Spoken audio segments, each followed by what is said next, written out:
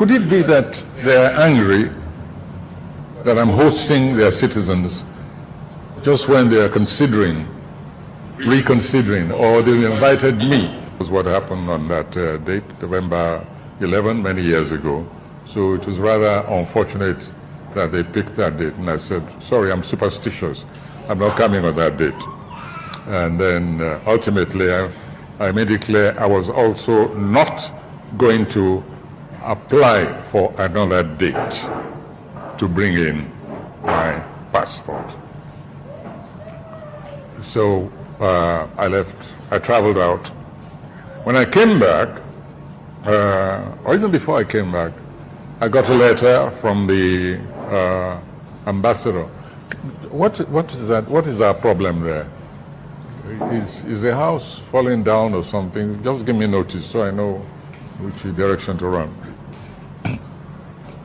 So I got a letter from the ambassador. Very nice letter, very courteous. I wish always to stress this, that I have absolutely nothing against individual citizens as citizens of any nation. This is an issue which concerns the government. I have continuing good relationship with members of the consulate, the embassy. I received nothing but courteous treatment from them. I want to stress that. And so I received this letter in which he informed me that he was away when that letter was sent, and that if I would please give him a call, he would try and explain the circumstances and so on and so forth. When I came back again, I got a letter, a reminder that I should call him. So I called. We arranged a call meeting. I think it was 4 o'clock about a week ago. And he explained, and again he offered a special visit by me. I'd be received by the consul, and then they would ask a few questions about the possible facts which existed that they didn't know about when this visa was issued. He spoke, and he spoke frankly, and I said, shall I be equally frank with you? I'm not interested. It has nothing to do with me personally. It has to do with the treatment which I know, the brutal, cruel, and often unbelievable treatment being meted out to strangers, immigrants, even in some cases, permanent residents, which of course include quite a number of Nigerians. I know of a number of Nigerians who were turned back, who live in the United States, who've lived there all their lives. Some of them have businesses, they have grown-up children, families who are even citizens of our country, but who just left in the normal way to visit home, and then found at the airport they weren't allowed to get on that plane. Because in the meantime, either their visas were under examination or had in fact been revoked, but they were not allowed to go back there, etc., etc. I don't want to run into you all know what's been going on. It's all over the media. You have friends, you have families there. So I said, it's not about me. I'm not really interested in going back to the United States. I said, but a principle is involved. Human beings deserve to be treated decently wherever they are, wherever they drop their buckets, even places where they're just visiting briefly. I said, I'm sorry, I will not apply for a new date. He's coming to change Nigeria, to bring the glory of Nigeria. We appreciate all his efforts. This is the best president so far. We are very proud of him. We are very proud of him. He has changed our story. See the years here. You know the day when we get here. I see on Monday we come out to every.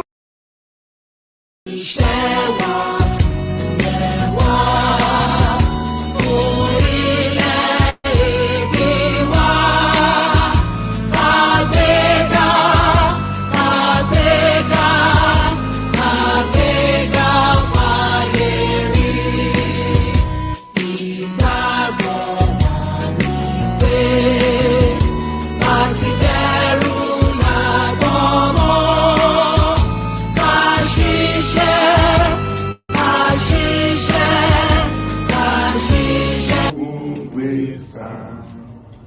Nigerians all are proud to serve as suffering on the land. You are anthem. Iṣẹ́ wa múlẹ̀ wá fún ilẹ̀ ìbí wa. Àgbéga, kàgbéga, àgbéga fàyèrí. Ìgbàgbọ́ wa ní pé bàbíbẹ̀rù làbọ̀ mọ́. Ká ṣiṣẹ́, ká ṣiṣẹ́, ká ṣiṣẹ́, ká jọlá. That if we had a listening president in power, like I just mentioned, he would have reversed the subsidy removal, he would have reversed the increase in tariffs, he would have reversed many of the loans that we intended and we ultimately borrowed. You see, at the time the president signed the first list, it was a completed act that he no longer had power to reverse. And it was already accepted. And you see, the good thing about it is that we have courts that will interpret this ultimately. So the president does not have power to convict anybody. As at the time he had completed the pardon of these persons, they were all free. The president is not the judiciary. Section 5 of the Constitution confers in him all the powers, the executive powers of the Federation. But on that note, he has exercised those powers. He can no longer exercise judicial powers by saying, no, I no longer consider you fit for pardon, and I want you to go back to prison. The president cannot do that. It's not within his remit. It's not within his constitutional remit. So the good thing is that we have records. So it will be tested. We have people, an offer was made by the president of pardon, and then they have accepted. President, you can no longer take back your pardon. It doesn't matter whether you go back to the Council of State. You are therefore at that point exercising judicial powers, which you do not have as president. You must have also heard of the increasing rate of baby factories in Anambra State. So there are fresh incidents of violence and encroachment on farmlands. First, what is your assessment of the rising cases of baby factories and illegal adoption rings in Anambra State? Oh, honestly, let me tell you this. I say things in national television and later someone can say it's not true. Nobody have more number of factories in Anambra State than myself and my family. And on that note, I'm telling you right now, I can't remember in recent times once telling you there are many industries spranging up in Anambra State. No, insecurity had killed one of the factories. As a matter of fact, my factory is under lock because they kidnapped my 6 expatriates. And then the rest, I used to have 70 of this people working for me. The place is under lock and key.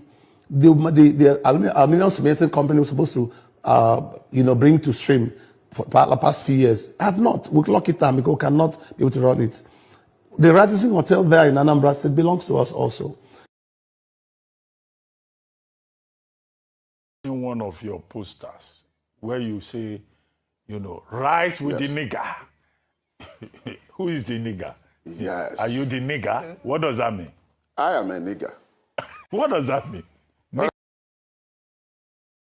Highlight a video movement in Ekiti State following the official confirmation of Governor Biodun Oyebanji as the All Progressives Congress gubernatorial candidate for the 2026 election on Monday.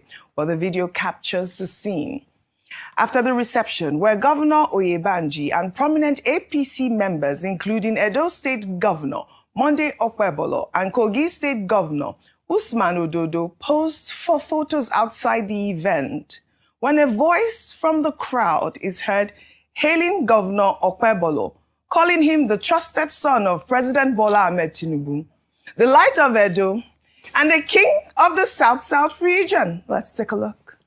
The governor of Edo State, that is the first son of Atako. So, Atako rescue, the trusted son of Bola Ahmed Tinubu. The trusted son of Bola Ahmed Tinubu, Atako, the king of the South-South. The king of the South-South. The king of the South-South. Atako rescue, the light of Edo. The hope of Edo. The first son of Jesus Christ. The hope of Edo people. God bless the day Edo people elected Senator Monday Okwebolo. Light of Edo, the best governor Edo has ever get. Progressive governors, the only governors that stand with Asiwaju, they never betrayed. God bless the executive governor of Edo State. My life principal. My life principal. Governor of Kogi State. The governor of Kogi State. The governor of Kogi State. The governor of Kogi State. May you live long with the governor of Edo.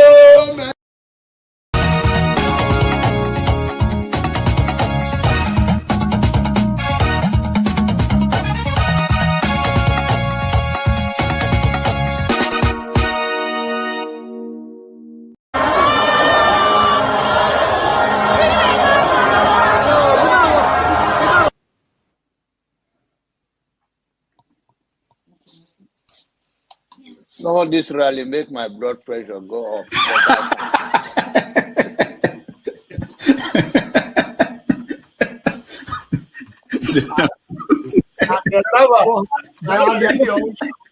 And the people who are asking a platform for him, who are supporting him. So you should get a filter sometimes. Filter your thoughts before you say. I'll continue to take blood pressure medication. Why are you getting high blood pressure, Jonava? Now, I'm not taking medication for myself. I'm taking it for people like Paul and some of you guys that after the January, February something, and then people like Soludo that is a good spoiler. I thank God for his life. He's working for my. And I am ready to die defending Nigeria in whatever way. When it is God's time for us to go, it is. And you took my time to God. You are ready to defend Nigeria. I gave you a comment. No, I'm coming. Alexi, hold on. You already started. What I'm saying, defending Nigerians is this. I gave him my time and he's using it to defend me. No, sorry. Alexi. I hope that Nigeria wins. I'm never going to wish any president evil so that I can say I told you so. No, I won't wish them evil. I hope. You see, I'm not praying. There's no point. I can't pray for Nigeria to be fine. I only hope that Nigeria wins and Nigerians win. Because if you choose a dodgy doctor who has a dodgy record, who has, all sort of accusations leveled against him, to say this doctor, we think he's done this, or this doctor, this surgeon. Yes, he's a senior surgeon, he's the most whatever surgeon, but there are a lot of accusations leveled against him. If you choose him to operate on you, and you tell me to pray for you that it doesn't kill you surgery, what's the point? I can't pray. You might make it, you might not make it. My prayer won't change anything. So I hope Nigeria and Nigerians win during Tinubu's 4 years. Thank you. Thank you. Uncle, right? I have the right to address you already the way I like. You don't know what she already did to me. So learn to control your emotion, right? That's the only thing I'm going to tell you. But if you don't want to control your emotion and you insult me here, I'm going to insult you 100%. Okay. You understand? You cannot insult me on a normal ground. Physically, you can't insult me, right? I will treat you like a child. If you insult me physically, I will handle you like a child. I don't care your age. You understand? You are powerful over the camera, so you can say whatever you want to say, but you can't yet say it to me physically. You understand? I will handle you like a kid. I'm not joking. You understand? So learn to control your emotion. You understand? Okay. Please don't take him out. I also have a right to respond because you mentioned my name. There's no need to take him out. All you have to do is to meet them or something. And you're taking too long to manage them. Comment. What did you say? Comment. I know, but he mentioned my name, so I'm asking to respond to him. When he gets your time, No. He mentioned my name. If you want to make it rowdy, I will take you out. Take me out, you son of a bitch. Take me out. You think you're a big boy because you're moderating. Take him out, please. Hello, come on, don't use such word now. Don't forget, that state is now an oil-producing state. So they now have derivation, if you are not aware. So if you want to speak for anybody, please do not defend a character like Yabelo. Please do not. Okay, let me respond to him. 1 second. Do not defend a character like Yabelo. Do not. All right, thank you, Mohammed. The people of that state. Can I respond to him? No. Then go to hell. Rudolph, go to hell. All right.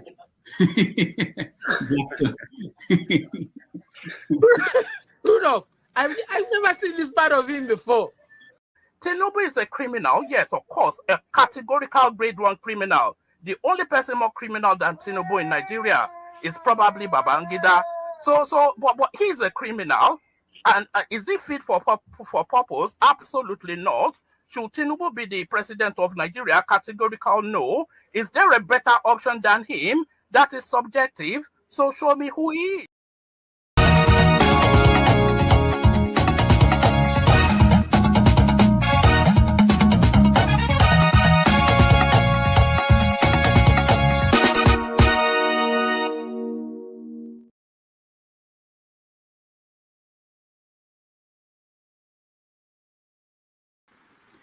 Hello, everyone. Thank you so much for joining us. Today is Saturday, November the 1st, 2025. Happy New Month, as they say in Nigeria.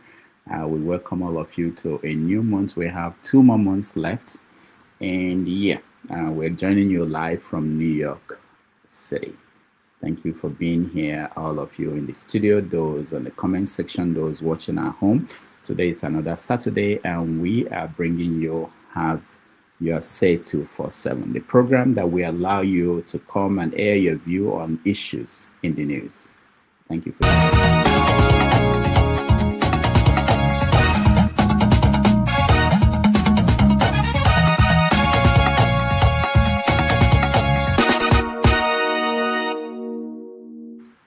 All right, as always, there are several issues in the news. Let's start with issues outside of Nigeria. In Tanzania, there was an election, and it led to protests. A lot of people have been killed.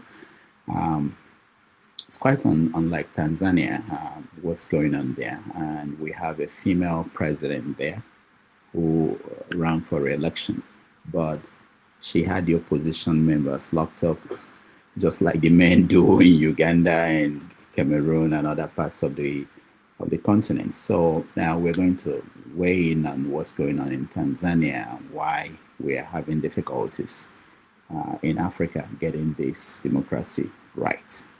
Back to Nigeria, let's start with the intervention of President Trump. Trump this week weighed in on the issue we've been talking about, which was what is happening in Nigeria. Is it a Christian genocide? Why is it that I can't bring out the tweet? All right, I can't get the tweet on, but I'll find it later today. Trump weighed in and essentially said that Christianity is under threat in Nigeria, and he declared that Nigeria is a country of particular concern, which led to reactions from the Nigerian authorities. Bayelsa reacted, everybody, the president, they all reacted to Trump. None of them acknowledged that people are dying in Nigeria, and they've not been able to do anything to save the lives of Nigerians, and it's quite unfortunate. But there are several reactions from different people. People celebrating, people thinking that Nigeria is going to hell, that Trump is causing trouble. Some people say that he's sowing the seed of division in Nigeria. But Nigerians have been divided for a long time. It's not Trump that you blame for that. But anyway, we weigh on that and get your views on what is going on. President Trump, that and the Secretary of State, they are heating up this issue for Nigerians, and everybody is reacting in different ways. So we'll get to that. We get to Tinubu's reversal of pardon he issued to some people who were locked up, drug dealers, kidnappers, and the lady that killed the husband. So we talk about that. Why did he do that? Is it the right thing to do? Some lawyers are saying that you can't pardon people and turn around and say, oh, I don't pardon you anymore. You have to go back to prison. So we want to know what you think about that. There are more stories coming out from the supposedly coup attempt. We are now hearing that people were penciled down to be killed in the coup. There was this interesting story at Sahara Reporters was reporting that the finance minister, that he collapsed when he heard that his name was on the list. So we will touch on all those and many more stories, because as we're here live, more stories are breaking, more things are happening across Nigeria. So again, thank you for joining us. We are going to begin our conversation by welcoming people who are in the studio. If you're in the studio, you want to join us, please turn on your camera. It's really one of our conditions for us to bring you in. If your camera is off, we won't bring you in. Thank you for joining us as always, Mr. James. Welcome to the show. Thank you very much. All right, Mr. Jefferson, welcome to the show. Oh, thank you very much. And Righteous Man, welcome to the show. Yeah, good evening. Thank you. All right. So I mentioned a few things that are in the news. I believe I mentioned that Shoyinka's visa was revoked, and he called a press conference and expressed his shock that he was. That was how the newspapers reported it. That Shoyinka was surprised that his visa was revoked.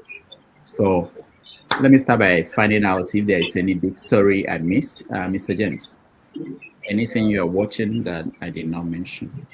In the Republic of, can you hear me, please? Yeah, we can hear you. Good. In the Republic of Guinea-Bissau, there was also a coup plot in Guinea-Bissau.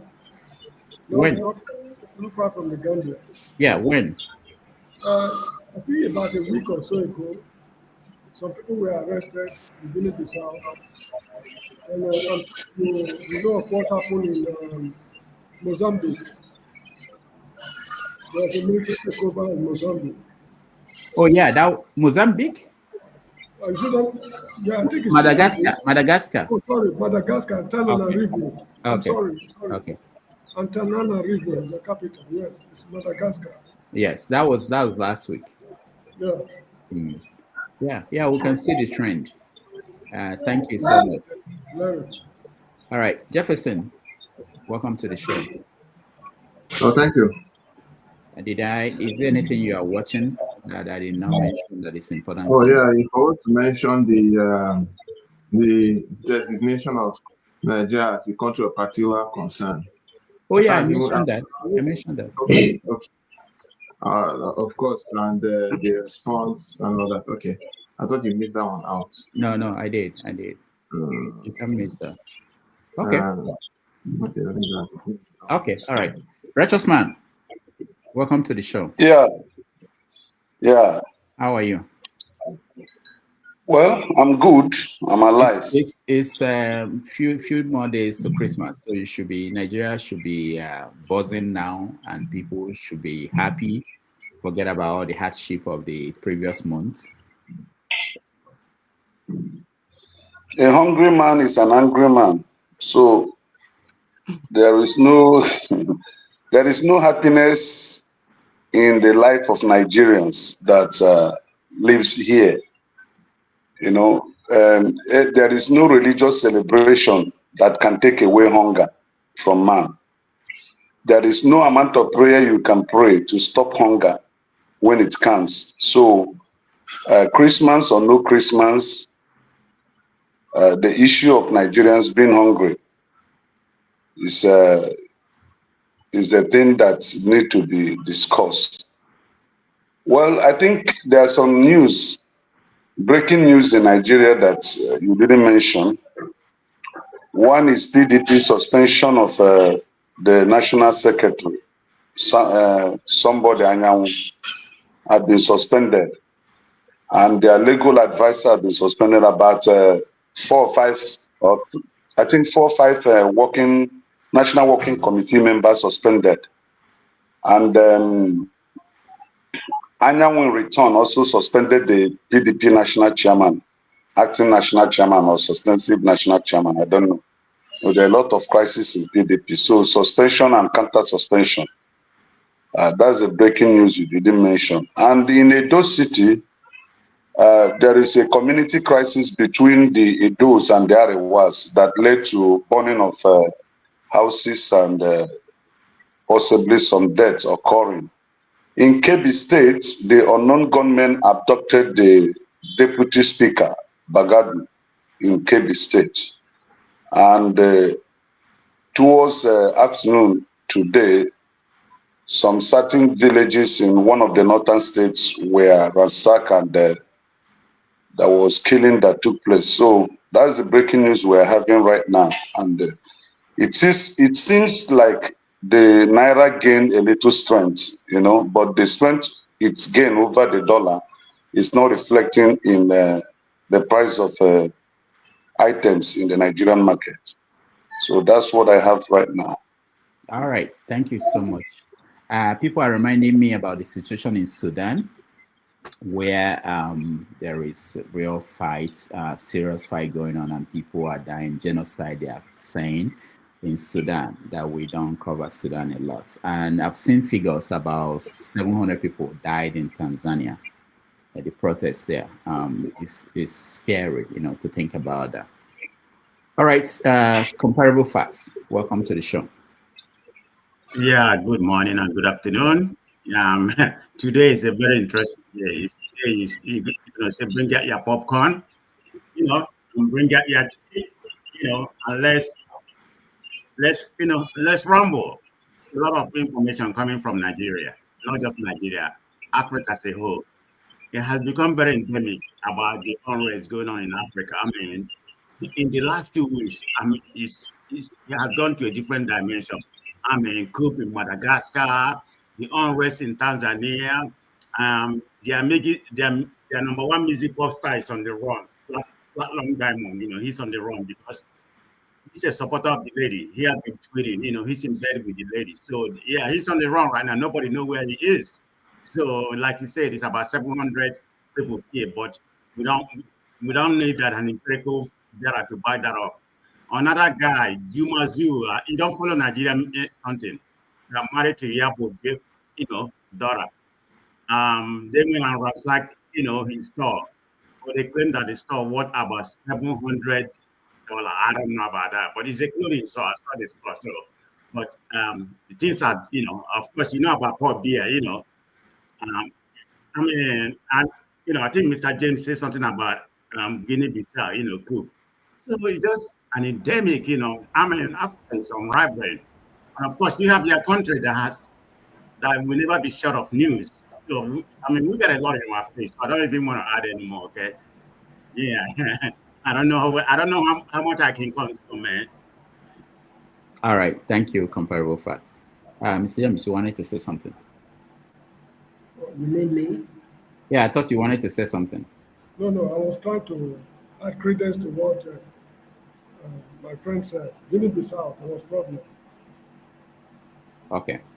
Yeah. So, all right, let's begin. I wanted to add that in the issue of the coup in Nigeria, whether there was a coup or not, one other thing that came up was that former governor of Bayelsa State is denying that he was a sponsor of the coup because the military intelligence, they stormed his house in Abuja looking for him, arrested his brother, and but he was in the UK. I think he went for medical treatment. I'm talking about Sylva, former governor of Bayelsa State.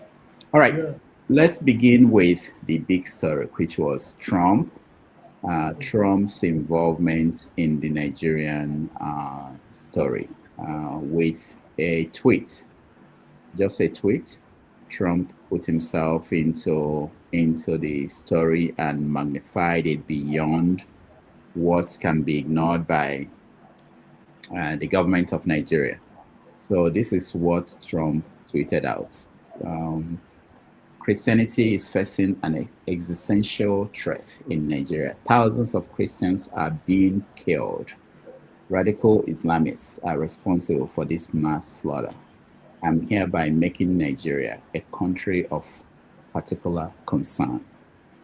But that is the least of it.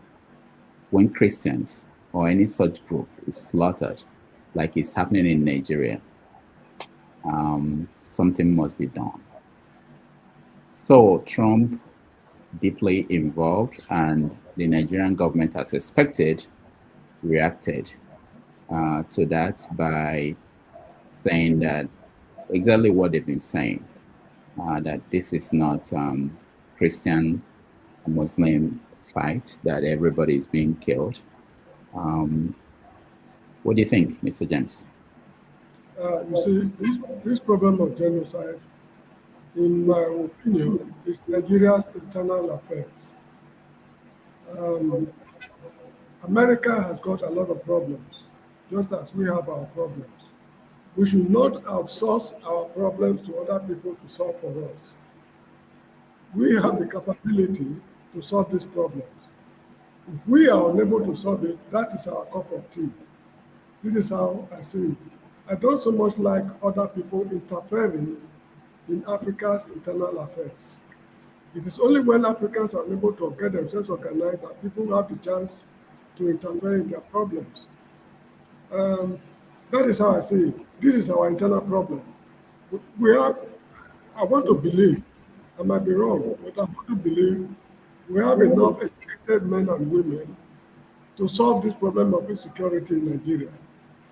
If we are unable to use them, I wonder how a foreign power will come and solve it for us without giving us what they call conditionalities. Because in the world we live in these days, nothing is free. The Americans come to help you solve the problem. You just have to give something in return, either crude oil, or you give them a military base, or whatever it is. It's every man to himself and God for us all. So we should learn to solve our problems in our own way. I don't have much to say about this. I think I'll wait. Let me ask you, James. If you look at Sudan, it's our problem. Nobody's getting involved, and we are not solving it. And people are dying. So should we just allow? You look at Congo too. People have been dying there for more than 30 years. There's no war in Africa, of today in particular, that hasn't got internal, what you call interference. Okay. There must be something they are fighting for in Sudan behind the scene. Okay, James. So behind the scene they are involved, but they are not out there trying to stop it. So should we just allow people to be dying in Africa because we are incapable of solving our problems? Can we cite any example of a war in Africa foreigners have helped us to solve? No, I'm not saying that we have examples everywhere, but the point is that what should we do? What should we say? There was war in Liberia some time ago. Liberia is America's foster child. Their only pseudo colony in Africa. When the war broke out, they packed all their troops from what called Liberia and went to Kuwait to restore the emir of Kuwait, whom Saddam Hussein deposed. Nigeria had to go there and solve this problem for them in Liberia. When war broke out in Sudan, Sierra Leone, we also, African should learn how to solve their problems in their own way. Because, when we solve this problem for the Liberians, we did not give them conditionalities. We did not tell them we want to mine the, iron ore at Bomi Hills. We did not tell the Sierra Leoneans we want to mine the diamond and gold. We did it as African brothers to brother, on African brother-to-brother basis. But when non-Africans come and interfere with our problems, we pay very dearly for it. I don't know of any problem, I don't know of any problem in Africa which foreigners have solved for us, even in South Africa. If not the way Nigeria, Ghana, and the frontline states took the problem of independence so serious. Foreign countries were just being hypocritical. They were doing business with South Africa, Zimbabwe, and other, Anyway, this is how I see it. You see, I know that you know more and you have more to share, and that's why I'm trying to push you to share more with us, and you are doing it now. So why is it that Africans are not going to Sudan to solve the problem in Sudan? The problem is this. Foreign interference in Africa's affairs. For example, the government in Nigeria came to power at Chatham House in London. That's where they chose the leader. So whatever they do in Nigeria must receive the blessing of Chatham House in London. And the people at Chatham House, they are fighting for their own interests. The way peoples of other parts of the world are fighting for their own interests. So this is why Nigeria need to get ourselves organized. If we cannot do it, let the Ghanaians do it. If the Ghanaians can't do it, let the South Africans do it. But when non-Africans are coming here to solve problems for us, we pay very dearly for it. So, James, let me go back to the question. The question is simple. I understand what you're saying. We can, obviously, we've lost a lot of people in Nigeria in the last 10 years. We can't do it. Are you saying that? Are you saying no? Obviously, we can't. Why are you saying that we should call on South Africa, Ghana to come and help us? No. What I mean, African problem should be handled by Africans. Yeah. We can do this. Sorry, when Jonathan Goodluck was there, I was told, I think they hired mercenaries from South Africa to fight in Nigeria. Did they not achieve success? If we had gone to any other countries outside Africa, that success would not have been achieved. We would have mortgaged our independence and security, and we will spend money, waste money just for nothing. When Africans put their heads together, from the look of things, I mean, we tend to reap some benefit. Like in the Gambia here, in 2016, we had a very serious problem. It took Buhari just a trip to the Gambia, and the problem was resolved. Okay. One last thing. Obayo Nanoga tweeted today to the Secretary of State, Rubio, saying, what we need from you is give us arms so that we can deal with this problem. No. We don't have arms. Give us arms. What about the Tucano jets they bought? What happened to it? The substantial amount of money they've been pouring into the military in Nigeria. What is happening to the money? I mean, to the arm. Sorry, to the money. Now, is America the only producer of arms? They can go to Russia, they can go to China, they can go to other European countries manufacturing arms to get arms. And do we need ballistic missiles to fight these people? The answer is no. It's just light weapons they are using. We don't even need Tucano jets. Now, look at it this way. Is it one Arab country send a list of terrorist sponsors to Nigeria for them to prosecute? Nigeria up to today refused to release the identity of those people. Look at Sheikh Gumi. He was barred from from Saudi Arabia from performing a particular Hajj or so because of his toxic utterances bordering on terrorism. We have not been able to do him anything here. There was a man in Egypt, in Nigeria, who was arrested in Egypt. I can't remember his name. Connected with this terrorist business. So we are not ready to solve this problem. The issue is that we are not tired of saying we are tired. When we are tired of saying we are tired, we will know what to do. But I'm opposed to foreigners interfering in our internal affairs. I do not blame them, because in the world we live in these days, it's every man to himself and God for us all. If Africans have the chance to colonize Europeans, they will do worse things to them than they did to us. Take it from me. Okay, Mr. James, thank you so much. Jefferson, Trump is saying that we have to do more, that this is just the beginning. Do you support that? Are you afraid? Do you think that Africa can solve this problem? Why do we have to wait until Trump weighed in before we took this seriously? we are buying plane. Go ahead. Okay, let me start from Memorial. We all know how Boko Haram started, right? Boko Haram started in a certain way, blah, blah, blah. Of course, we had different regimes from Yaradua. Funny enough, under Yaradua's regime, he tried to silence it, then the thing started up again. But I don't want to even go into all those things. We're trying to look into the root cause. At least there was some serious conscious effort by Jonathan to resolve this issue at the time. But when he was doing it to Hijirika, the late President Buhari was saying that if you continue with the way you are decimating them, it's like you're going to decimate most of the Northerners. We all know all that, but I'm going to let that slide. I want to go fast forward into now.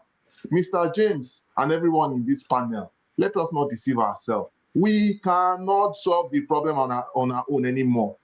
In fact, we are playing with it. Yes, I will say it with my full chest. I don't care what anybody thinks. Well, I will say it with my full chest, because when this killing was going on, the military will look the other way, the police will look the other way, the security will look the other way. For how long are we going to continue this, our hypocrisy? How long are we going to continue it? I support it 100% what is happening to us. This is karma at work. And don't forget to the same Tinubu, about 2014, was also making commentary that, oh, America needs to look into the whole situation that they are killing Christians. So, you know, sometimes when we do things, we have short memory and make it look like as if that we don't know. You just act as if we don't know what we are doing, basically. We can solve our problem by ourselves. We can solve our problem. How be it that up till now we cannot provide basic security for life and property in the country? We ask for arms, we collect money to solve this, do whatever. We say all manner of rubbish all the time, but yet to even protect life and property is an issue. People are supposed to be worshiping God in truth and in spirit in their own location. A fellow Nigerian will go and kill, or terrorists will go and kill them, and then the military are supposed to protect life and property, we bat an eye. Or is it within the insurgency that is happening, where the military is supposed to be killing, what they call it, the terrorists, and then they will be minimizing or managing the amount of people they kill. Instead of killing the whole 100 that is causing problem, they will kill 20. If you want to kill 25, someone will tap him and say, "Oh, don't kill, they are killing them too much." Why are we deceiving ourselves here? Or Nigeria, yes, we used to go and do peacekeeping in other countries, in other African countries. So those are like, how many times have our Nigerian government asked other African countries to come and do peacekeeping in our own country? Okay, look at what Traore is doing now and all these other countries. Are they not our brothers? If Nigeria is serious, they know they are working something out. They could have gone to collaborate with these guys to see how they can be able to solve insecurity in the problem. Or is it not Chad? Is Chad not close to us up there? Chad not there up there?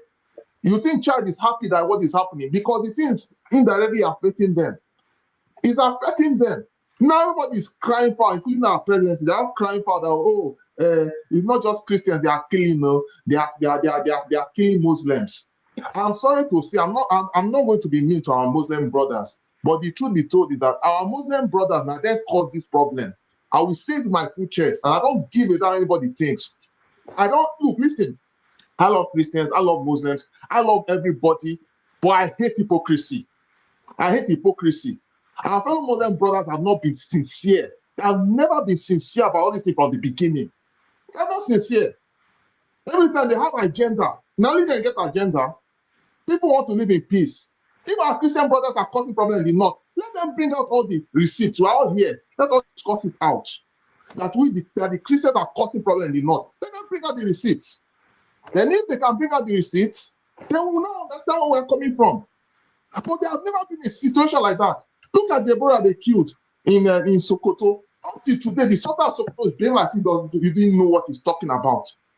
Just because of indifferences. Is that not an example? Who saved Deborah's family? It was, what's his name? That Omega pastor, OPM pastor. He knew about it. He sent for the family, at least gave them refuge. What did other people do during that period? They think you not concern them, you not concern them. And it is a pattern, it's a very stupid pattern. It's a very terrible pattern. Sometimes our Muslim brothers should tell themselves the truth. Who is ruling Nigeria today? It's not Muslim ticket. What was the agenda? When they get the power, they have everything under control. And they stylishly wanted to put in, what they call it, they stylishly wanted to put in Sharia into the national constitution. I just laughed when they tried to do it. Because I knew it's all fun and games. Because they all think that all Nigerians are stupid being in the country. They don't have any rights. There's only that I know what's good for them. So nobody else knows what is good for them, right? Look, we have been so respectful. We have come to a point where we cannot manage the crisis by ourselves. Anybody that will come out here and tell me that the person is deluded. Now we are crying that the US is coming to come and save, to come to the country. Not because if we're able to do it by ourselves, they don't need to come. And of course, it's not for free. There may be one or two things will not come in because we cost it. So next time, when this kind of thing happen, let us be sincere about things. Let's not just not be beaten about the bush. All right. Thank you, Jefferson. Let me just point out, you mentioned a few things. Let me point out that when Jonathan was in power, these were some of the tweets that Yes. Tinubu was sending out. The festering Boko Haram attacks on the northeast and massacre of innocent citizens is concrete proof that Nigeria has no government. Let me show you another one from Tinubu at the same period. The slaughtering of Christian worshippers is strongly condemnable. It calls to question the competence of Jonathan to protect the Nigerians. So these are things that as opposition leader, he was sending out, and he could identify what was going on in Nigeria as a massacre of Christians. But now he's thinking that it's something else. So let's go to Righteous Man. Welcome, you are next. What do you make of Trump getting himself involved in Nigerian matter as a solution? Go ahead. Yeah, good evening to every panelist here. The last speaker spoke at least 70% of my mind. I don't think that Trump, I think Dr. Rudolph, you are giving Trump a bad caption. Trump did not get himself involved. Nigerians were the people that went to the United States and cried to them for help. Not Trump. Don't say Trump got himself involved. No. Nigerian Christians, associations of Christian bodies, traveled to US and cried for help. Nigerian preachers, through different medias, reached out to the Americans, to European Union for intervention. So it is not Donald Trump issue. And I think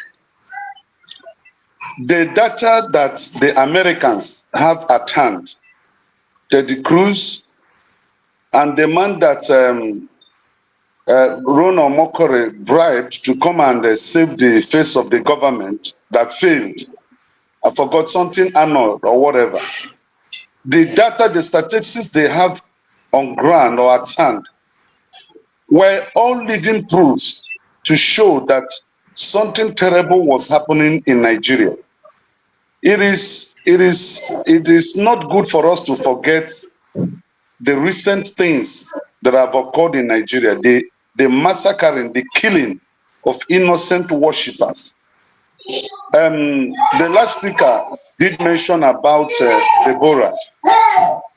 And the question I want to ask you, please, if you can help me. I don't live in the United States. I've not been there before. What happened to Deborah?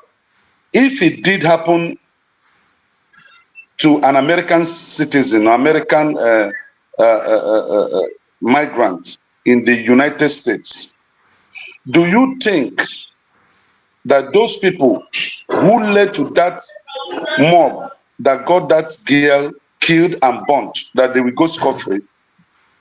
Do you think that any political party in America that was leading America at that point in time will allow it to go scot-free, or that party will win the next election if nothing was concrete was done? Can it happen in America? The mother of Deborah, the presidency did nothing. The case was just closed like that. How about Ali Shuaibu, that innocent Christian girl that refused to denounce her faith and was taken into captivity to today? Is the government of Nigeria saying anything about that little girl? Has she not been forgotten? How about the Baptist church, where a lot of students were taken into captivity? Have all of them been recovered? The Americans and the rest of the world were taking data of this event in Nigeria and waiting for government to act decisively, which they failed. So it is not Trump. Hating Trump, don't drag Trump into it. He is acting is based on the position he occupied as the American president, and it falls on his table to act because of the report and the data that he had in his possession, which also prove that the Nigerian government have been complicit in handling our security issues. If anybody tells you, listen, that Nigeria is safe, that person is a liar. It must not be Boko Haram, it must not be ISWAP, it must not be bandits. The entire Nigerian state is unsafe. Because if your car gets spoiled, I live in Lagos. Let's assume that you have a broken vehicle on the road. Within a twinkle of an eye, you will see these Agboros. They will round you up and begin to demand money from you. If you fail to pay, they will vandalize your vehicle and maybe possibly got you beaten. I was driving sometime, I think a few weeks ago. I was coming from Sango Ota down to Oshodi, and my vehicle started jacking. So I called my mechanic. He asked me, where are you? I mentioned the place. He said, please, sir, do everything possible, because it was around 7 o'clock, 7:30 p.m. He said, do everything possible to make sure you do not park around that place, because your life will be at risk. Your vehicle will also be vandalized.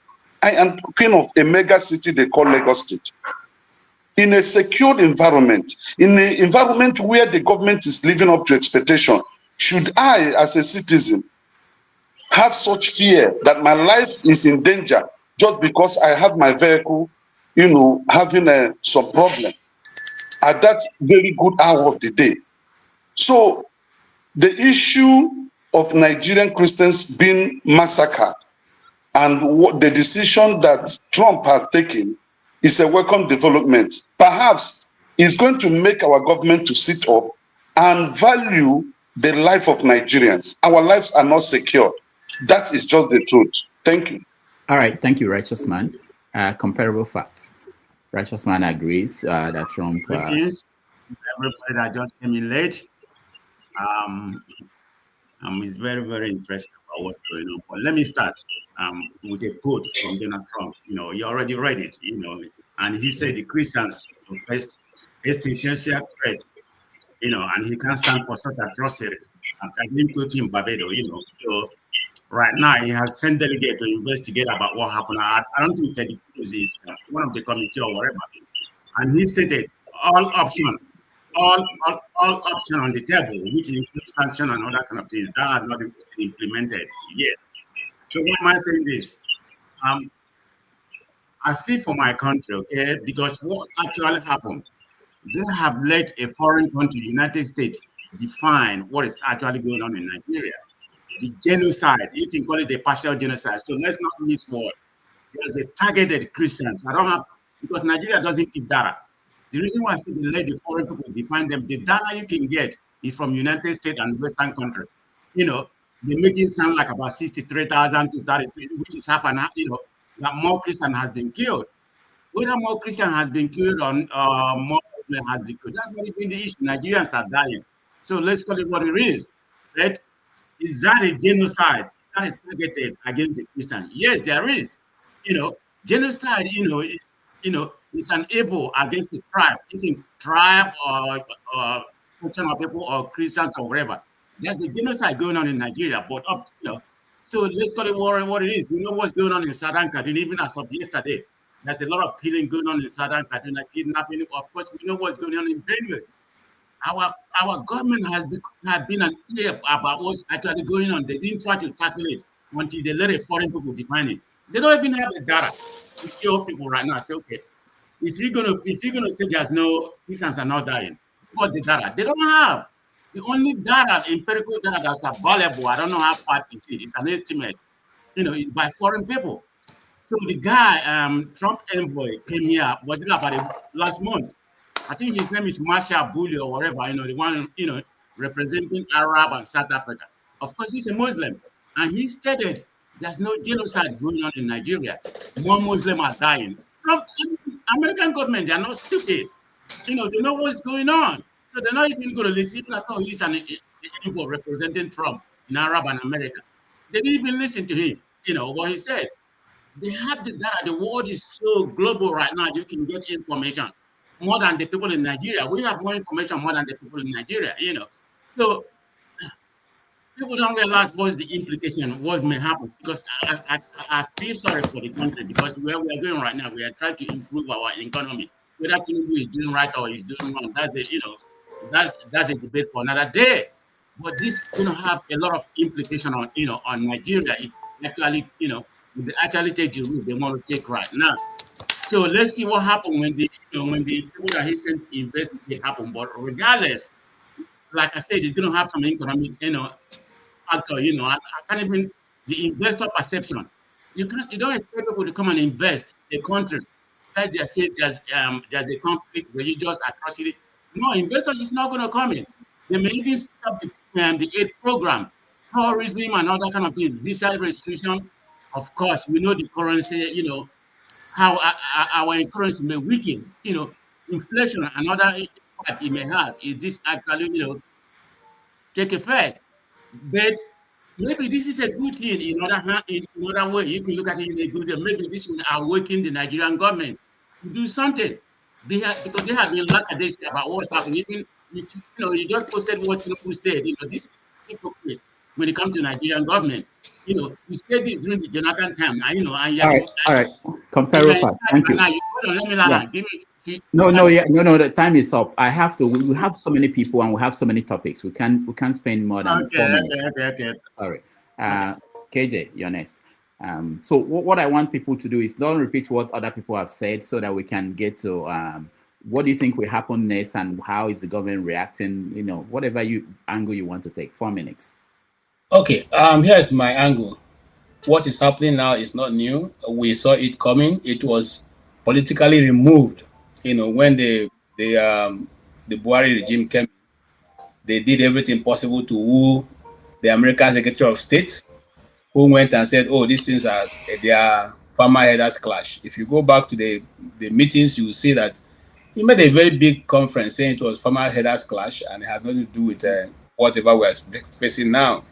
So that was why it was in the first place dropped, not because the level of terrorism had come down. Some days ago, last week to be precise, I talked about Dogona Hawa on the massacre that went on. That was 2010, which I did a story. I was great. I had the privilege of doing that story. Today, the same reverend have gone to that spot.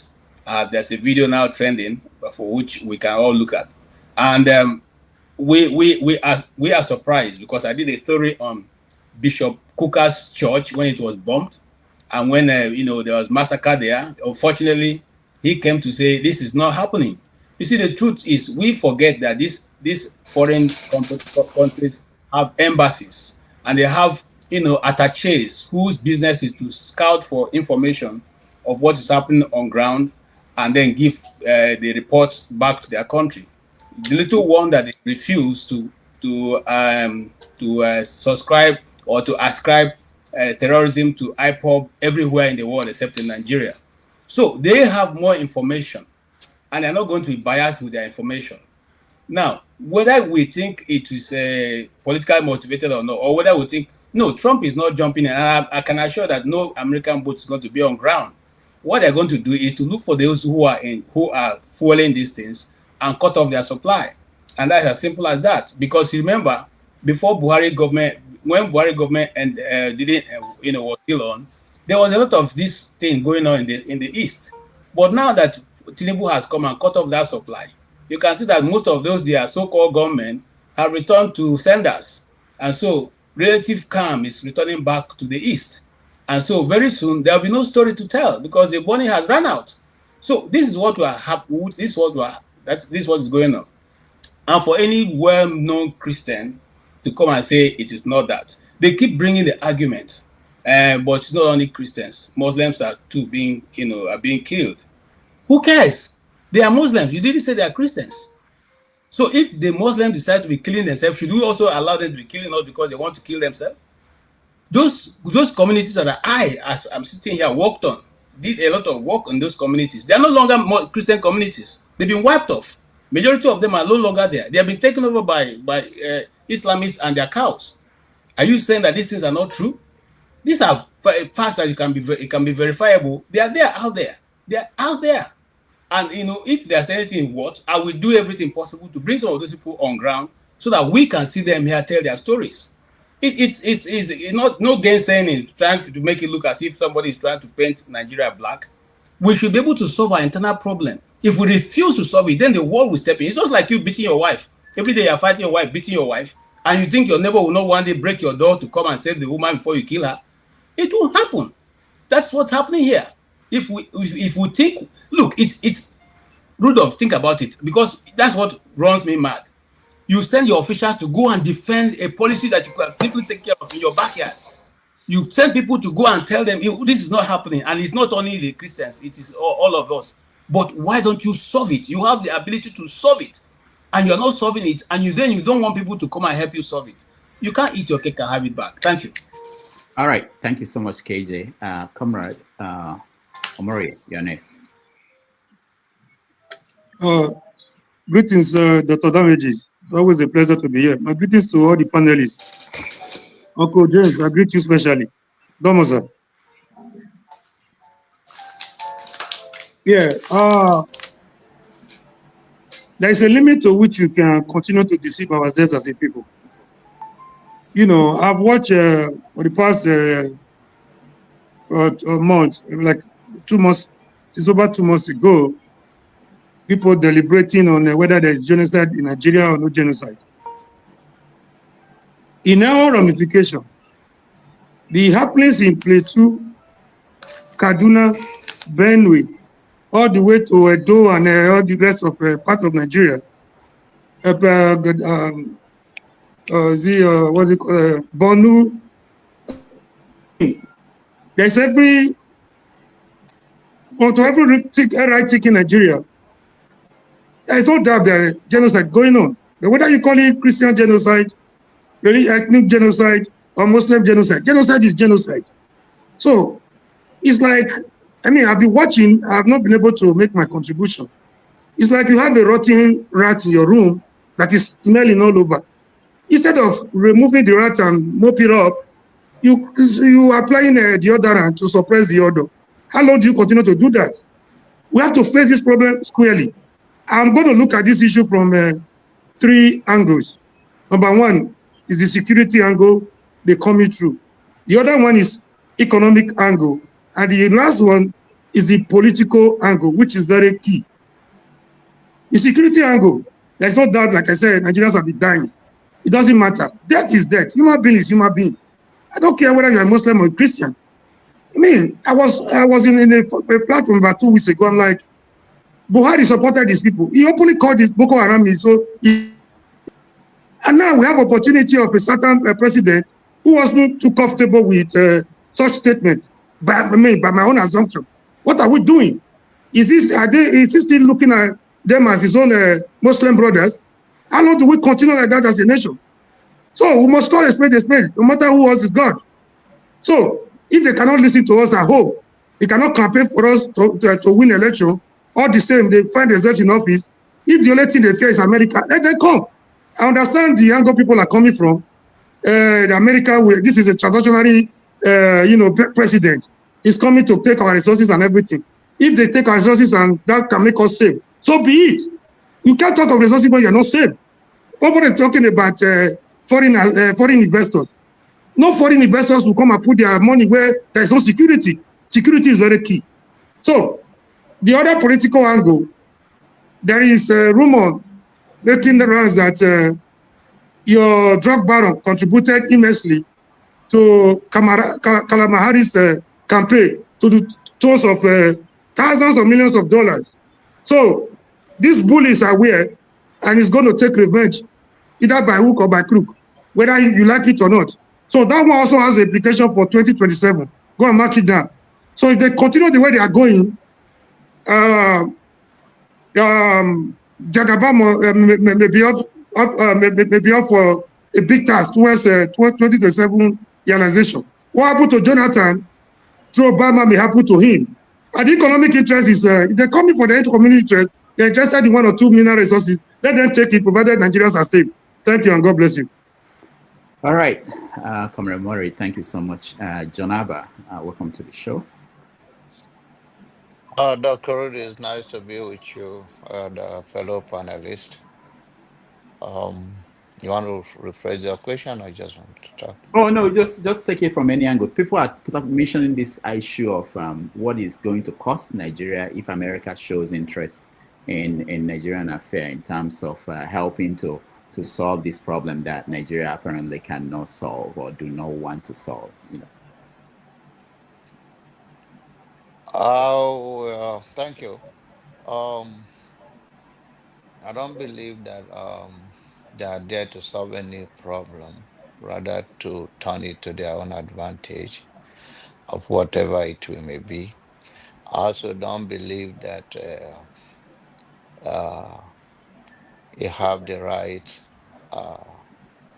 judgment to influence in a positive way. Americans are dying. There's no food. People are starving. A lot of challenges in America as well. We understand our unique problem, but I believe it's lack of leadership in our society, in our country, and the citizens, home and abroad, should do more. I saw a young man who is working, I think he's from whether Edo State or Delta, with the security personnel, chasing or rescuing people from the kidnappers and making the community more safe than it is before. We all have part to play as a citizen, and that is the Nigerian people have to rise up to their own challenges, believing that any foreign, because Americans have a bigger influence around the world, will solve our problem. I don't believe it. I think that's miscalculations by people. So Janaba, who should solve it? What should we do? People have died beyond what should be acceptable to any society. If America, you don't want America to come or anybody from outside, who should solve it? They can come, but they cannot solve it. The leadership have to rise up to the challenge. But they are not. They are not. One of the panelists says that during Buhari, that the citizens were dying and they asked them to stay away, and the comment coming from Tinubu, then even yourself, you mentioned it, that he was against it, but now he's the president of the country. Why is he not doing anything to protect the citizens that is presiding over? It's lack of will. It's not that they don't or they cannot solve it. And watch now that you make it a topic.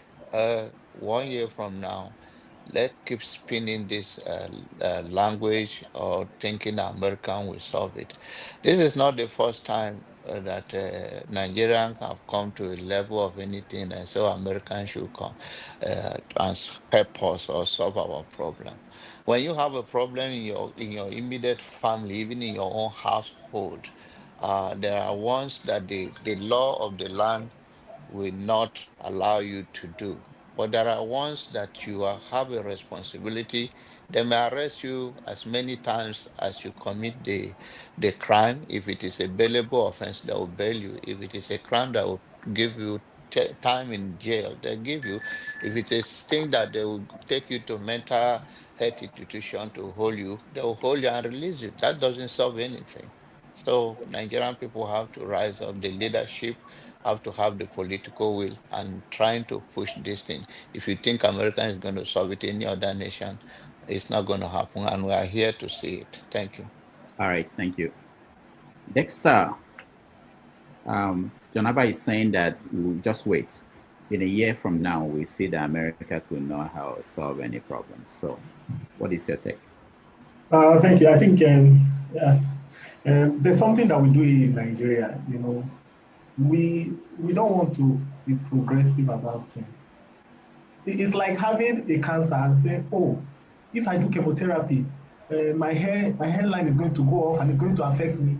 Oh, so let's just wait for. Let me just stay. You know, that's. Let me just stay, and the cancer will kill me." But first of all, it's, you know, and this is the reason why the country can't work. When we cannot even be honest with ourselves about things, you know, when a country cannot have fairness, justice, truth, there's no need for it. But what we do is that people just, where they are benefiting, they just keep on spilling the narratives, the propaganda. Is it not supposed to be a concern? If 10 people die in your community, are you not supposed to be bothered? If you're in your community and some people invade your community and kill even one person, is it not enough for you to be concerned? If you are, look, in the UK, there was Keir Starmer was in the European Union. They were having a meeting. There was a bombing in Manchester. He left it. He left the meeting he was with the European leaders. He left it and came to Manchester. He visited the site immediately. Well, then Nigeria, 60-something people will die. The president will be traveling out. What do you expect? It's like you having a child and you have children in your house. The children in your house are dying. Then you are traveling. Then somebody says, "Oh, it's like they're killing your children." You say, "No, children are dying everywhere. You know, children die everywhere. Children die everywhere. So it doesn't really matter."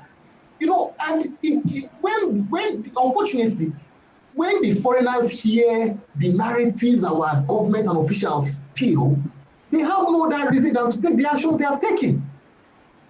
They are telling you that people are dying. Instead of you to say, yes, so please, instead of you to even go and gather the right statistics and show that you are doing the right thing. A typical example, look at what the Tinubu administration is doing in the finance sector. You know, trying to make sure that the country is credit-worthy so that they can get credit, making sure that they are paying up all the debts. "Oh, we're owing you here." They're right, yes, we'll pay you up. Why didn't they do that due diligence in the security sector? People are dying. Why don't you go and look? Can they even tell us the names of the people that died? You know, these are the things that, and the unfortunately that, you know, Nigerians, that's why I say there's a generation of Nigerians, you can't change them. Because it's a generation of Nigerians that have been trained to accept, you know, they can accept the lowest of the low standards. You know, people, and unfortunately, that is the most religious generation. Telling you that, "Oh, don't worry, it will get better." It's getting worse. "Oh, don't worry, it will get better. Leave the situation." Then when somebody wants to take action, you say, no, don't do anything. Don't touch it. It will get better. It gets worse. But the story is that tomorrow will always, when you tell somebody, "Don't worry, I'll do it tomorrow will never come. It will never come. I'm not saying I support what the US are doing. What Donald Trump wants to do, not my business. It's what we do. It's what we, Nigerian, what the leadership of Nigeria does. That is my business. Thank you. All right, thank you. So just for the purpose of those who are going to speak next, I give you warning bell and then 30 seconds before the time, and then you have 30 seconds to round your thoughts. I don't mean that you should just stop immediately. All right, Mazopara, you're next. Can you hear me? Mazi Apara, you're next. Are you hearing me? Yeah, go ahead. Yeah, good evening, folks. Doctor, it was on Sahara when you were there. I think that was 2014, when one Honorable Aliu Farouk Adamu came to America asking the White House to arrest Jonathan because Jonathan was fighting against Islamist Boko Haram. This man was boldly, he came with, in fact, he traveled from Abuja to New York. That was, I think that was during United Nations General Assembly. He traveled. It was that something that lady, that Yoruba lady that interviewed him. He was comfortable. He sat down.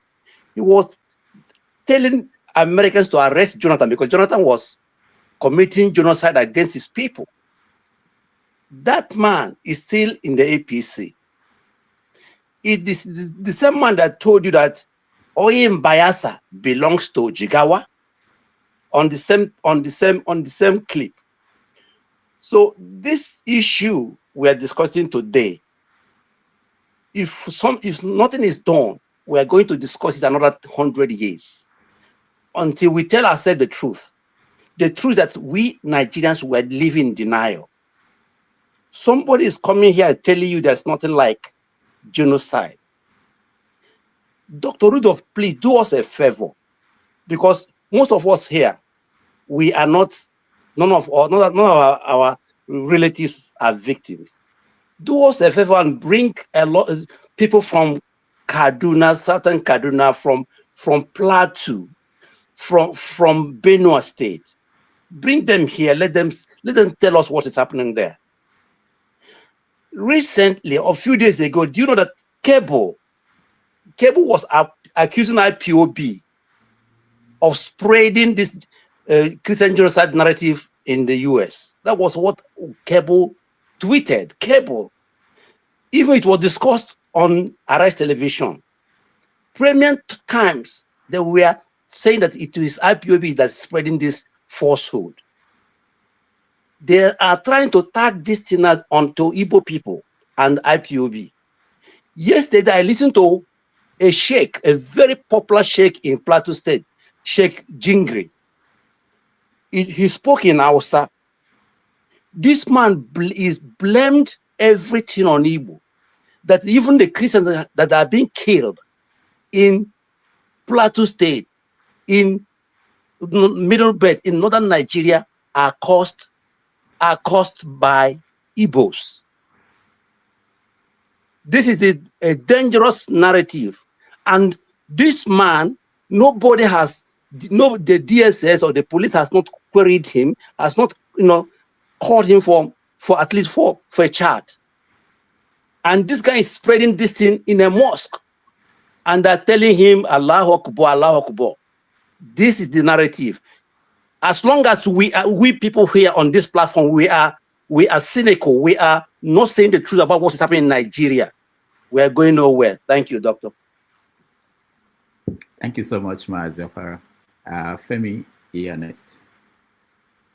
Yeah, so Doctor, I would do comparative analysis because of something you referenced about what could be done and not just repeating what someone else has said.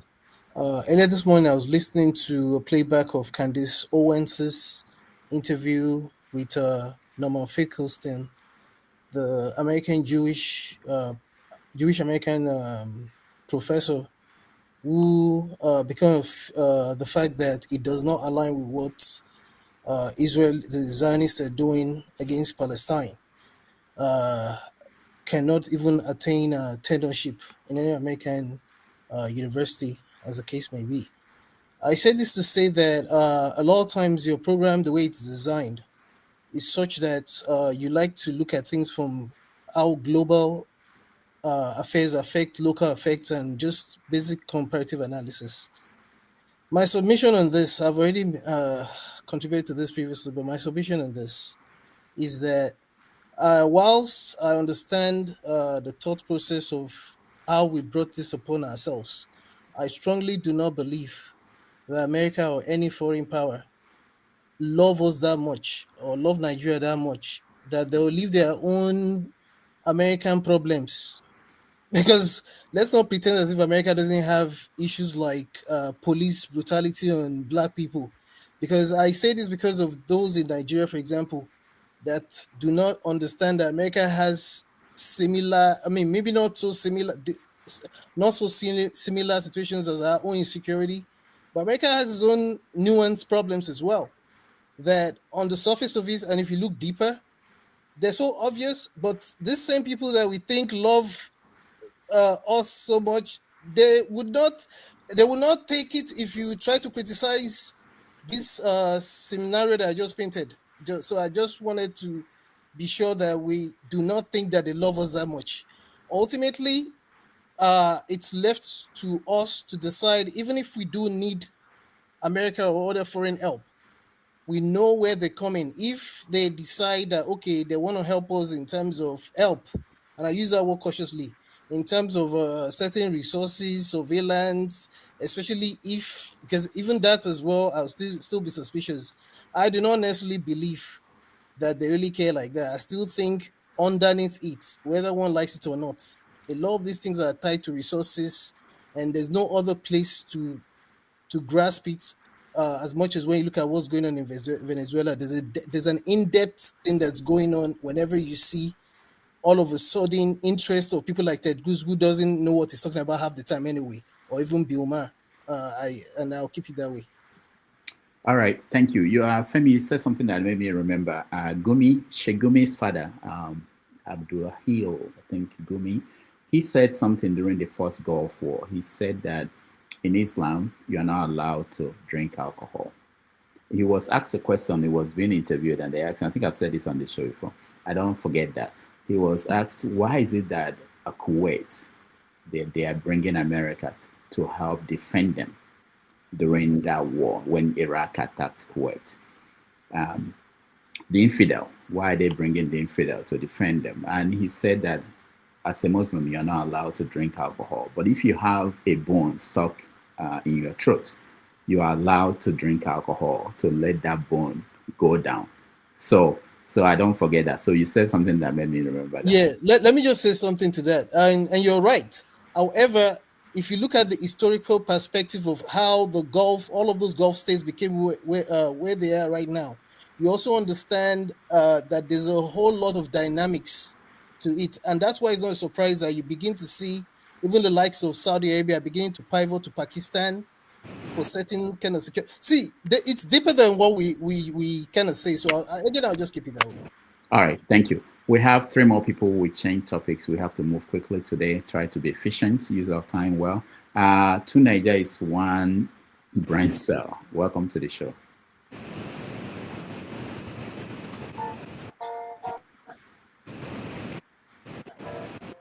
Can you hear me now? Yeah, go ahead. How you doing, Rudolph? Good. Great submission, Femi, as usual. With all of this that's going on, I think this is showing not only the ignorance of Nigerians to the happenings of geopolitics and what's happening in the world around them, but it also shows that Nigerians are a very hypocritical and wicked bunch. Now, a lot of y'all might not like to hear that, but that is the truth.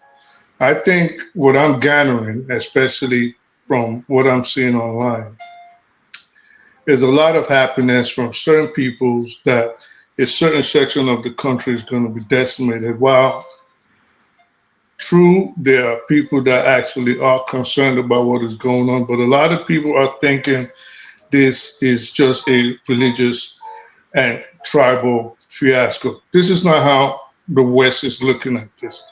I'll tell you this, Rudolph. If it's really about the fact that all of a sudden the Republicans, led by, well, of course, Donald Trump is the president, are truly concerned about Christians, forgetting the fact that Donald Trump actually has told you guys that he's not a Christian, okay? Let's look at what's going on in Palestine. Jesus, because let's cut to the chase. Jesus himself was Palestinian. Jesus's people in the Palestine were the first Christians. These people are being decimated, killed, and burned, murdered every day. None of y'all on here has ever complained about it. Even when I bring it up, I get shut down.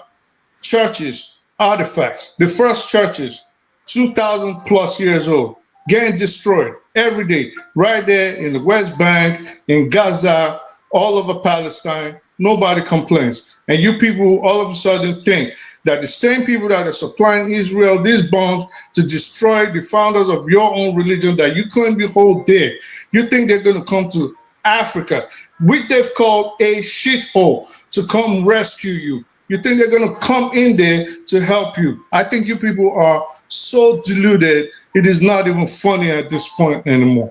So thinking that America is going to leave its own problems, like Femi just stated, to come and say, well, let's decide who's a Muslim and who's a Christian. They're not going to do that. Nigeria has a problem. Yes. Nigeria has a security problem.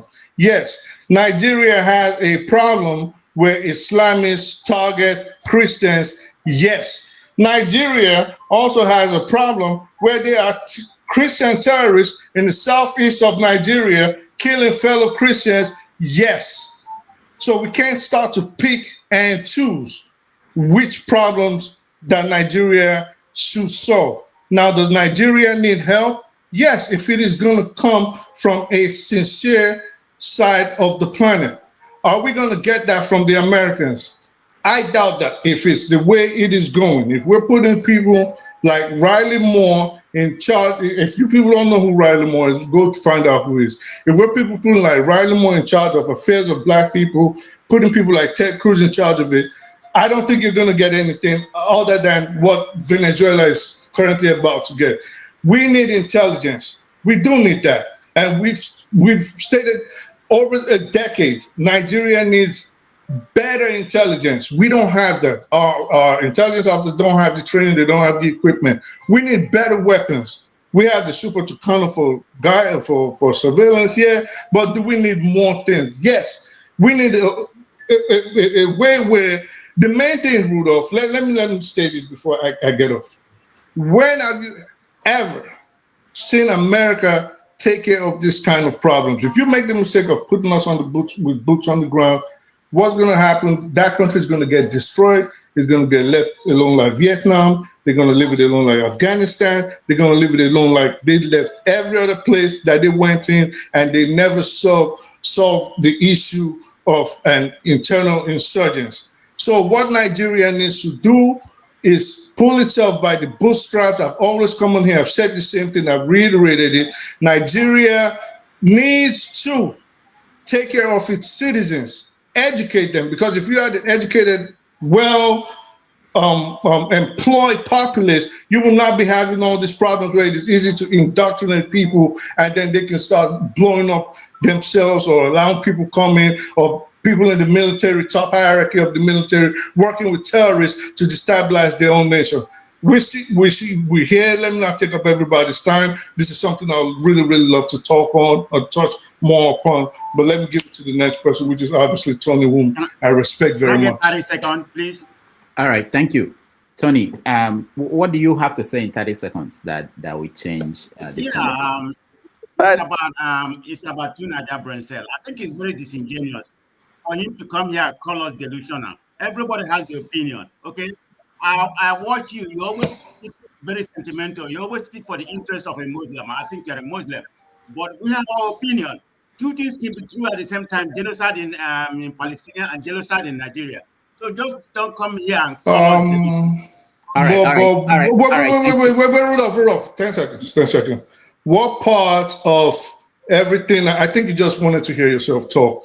Maybe you want to rewind what I said and maybe you'll be able to comprehend it better. I don't have time to waste. Please go listen. All right, guys. See why I don't want this interjection. So it takes away from other people having their own view, opinion expressed. Tony, welcome. Good evening, Dr. Damages, and greetings to everyone on the panel and those listening. Doctor, first of all, let me say that I subscribe entirely to the view of Desta. I do. I think he hit the right notes. I'm worried that some of us here are involved in what I call denialism when we see what is happening to our country. I am a victim of genocide. So when I see genocide, I understand it. I know what it is. The genocide in my country cannot be said to be in my town when it did during the Civil War was not a policy by the federal government. wasn't something that the federal government sat down and planned and said, this is what we're going to do. But the military did do it. So what I see here, is I would align with what the Tor chief said when the president visited Benue following the Yelwata massacre. And when he spoke to the president, he said, he used the word genocide. Now, these are the people who feel the pain. These are the people who have been going through this unfortunate incident over and over again. The governor, Autumn, screamed. He talked about it. People had their eyes blocked and they said, go and show yourself to the governor. People have their hands chopped up. Villages were driven off. People were killed, burnt. And yet, the government appeared, demonstrated insensitivity to the problem of Benue. I'm just using Benue, for example. So for anyone to come and say that there is no policy, and Benue is 90% or more Christian.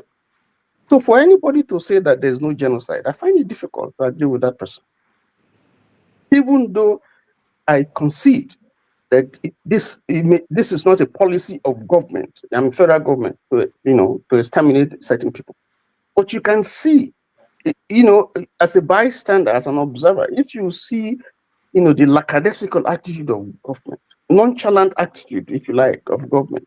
So the series of killings that have been happening all over the country, the only conclusion for an observer would be that, this is something that is targeted against certain people. And I hold that view. Now, if you go further, and you look at those who are perpetrating this evil, you want to ask, who are these people? You know the answer. Why is it a particular people who are perpetrating this in the north, in the southwest, in the east, in the west, and so on and so forth? So let us stop lying to ourselves. Now, if you take somebody from outside to point to us what we are not seeing or what we are denying that is not happening, then we have ourselves to blame. I think this focus on America and criticizing America and demonizing the American government is a shame because we have not kept our house in order. The government has not done what it's supposed to do, and that should be the focus. The government has failed totally, and if it takes that pressure for the government to now begin to take action and defend these people, come on, we're not in a situation of war. Look at how many people who have died over the years from this nonsense. So if it takes another country to point to us to say, listen, this thing cannot continue to happen, I am with them because we put ourselves in this situation and it's unfortunate. The government has to wake up and stop this nonsense. Let me stop there. Thank you. All right. Thank you, Tony. Annie Electrical, you're next. Hi. Hello, everybody. Let me take you from the guy that spoke before Tony. Yes, you say Nigerians are delusional, and you are one of those delusional Nigerians. And that's the truth. It's annoying when people see the truth and they don't want to say what the truth is. You're propagating falsehood. Jesus is not a Palestinian. The Quran even says it. Jesus is a prophet of the Jew. In the Quran you read, I believe you must have been a Muslim. So the delusional, you just call everybody here. You just the chief of the delusional persons. And this has to stop. Lies cannot replace truth. Do I want America to come to Nigeria to fight Boko Haram? No, I don't want them. But if they have to do it, so should they. I'm not a fan of Trump. Neither am I a fan of Ted Cruz. But when somebody is doing what is right, trying to stand for the weak, then so be it. Everyone should support it. Can we solve our problem we have in Nigeria? Yes, we can. But the problem is just that the leaders we have are not functional and effective. Can anybody tell me how on this wide world that a ragtag untrained personnel will overrun the military of a country? A country like Nigeria. Tell me how. One, these people are Muslims. who do this nonsense. 2, they are Fulanis. What else you want us to say? Who are they killing? They are killing the tribes that are not Fulani tribe men. They are not killing Fulanis. Who else are they killing? They are killing Christians, not Muslims, predominantly. Yes, they are killing Muslims, but the Muslims they are killing is just maybe those who do not believe in the fanaticism that they believe in. These are the truths. It's not about facts. It's the truth. If your brother is a Christian and is killed in those occasions which they overrun those communities, how do you feel? Why is Nigeria fighting any war with any country? Why do we have IDPs in Nigeria? Where is that? Well, what village? Every Nigerian comes from a village. What village do you come from? You're speaking like you're talking fake American accent, which means you live in America. If America wants to solve a problem out of generosity and magnanimity, a problem that exists in Nigeria, why should they not? It makes no sense. This dishonesty that we have is the problem we have in Nigeria. Dishonesty. People who claim to be educated refuse to tell the truth. It makes no sense. Look at how you spoke so eloquently, like the stupid Reno or Mokri. Spoke so eloquently, pretend to be one. Are you going to let him speak on the topic, or are you just going to let him attack me? It doesn't matter. I can respond. I can respond if that's fine. You call all of us. That's what you call everyone who is on this panel, especially those who have spoken. If we cannot tell each other I said Nigerians. Are you Nigerians? Hold on. If we can't tell each other the truth, then we can't solve our problems. There is genocide going on against non-Fulani tribesmen in Nigeria. There is genocide going on against Christians in Nigeria. In the northern region, it's not happening in any other part of Nigeria. There is no genocide against Christians in the southeast or in the south-south. It's only happening in the north, where they are predominantly Muslims. So let us be honest with ourselves in trying to solve the problem we have in Nigeria. This is my own proposal. We just need to be honest. It doesn't matter that if somebody's brother is being killed or somebody's sister is being killed. Provided it's not my sister, it's not my brother, then that's okay. No, it's not. Stand for the weak. Stand for justice. Stand for fairness. That's all we need. All right. Thank you. Rudolph, is it okay if I get 30 seconds to reply? You don't have that. No, you don't have that. When it comes to your time, don't be scared. Why are you scared? Why are you scared? Why are you scared? I'll give you are scared. Hold on, guys. I'm moderating now. I'll give you 30 seconds, but that will be after Okija speaks. And then give it 30 seconds. We round up and go to another topic.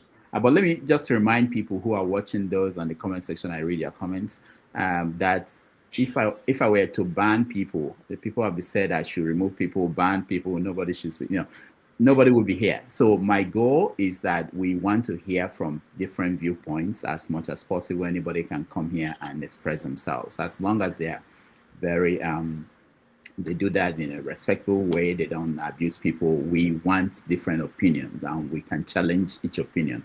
That's the idea. All right. Okay, Jeff, go ahead. Good day. Can you hear me? Yeah. Okay. Yes. I don't know who was talking about the man that was preaching that it was Igbos. That's the thing about Nigeria. As you know, Natasha and Babio, they had their issue, and eventually the federal government charged, even though I don't like him, Senator Mweboni, he was charged to court. I just don't understand it. Showore, orchestrated rightly demonstration, whatever. Eventually, both were arrested, and that's Nigeria. So I was looking at the list of people that were accused of being investigated for the coup. I was looking for Igbo name because I was like I hope there's no Igbo guy there because eventually it will be an Igbo coup. That's the thing about Nigeria. So I'm not surprised that some man is saying that Igbos that they are doing the genocide. But for those I was watching, was it like a couple of weeks ago?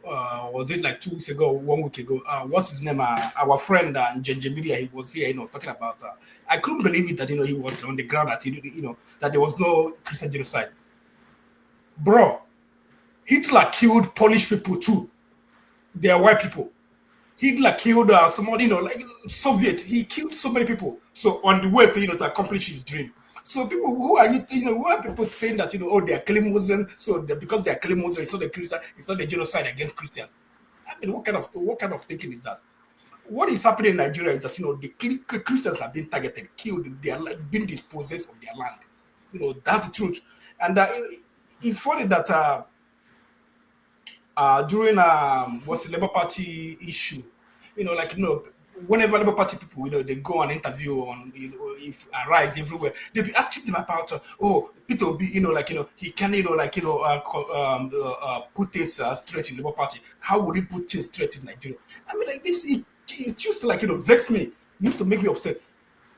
Tinubu has over about 200,000 men, soldiers in Nigeria. He has about how many police? I don't know how many they are. And people are living in hiding camp in Nigeria, and there is no war. And you keep talking about Peter Obi and Labour Party. It's absurd. I mean, what kind of country? ID camp. Okay, Tinubu, let's say that what's his name? The Buhari. That he was against Christians. Then Tinubu came on board. His wife is supposedly a pastor. And what has he done to stop this genocide happening in Christian areas? Nothing. With all his troops, with all the money, nothing. Christians. I mean, I don't know, but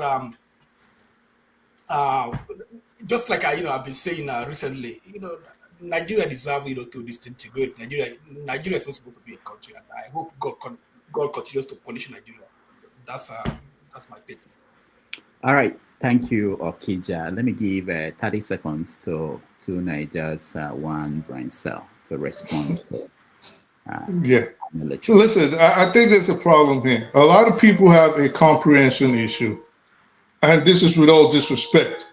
A lot of y'all, instead of bringing your sentiments and emotions into issues like this, maybe if you have a slow way of understanding, because we don't all understand the same way, and I respect that. Some people on here, for all intents and purposes, might actually even be dyslexic, the way you guys respond to issues. And this is not to insult you if you are dyslexic. Maybe just take care of your issues a different way. When I say something, you have to notice most times I come from two different angles. And I never answer questions even directly because I leave it open to interpretation. So when I say certain things, if you don't understand it, instead of picking the part that ticks you off, go listen again to what I said. I did say there were Islamists that had there was an Islamist problem in Nigeria. I did say there was a problem in the southeast of Nigeria. I said all of these things. And for my brother on there, the one that's obviously not well read, that said Jesus was not a Palestinian, I think you need to go research more. In fact, I know this might tick you off, and I really hope you're not on a three-story building so you don't jump off. Jesus actually even used to call God Allah. I've brought this on here before, people went against it. Go check it out. So if it upsets you, know that your Jesus is from Palestine. In that region, they don't speak Arabic, they speak Aramaic. He spoke Aramaic, and he referred to God as Allah. If that ticks you up, I don't know how to help you. But that is it. And you said something very pertinent that I think we should be careful of. You said the Muslims being killed in the north is because they are the moderate ones. What are you trying to tell us? What, they used to give out a questionnaire to the Muslims out there and tell them, fill it out? Are you moderate? No, they killed everybody. Are Christians being killed? Yes. But we have to be careful about attaching the word genocide to it, or the way we are ascribing it as if it is a state-sponsored genocide. This is what I think a lot of people in the West are not getting. From the retort of the tweets of people like Ted Cruz, I think people in the West are thinking, oh, the federal government of Nigeria is sponsoring the killings of Christians because it's a Muslim-led government. This is what they're understanding. And I think we need to be very, very, very careful in the way we put our message forward. Rudolph, let me say something. And as long as the federal government is not doing anything about it, the federal government is responsible. Right, yeah. I said that, but I did say that. Okija, I did say that. I did say that.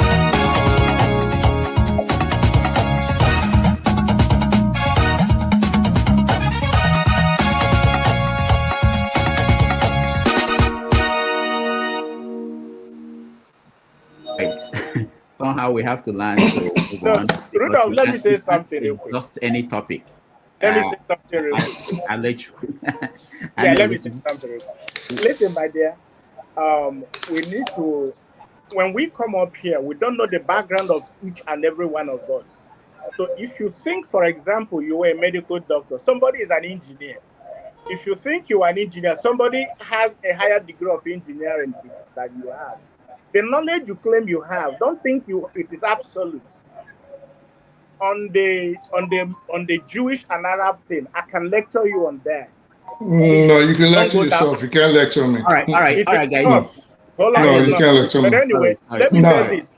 Sorry, I gotta go, guys. You should have taken your own example. We have more than 10 topics. We have just touched one, and we over half an hour. I have like 1 hour left. So quickly, I want to talk about the coup.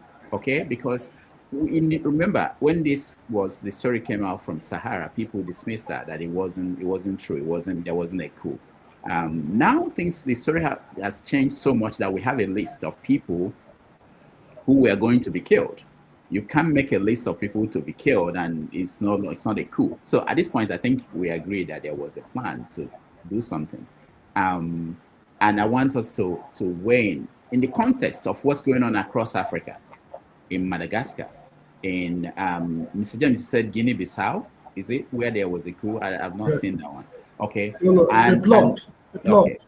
Okay. And there are crises in Tanzania as we speak, and of course the situation in Sudan. So in that context, that there was something planned by some people in Nigeria, and with Nigeria at this situation with United States, which includes other Western nations. What do you think, Mr. James? Let me come to you. I'll give everybody 2 minutes to weigh in on the coup. The story is still developing. We are seeing the names of the people who are involved, people who are still locked up, including those that ran away from the country. So it's a moving, developing story, and it's no longer just a rumor that some people plan something. James, 2 minutes. Yeah, initially I was in doubt if there was coup or not. I mean, if there was a plot to topple the government or not. But now the names have been revealed, and none of those revealed seem to be denying their involvement. So it means actually something went wrong. But what really disturbed me is this. All the names, or less than 98%, if I'm not mistaken, of the names of the military officers are Northerners. But the laughable thing is that the money suspected to be used for the operation was brought from the Niger Delta Development Commission account. Two Southerners taking money from their own people for their own development, giving it to the Northerners to organize a coup against the country. And of course, a Northerner would have become the head of state. Muhammadu Buhari was there all along. They never thought of toppling his government because he laid the foundation of Bola Tinubu's government. They never thought of toppling his government. So what are they up to? Now, the issue is this. In the history of the country, there's only one coup that has been organized, and the coup plotters were not executed. That was January 1966 coup. For not executing them, probably that led to the outbreak of the Civil War, and 1 million people died. If they had been executed, probably the Civil War would not have broken out. I don't know. Now, Bola Tinubu should behave like the true son of his father. The penalty for coup is death by firing squad. These men, arraign them before military tribunal. Those who are found guilty should be sent to hell by firing squad. Coup plotters have never been forgiven in Nigeria. Now, for those two Niger Delta guys, they should be, wherever they are on planet Earth, they should bring them back. It is possible to bring them back. Oh, sorry, please give me a minute or two more. Good. Wherever they are on planet Earth, they should bring them back, and it's possible for one reason. I remember the Shah Pahlavi of Iran. When the Ayatollah toppled his government in 1969, he fled the country, he went to Egypt, and stayed with Anwar Sadat. He could not stay in Egypt. He went to Morocco, King Hassan II. Then from there, he took refuge in the Bahamas. From Bahamas, he went to Mexico, where he developed cancer. From Mexico, he went to US for treatment. The Americans could not contain him. Then from there, he returned. He went to Panama. From Panama, he returned to Egypt, where he died, I think, in 1980 or so. Now, this is a man who fled his country, but the government of that country where he fled was able to do everything possible to bring them back. These men have committed treason against the country. If Nnamdi Kanu is being charged for treason, and he has not been let off the hook for almost 10 years or so now, I don't see any reason why these people should not be put on trial. If they are not put on trial, we better pack up the country. This is how I see it. This is a very serious matter, and most people are not praying for military rule, though I prefer military government to a civilian dispensation. But majority of Nigerians do not welcome military rule. So if they have breached military regulations, they've offended the country, on no account should they be forgiven. Let the heavens fall. Let the world come to an end. Justice must be seen to be done. So that is my submission. All right, Mr. James, thank you so much. I think the point, the most important point to remember is that this is a serious situation, and the idea of hiding, not being transparent about what was happening should concern every Nigerian. And knowing the context of how the world is moving now, it should also worry us. And the one that bothered me is that I don't see any sign that our politicians, they've adjusted their behavior. You know, if your name is on the list of people to be killed and you are collapsing, and after that you are not behaving better, it tells me that they don't care. You know, they are not. The problem is this: we've never forgiven any coup plotter in the country. Any set of people caught in this act, they've been severely punished. If these guys cannot topple Muhammadu Buhari's government, why that of Bola Tinubu? Mr. Tinubu is not my style, but let's give the devil his due. All right. For Niger Delta people to use their own money to organize a coup, to bring these same people back to power again, to mess up the country, man, let the world perish. May the world perish for these things to happen. All right, thank you so much. Let me use this opportunity to ask people watching to please like and share the stream. It will help us get to more people, please. It's free, just click on like and share. And those who can support us, please support us by donating. Thank you so much. Righteous Man, Yanis. Yeah, Dr. Rudolph, please, I want to beg you in the name of the Lord, please, as a moderator, I'm not teaching you your works or your duty, but please, when some wrong information is given out here, dished out, I think it is right thing for you. It is the right thing for you to correct it. There is no Christian genocide. There is no organization, a sect, killing Christians in the Southeast. There's nothing like that. It's not on record. Number two, Jesus was never a Palestinian and can never be a Palestinian because Palestinians started existing in AD 72. So please correct those information. They are very, very wrong. Now, back to the issue of coup d'etat. I live in Nigeria. I'm living in Lagos. There is no official statement from the Federal Republic of Nigeria, the government of Ahmed Tinubu, that there was a coup. No official. Up to today, the military have not come to address the nation or the president that there was a coup d'etat. So I don't know when and where this official statement coming from this platform is saying that there was a coup d'etat. It is all rumors, because there is no official statement from the Federal Republic of Nigeria, the government of Tinubu, that there was a coup d'etat against him. When there is a coup d'etat, there is always official statement. And there have never been anyone, offered or given out to the public. So I think we should mind the statement we dish out here, because somebody that spoke to me recently told me that anyone coming out in the public to claim that there is or there was a coup d'etat, the person should be able to provide information to the military, because the military had never said officially there was a coup d'etat against the government of Tinubu. Never. And if there is any official statement from Mr. President that was a coup d'etat against him, please tender it in this platform so that all of us can read it or hear officially from it. All these things are rumors. As long as they are rumors or there is no official statement from the government, it should be treated as rumors. Thank you. All right, thank you so much, right? Let me assure you that I cannot correct all the misinformation on this platform in a day. I can't do that. I'm hoping that you can help everybody watching, and everybody will have our different viewpoints. All right, KJ, go ahead. All right, thank you, Mr. Rudolph.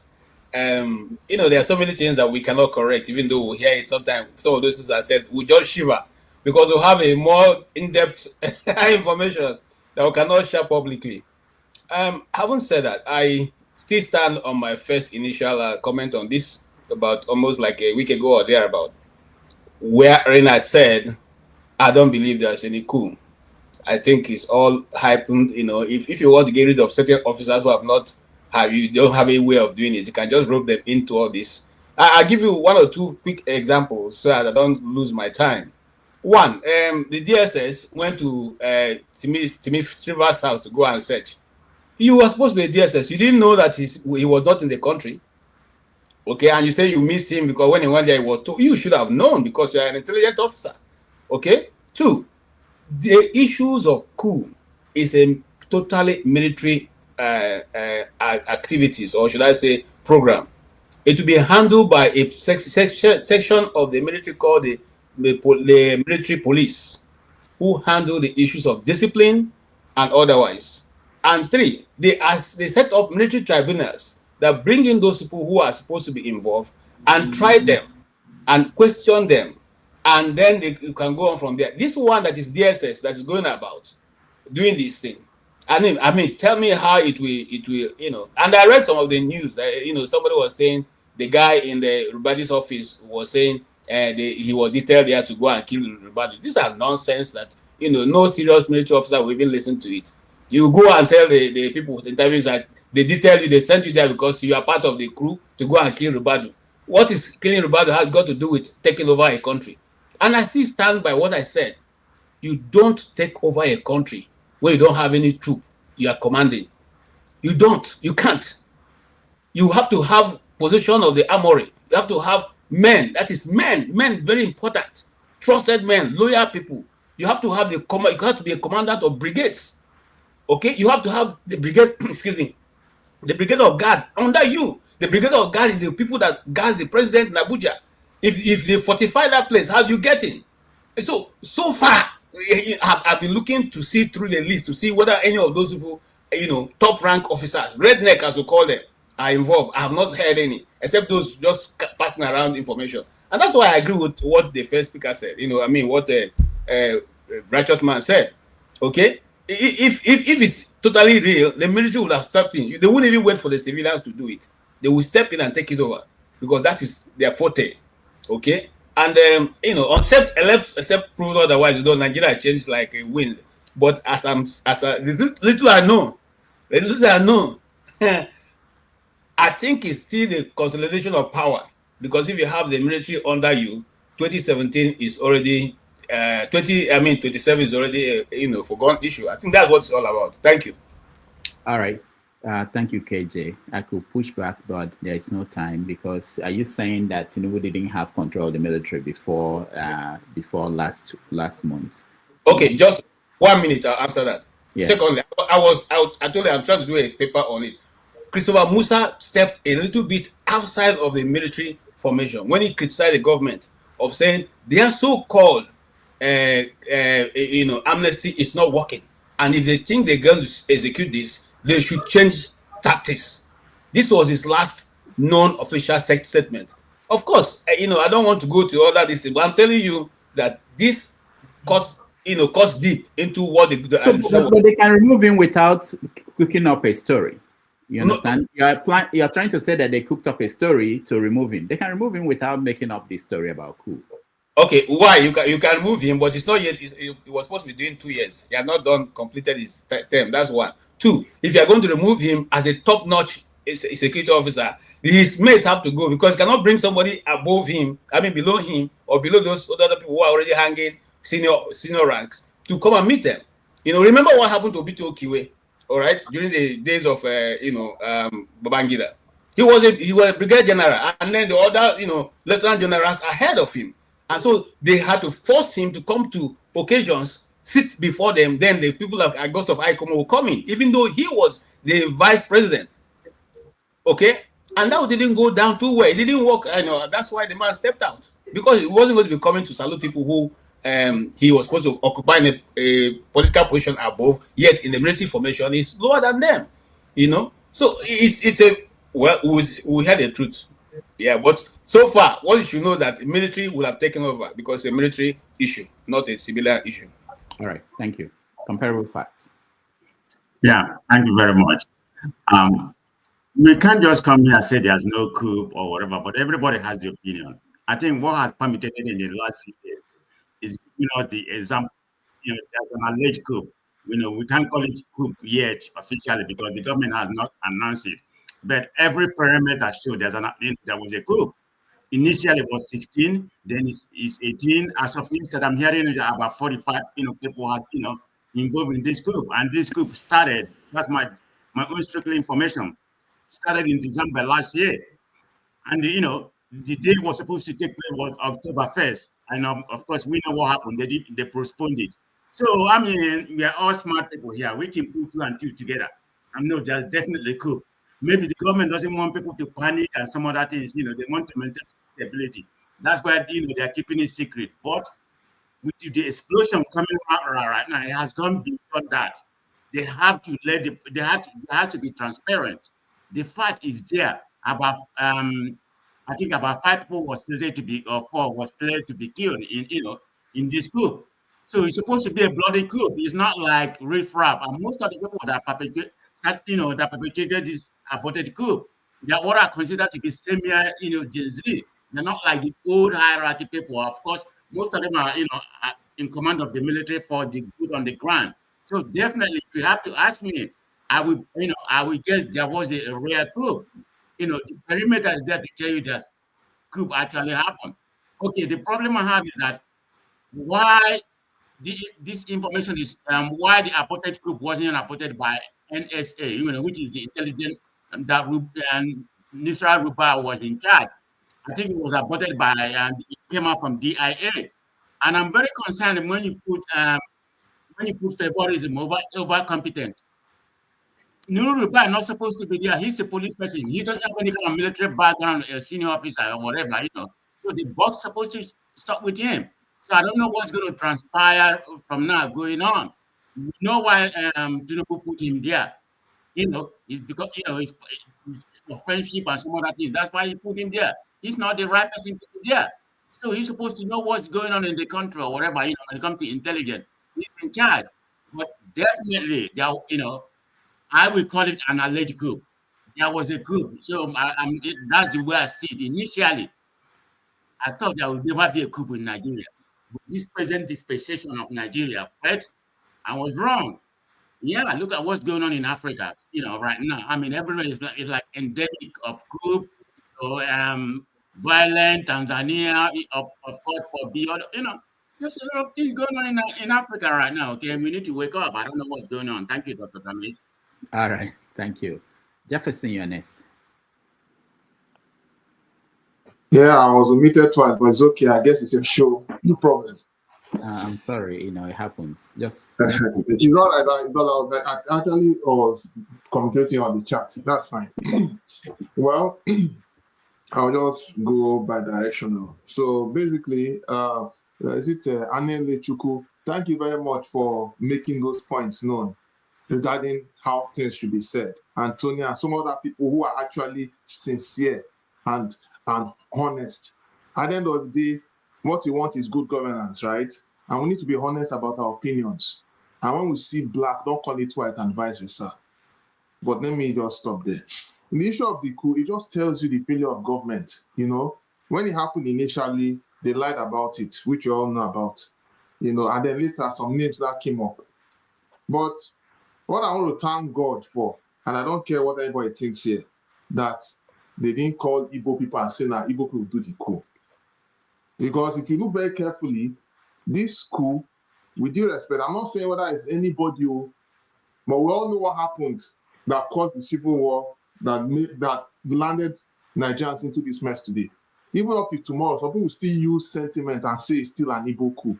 Even when Babangida came out, is it last year, they're about to make it clear that it's not an Igbo coup. At least we're all seeing the names, right? And if we are seeing the names, we need to say it as it is. Is coup a good thing? No. Something is, it just shows that something is not adding up. It's chaos. I'll put this, it's all chaos at the end of the day. Because, who would not like a government to run efficiently? And who would want to support things like that? Nobody's, me personally, I don't really have much to say about it, but again, in terms of saying, I think someone made mention of, let the people that did the coup face death sentence.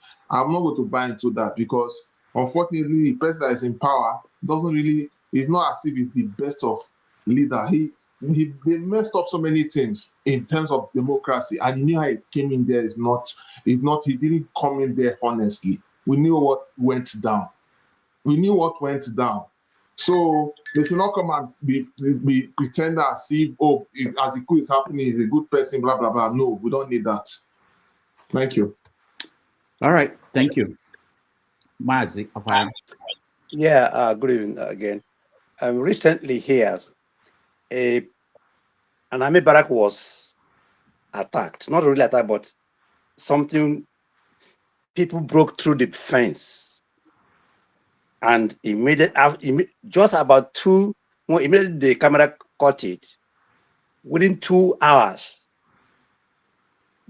the radio, the television, the minister came out and said what happened at that army barrack. Because you don't play with military. In fact, military is the custodian of democracy. Why there is democracy in Western world is because their military is very, very, very, very strong. So I don't know what to say because the government has all come out and told us that there was a coup or not. But what I'm trying to say is that I said it last time when this I think 2 weeks ago when this thing broke up. Nigerian military has problem. I don't think they can conduct a successful coup now because it is divided by ethnicity, by tribe, and by politics. So somebody talking about coup now in Nigeria, I think that person, I don't know, that person is not telling us the truth. Finally, what is the name of our president? Master strategist. Thank you. All right. Thank you, Mazi Opara. Femi, welcome to the show. Oh, no, you've been here. Go ahead. What's your opinion on the coup? What do you think will happen? Remind people too, when the first coup happened in January 15th, 1966, the reports then was that based on what we know historically, that there were other coups being planned. It was just that one happened first. There were multiple groups planning coups. And how did this start? It started from Egypt, the one that happened in Egypt, and most people, military officers that period, across the continent. They were all thinking, how do we take over our country, the country and Navy? That was the trend. So there's that trend again happening in Africa. So the fact that we are sitting here saying, oh, whether it was a coup or not, doesn't mean that maybe there are other people planning other coups in other parts of the world. We don't know. So we can't say that. Anyway, I just wanted to put it out there so that people will know historically. People believe. I saw the list. There were about 100 and something coups that have happened across Africa since independence in the 60s. So go ahead, Femi. So you already took part of how I was going to start. I always like to make reference when we discuss Nigerian military issues to an uncle of mine who retired as the equivalent of a major general in the Nigerian Air Force. We've had this conversation since the last week about this coup, and recall that a lot of us were kind of having doubts. I've since gone to check on at least AP's news portal, and they actually have it there as well.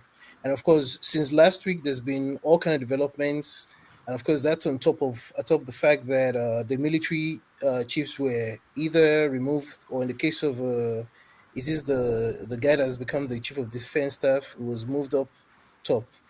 And I've done my own little analytics. And then when you now look at the list, or the initial 16 list, the one at least I see, I don't know what list you have.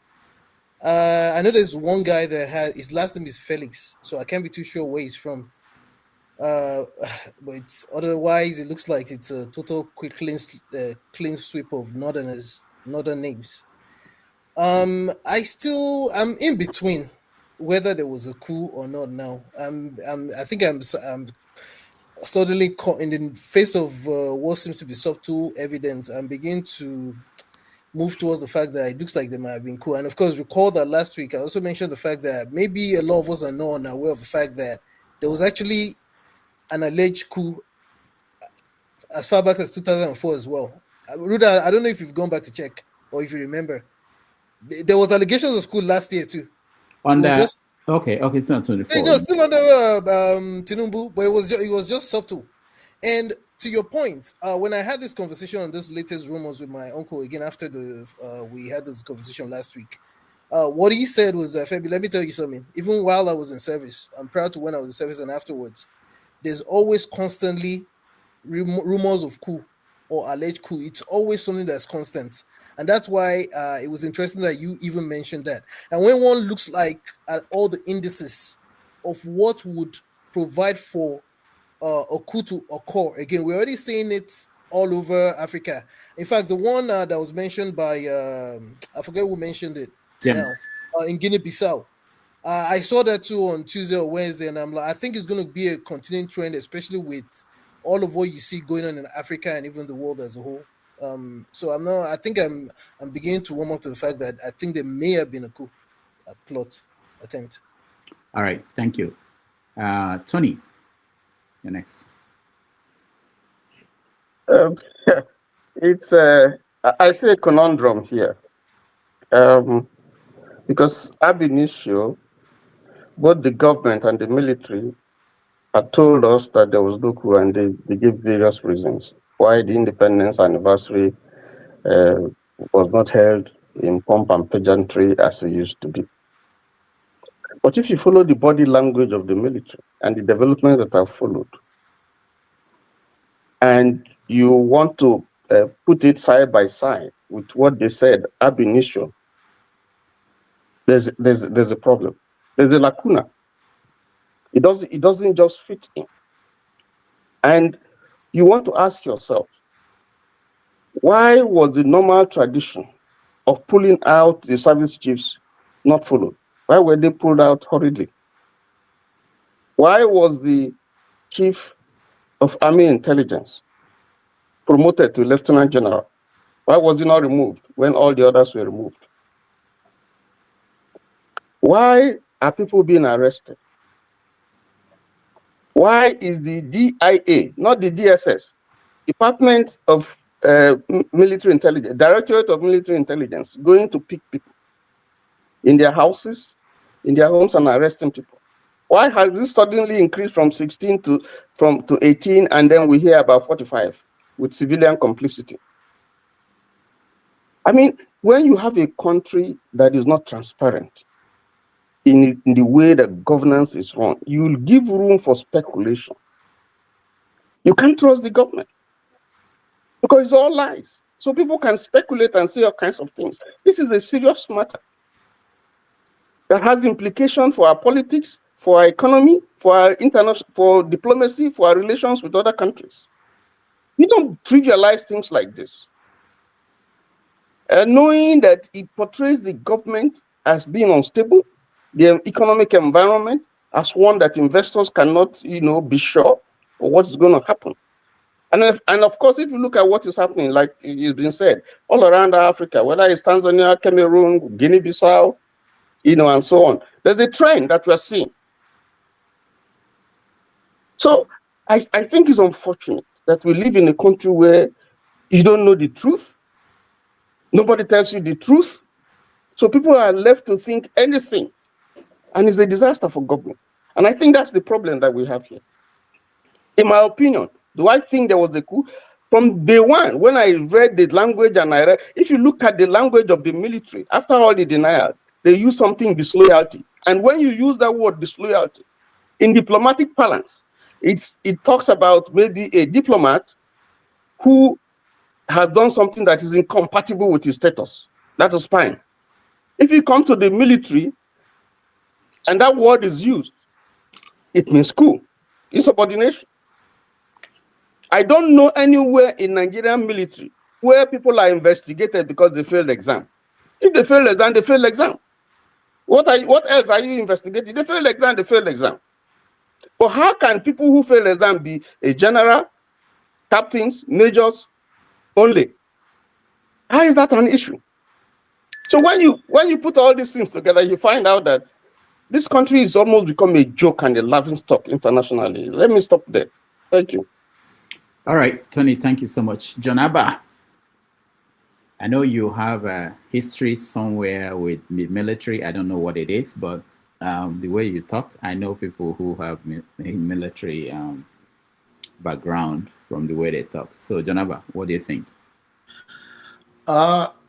There's nothing to think. I told you that day that if there's nothing like that, it will not come out that way. And it is, as the day go by, we know why and who, more names and all of that. So definitely I believe that there was coup from the very beginning. Another thing I want to speak into is anyone that believe that truth is defined in their own term and truth has to be transparent in their own word, I don't know what to say to you.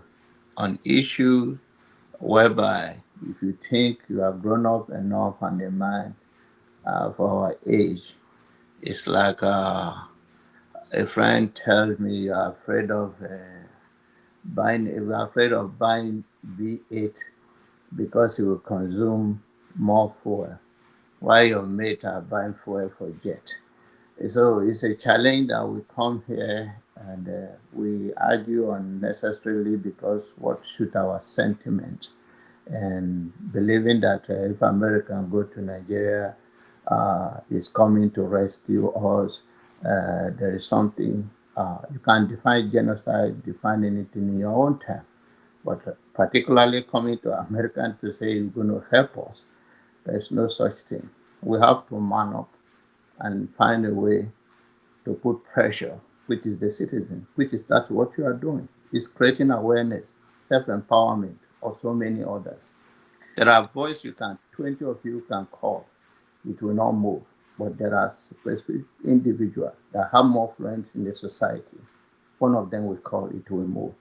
So we are trying to use this avenue to educate our people and to empower them, but not to say America is in Nigeria, Ted Cruz of all person cannot be a decent consumer in a good society. He will be the one to go to Nigeria because he win election in the red state. And then those people are going to Nigeria to save Nigeria from the hands of, when the government fails us, we can plainly say the government failed us, and let's keep pressure on them and get the right people to secure our life and the next generation. But there is nothing like any country is coming to help us. Rather, they're going after the resources that we have on the ground right now to negotiate. Thank you. All right. Thank you, Janaba. It is my turn. It's my turn. It is my turn. Who is speaking? It's me, Pansa. No, yeah, so your turn, yes. It is my turn. I have a bad signal, so I've been going and coming in. I should come before Janaba. I'll get to you next. Hold on. I know you were coming in and out, but I don't have good signal. I don't think I could last by the time I'm you always. Pastor, wait for your time. You're not the moderator. Pansat, hold on. You'll be next after Omori. Omori, go ahead. Nobody should come after Omori. All right, Omori. If you were a nice guy, I would have needed my position for you, but you're always attacking the minorities. You are worse than Osama bin Laden. So let me not give you my time. Okay, go ahead, Omori. Thank you, Doctor. Greetings once again. It's unfortunate that the lack of trust between the government and the government has created a huge room for unnecessary speculations, insinuations, and political innuendos. I want to digress a little. Well, we were discussing about this issue, I think about last week or 2 weeks ago. It's unfortunate that, insincerity on the part of those that call themselves our political leaders have made us to doubt everything, even including our names and our identities. An elderly man came to this forum last week. Instead of people looking at the message, people were still where people were doubting, like, could it be true? Could it be an attempt to set people off or to get some people out of the way? An elderly person came to this forum. He wasn't talking about whether the coup was true or not. He went directly to attack Sahara reporters. You know what he said? Whether people like it or not, so long as it's coming from Sahara reporters, he will not believe. Elderly person that is not less than 65 years old by my calculation. So the reason why I'm saying this is that we have to be very careful. Sometimes our brain, our cycle is so battered that sometimes we leave the object and we pursue shadow. We want to throw away the baby with the bathwater, which is not healthy for a nation like ours. That is just by the wayside. Sahara reporters have never done anything they are not able to defend. Those that took them to court left with shame. They have not been able to win any one case against them. So before you attack Sahara because of Shogore, just know that Sahara reporter is not just a bad Shogore.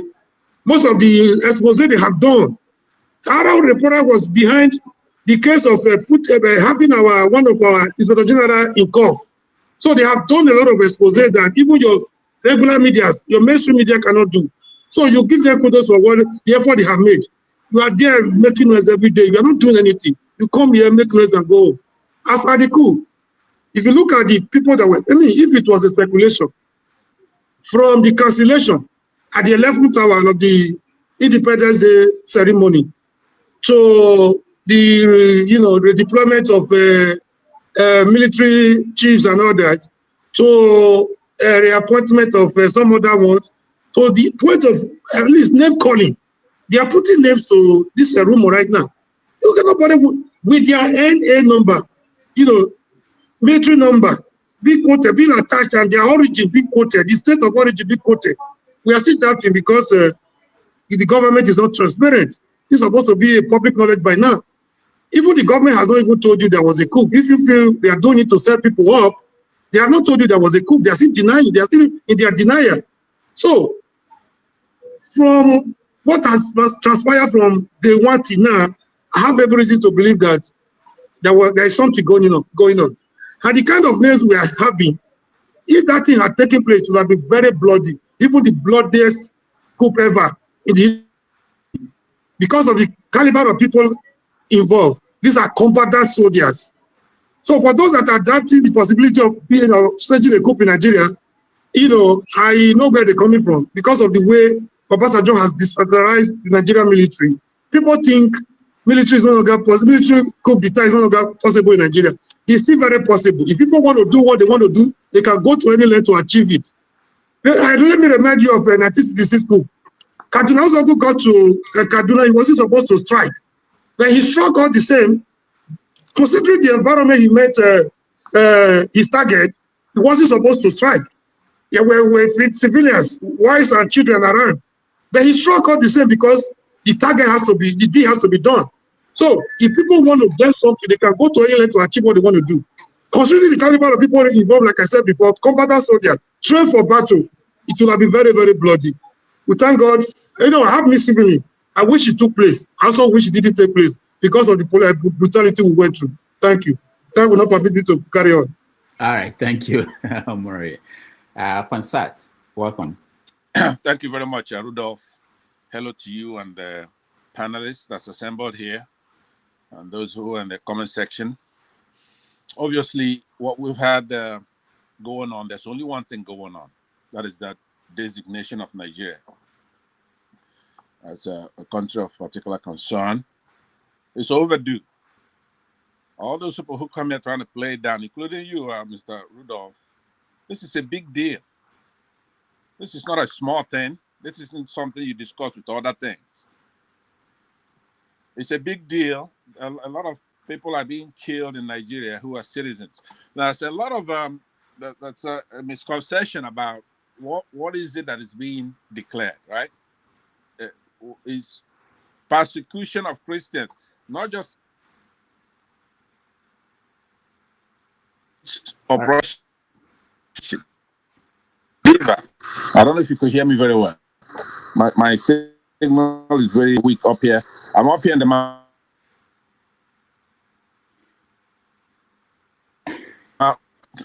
We can hear your concern. Have no shame to come up here. I don't.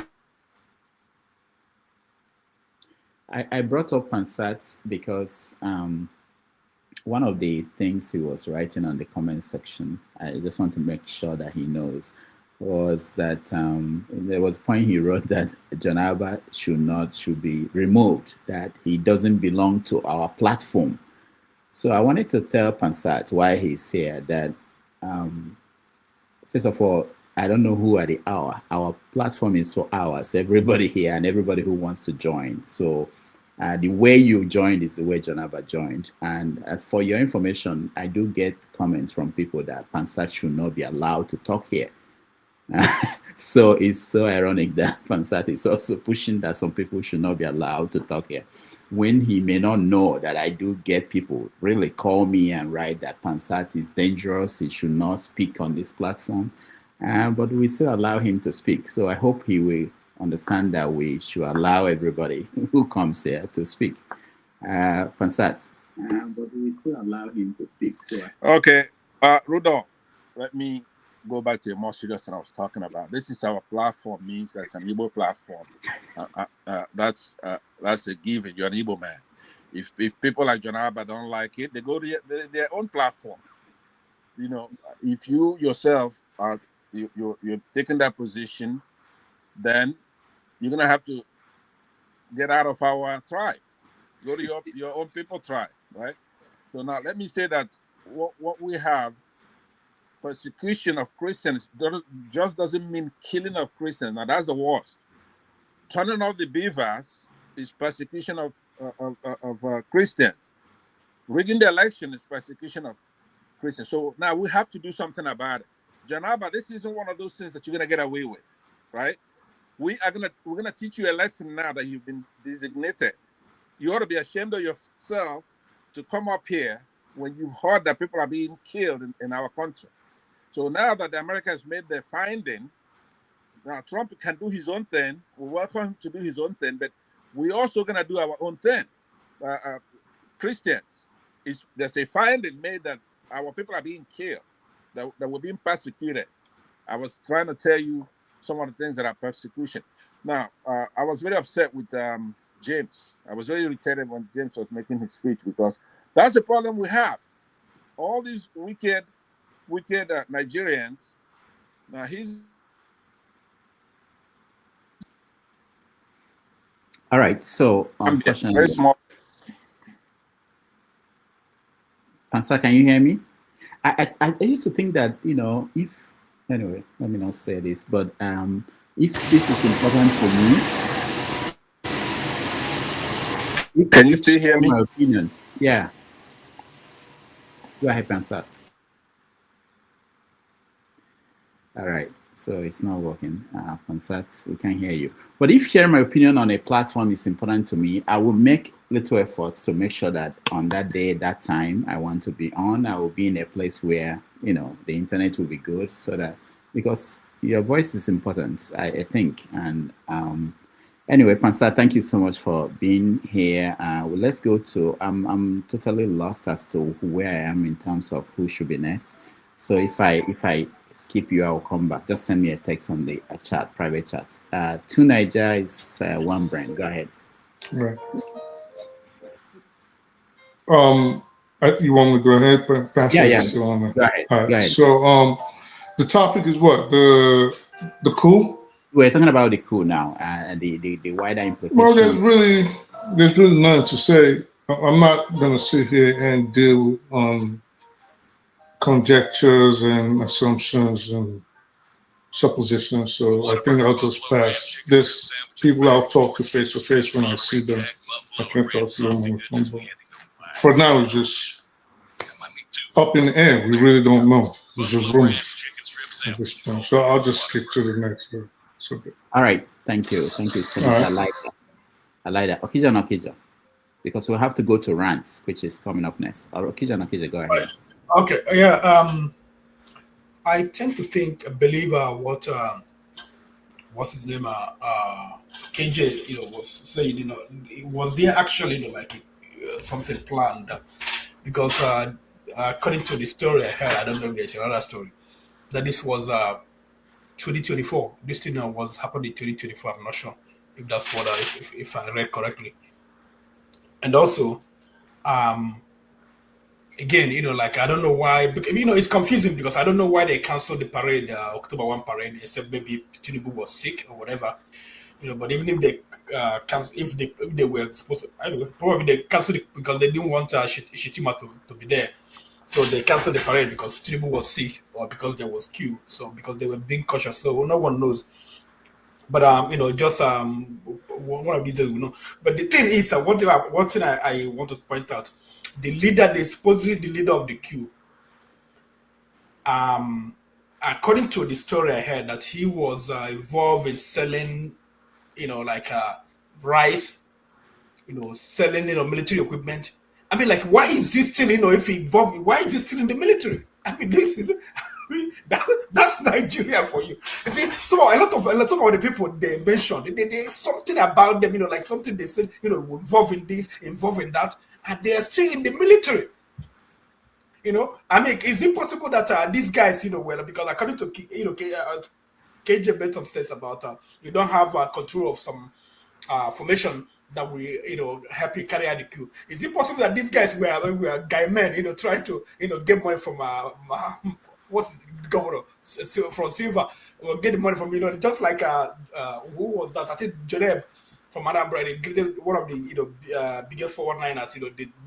They collected money from Gaddafi. They were planning the queue against Babangida, and they were giving some money. And I think that they said they were giving like about $50 million. They go for Gaddafi to plan a coup against Babangida. So it's possible that this guy, being a guy man, he has sold a lot of military hardware. He just tried to get money from the government and said he was planning something. Probably, they had a meeting. They came together, like talked. The governor, like talked up some game. The governor thought they were serious and they gave them money. I don't know. Nobody knows. But eventually we'll find out. But at least even if they were just making things up, for you, if you talk about it in the military, you are guilty. So I'm not sure, but the thing we have to everyone concerned, why was the man still in the military after getting involved in selling military equipment and things like that? That's Nigeria for you. That's God has been punishing Nigeria, and I think to continue. All right, thank you, Okija. Kene, welcome. Thank you. Thank you, Dr. Damages. Good day, everyone. Good to see you guys again.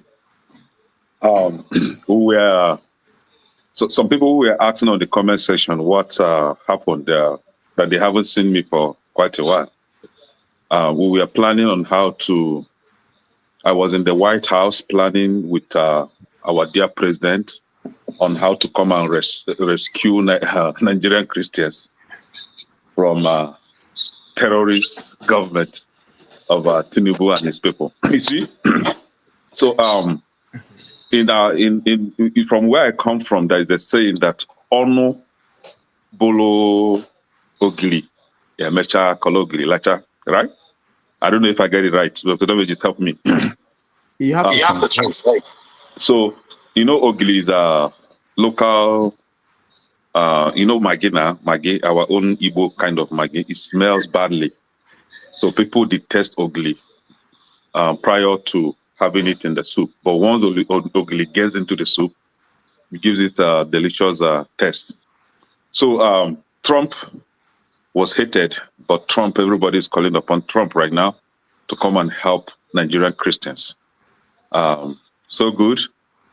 He's doing his job, which is to protect human right and dignity, regardless of where you belong to. So that was what held me back. But thank God the APC government is crying, jumping around right now, seeking for help. No help. America must come.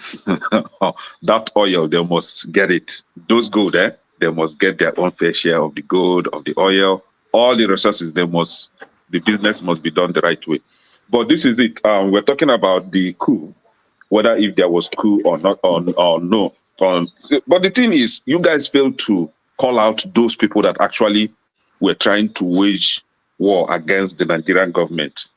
Then they said there was Igbo coup. But now we have Fulani Yoruba coup against a Yoruba president. So can we call it Fulani Yoruba coup now against Tinubu? Now, we don't want to say that because after all, some of us, we don't agree to the fact that there was ever any coup.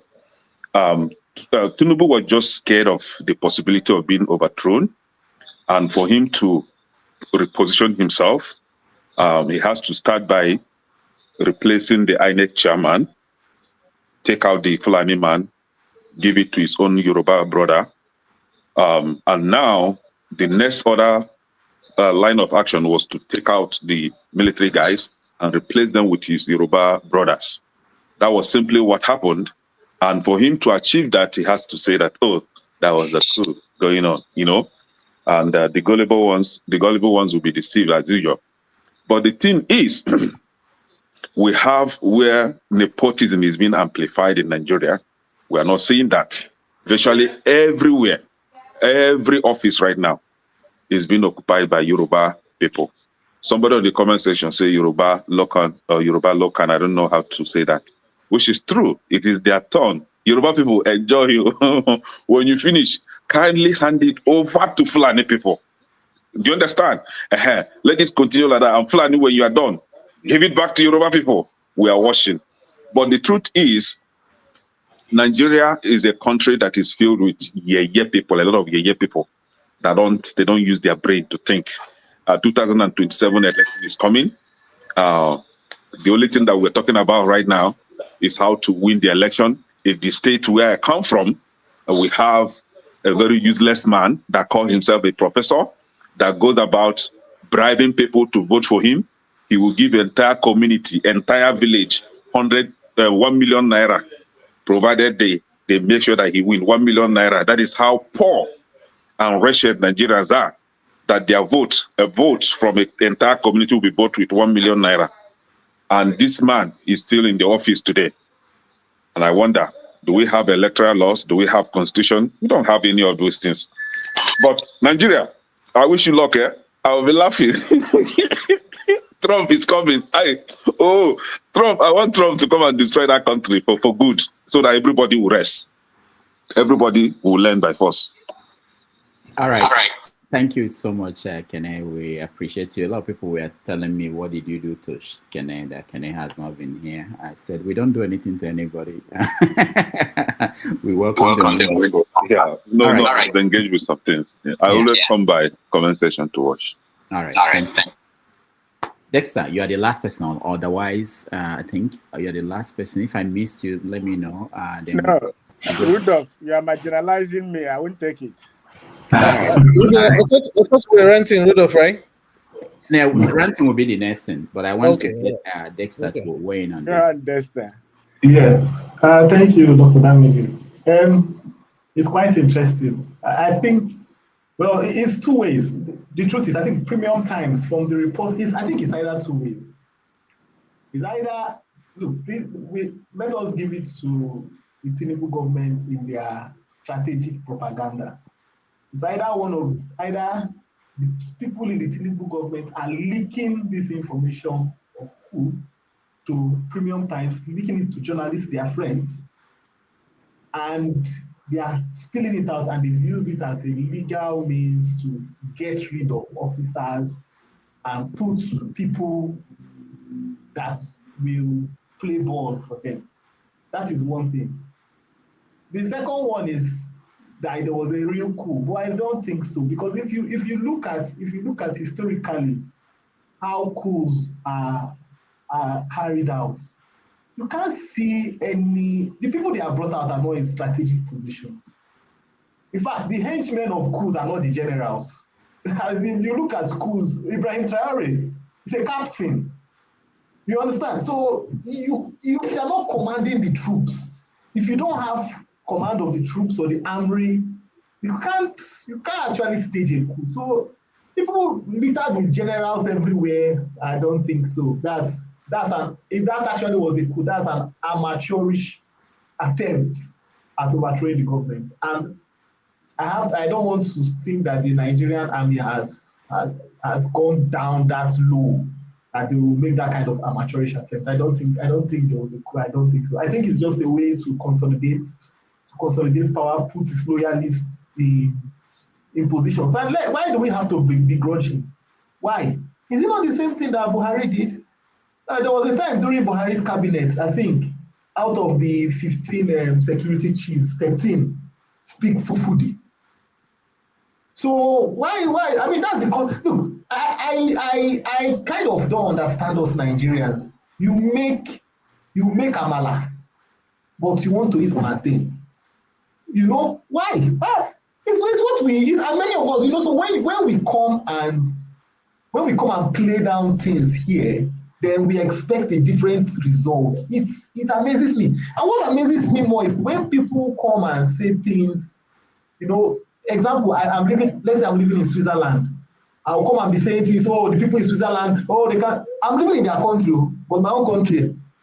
If actually the place they are staying, the people are stupid, why don't you live there and go and stay in Nigeria?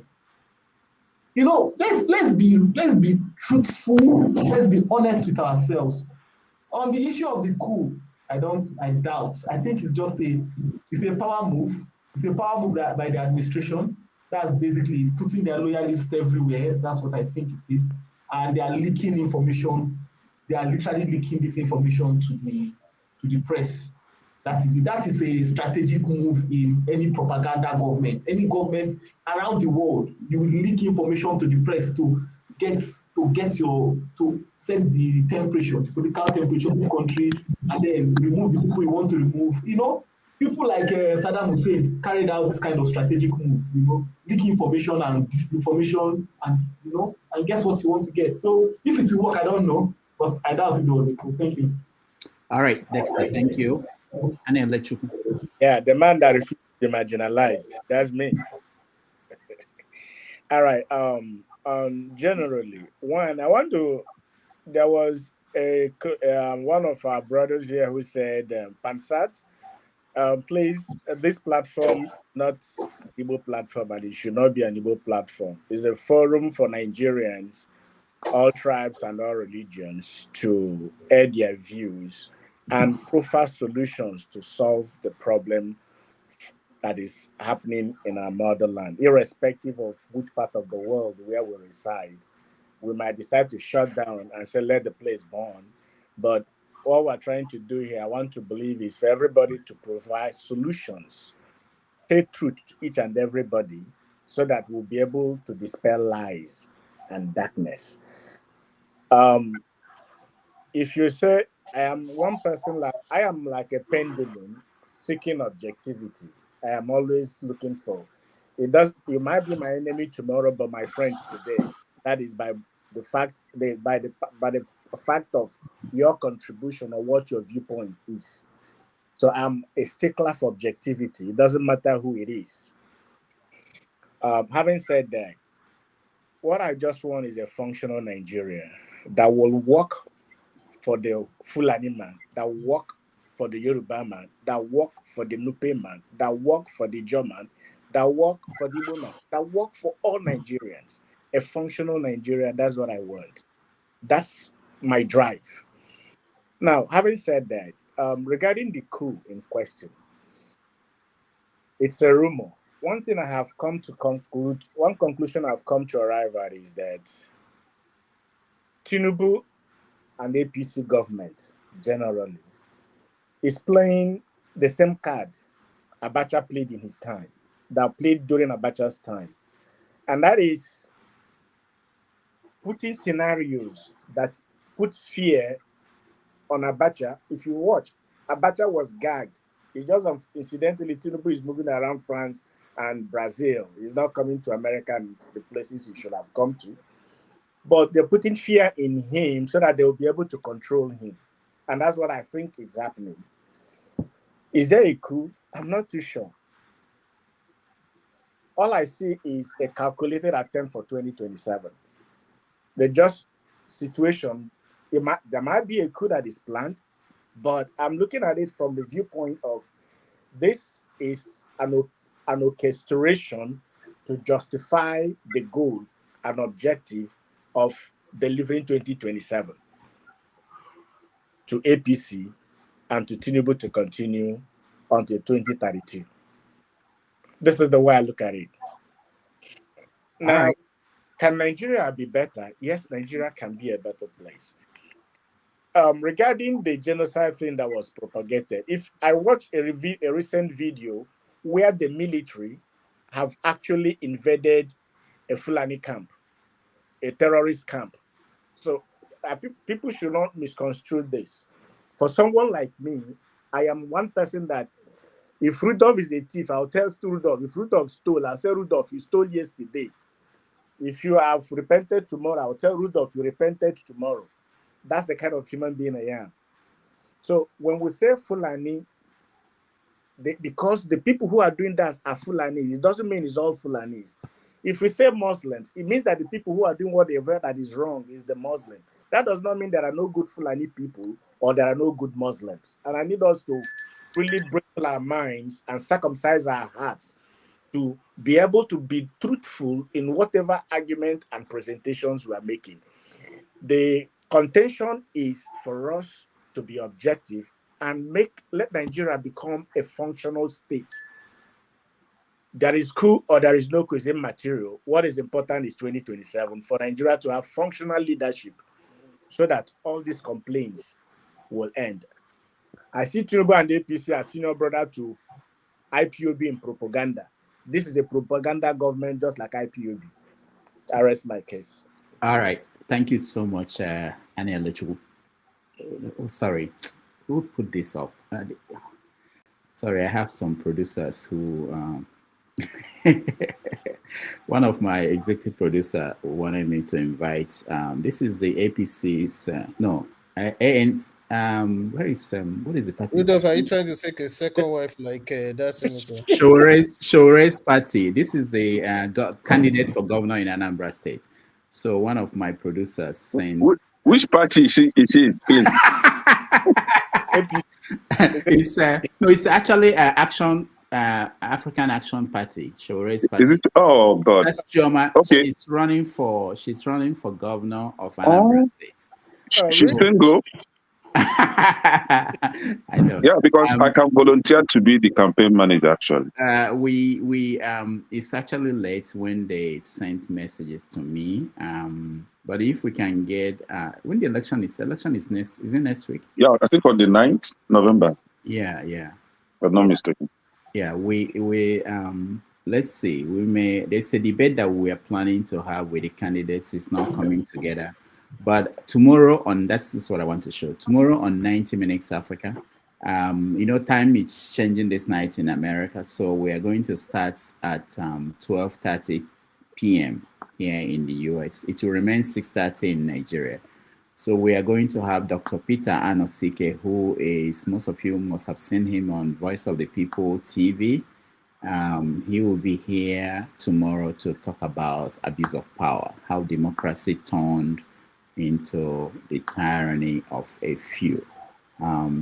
Tomorrow on 90 Minutes Africa, he will join us to talk about the situation in Nigeria and the election coming up in Anambra and the national election too in 2027 or 26 if they have their way. Yeah, so for us to go into the next thing, which is the rant, remember that also after the show there will be the evening team will come on after this particular broadcast. But before that, we are going to do a rant. I'm going to give everybody 3 minutes. I know that last week we went over, a lot of people were speaking for 15 minutes, but we have to really contain it. So we're going to give everybody 3 minutes to rant on any topic. You can pick on anything that you want, and that will be a rant. So let's do that.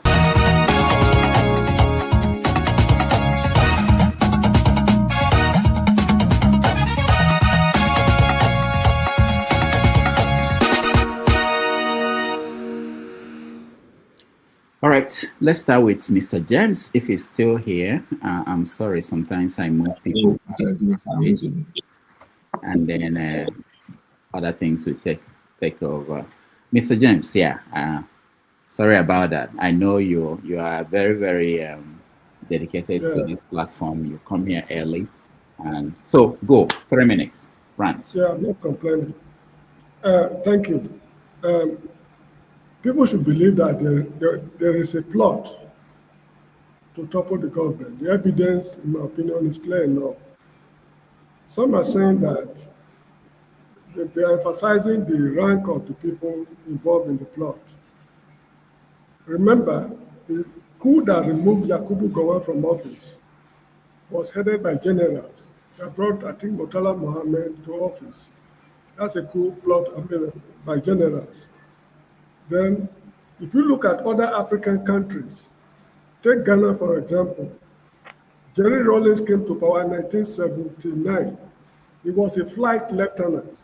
He was in the Air Force who headed the coup and executed generals. In Liberia, it was a staff sergeant, Samuel Doe, staff sergeant. They call him Master Sergeant in American military. Staff sergeant organized the coup, killed the president, executed 14 top-ranking officers, and became what they call a president. In the Gambia, Yahya Jammeh was a military police officer. In 1994, he organized a coup and he succeeded. So it depends on the conditions available. I mean, the conditions they are faced with. Now, from what I read in the newspaper, I can't remember the newspaper, they wanted a situation whereby all the people they were to execute, so to assassinate, will be assassinated virtually almost at the same time. So that if, for example, Bola Tinubu is no more, his vice is no more, Fabio is no more, all the top-ranking officers, within just 1 hour interval, they're able to take care of these people. Who is to resist? There's no one to resist the coup. So it depends on the situation they find themselves and the plot. There are a lot of things involved which we, the non-military guys, cannot understand. So if the Nigerian coup pattern, if Nigeria past coup has been taking a particular pattern, that does not mean that they cannot take a different, they can't adopt a different style. Like the way Anwar Sadat was killed in the military parade in Cairo. Nobody has done it anywhere in Africa. Muammar Gaddafi in 1979 was a colonel when he overthrew the government in Libya. So anything is possible. And one thing again is that the names they are mentioning, none of them has denied that I was not involved.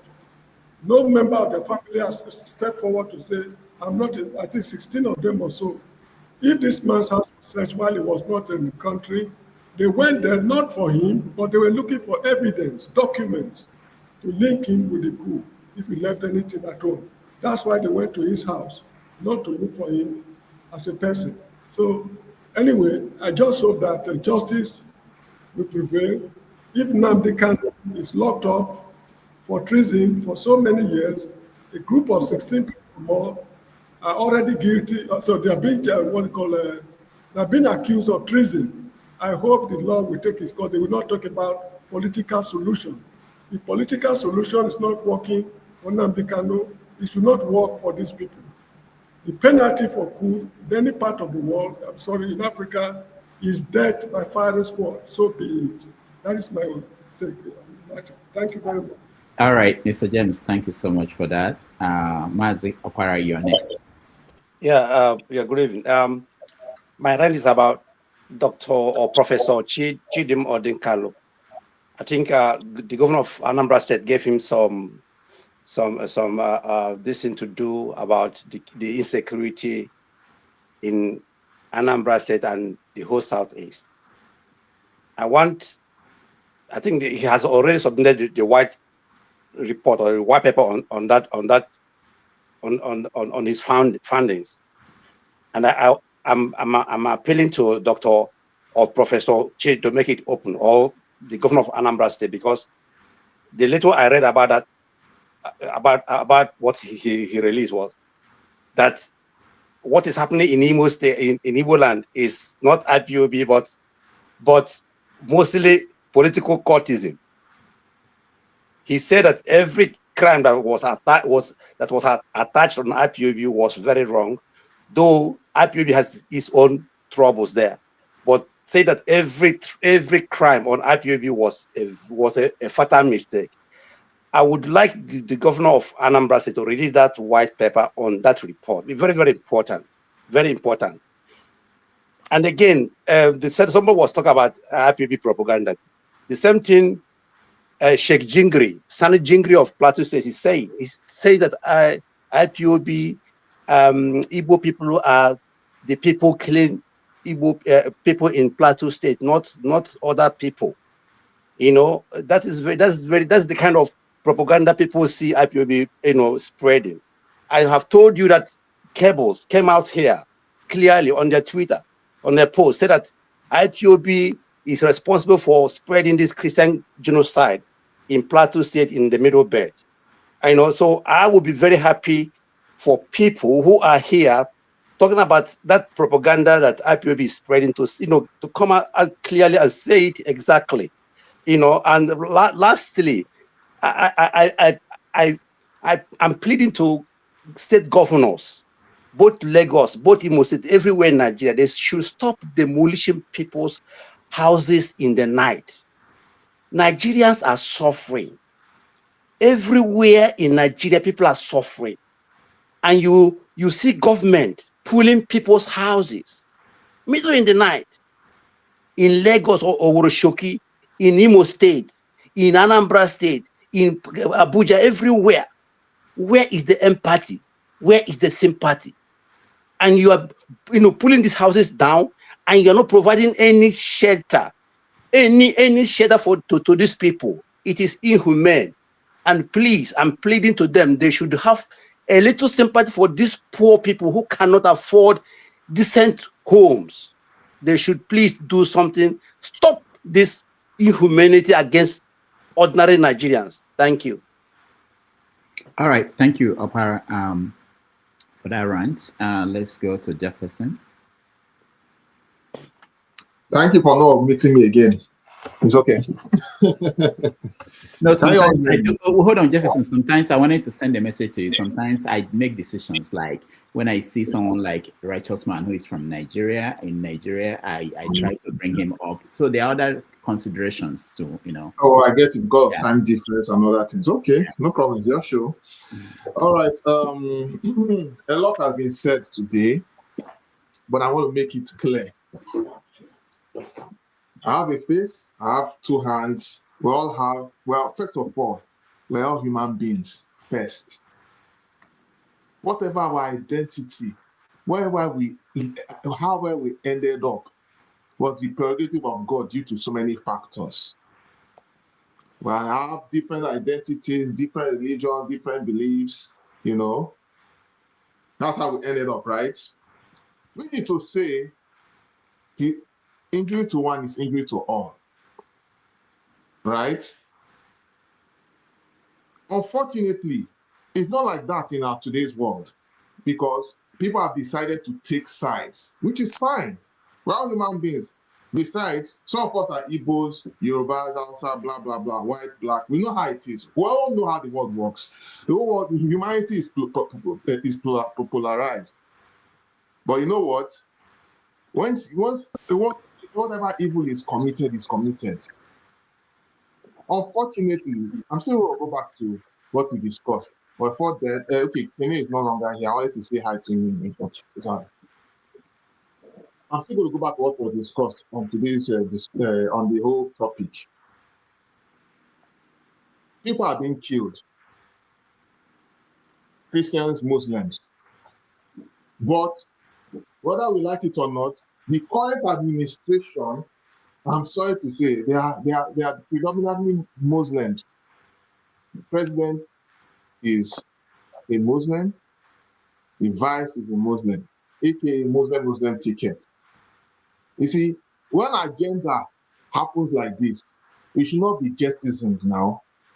It happened because they didn't even respect people's views. We all know what happened in Kaduna with under Jonathan's regime when there was a Christian governor, but I'm going to let that slide. The bottom line is that we should not use our faith to use it to oppress other people. Now, if it's a Christian that is doing it, I don't support it either. But we should not be deceiving ourselves here on a global level, not to acknowledge that on both fronts, we are committing what they call Christian genocide or whatever genocide is happening today. We should not deceive ourselves. And there's a hidden agenda, a hidden religious agenda against other fellow people. Is it going to end well for us? No. I believe people should be free to express their views. That is why most of us here, in fact, I want to say this and conclude. Most of us here, who even come from the so-called Islamic State or wherever, they want to go to a free place where they can practice their religion. But even back home, they know even when they practice their faith, they are not really free. But they want to go out this and now tell people how to practice their views and how people should be seeing them. I don't want to scatter table, but we all know how these things are. So please, me personally, I believe that what is good for the goose is equally good for the gander. We should respect each other's views. A killing is happening. We should not act as if it's not happening. And unfortunately, our Nigerian government cannot solve the problem. An external help needs to come. Let them solve it well, because our people have failed us and they are still failing us. Thank you. All right. Thank you, Jefferson. Righteous Man, you are next.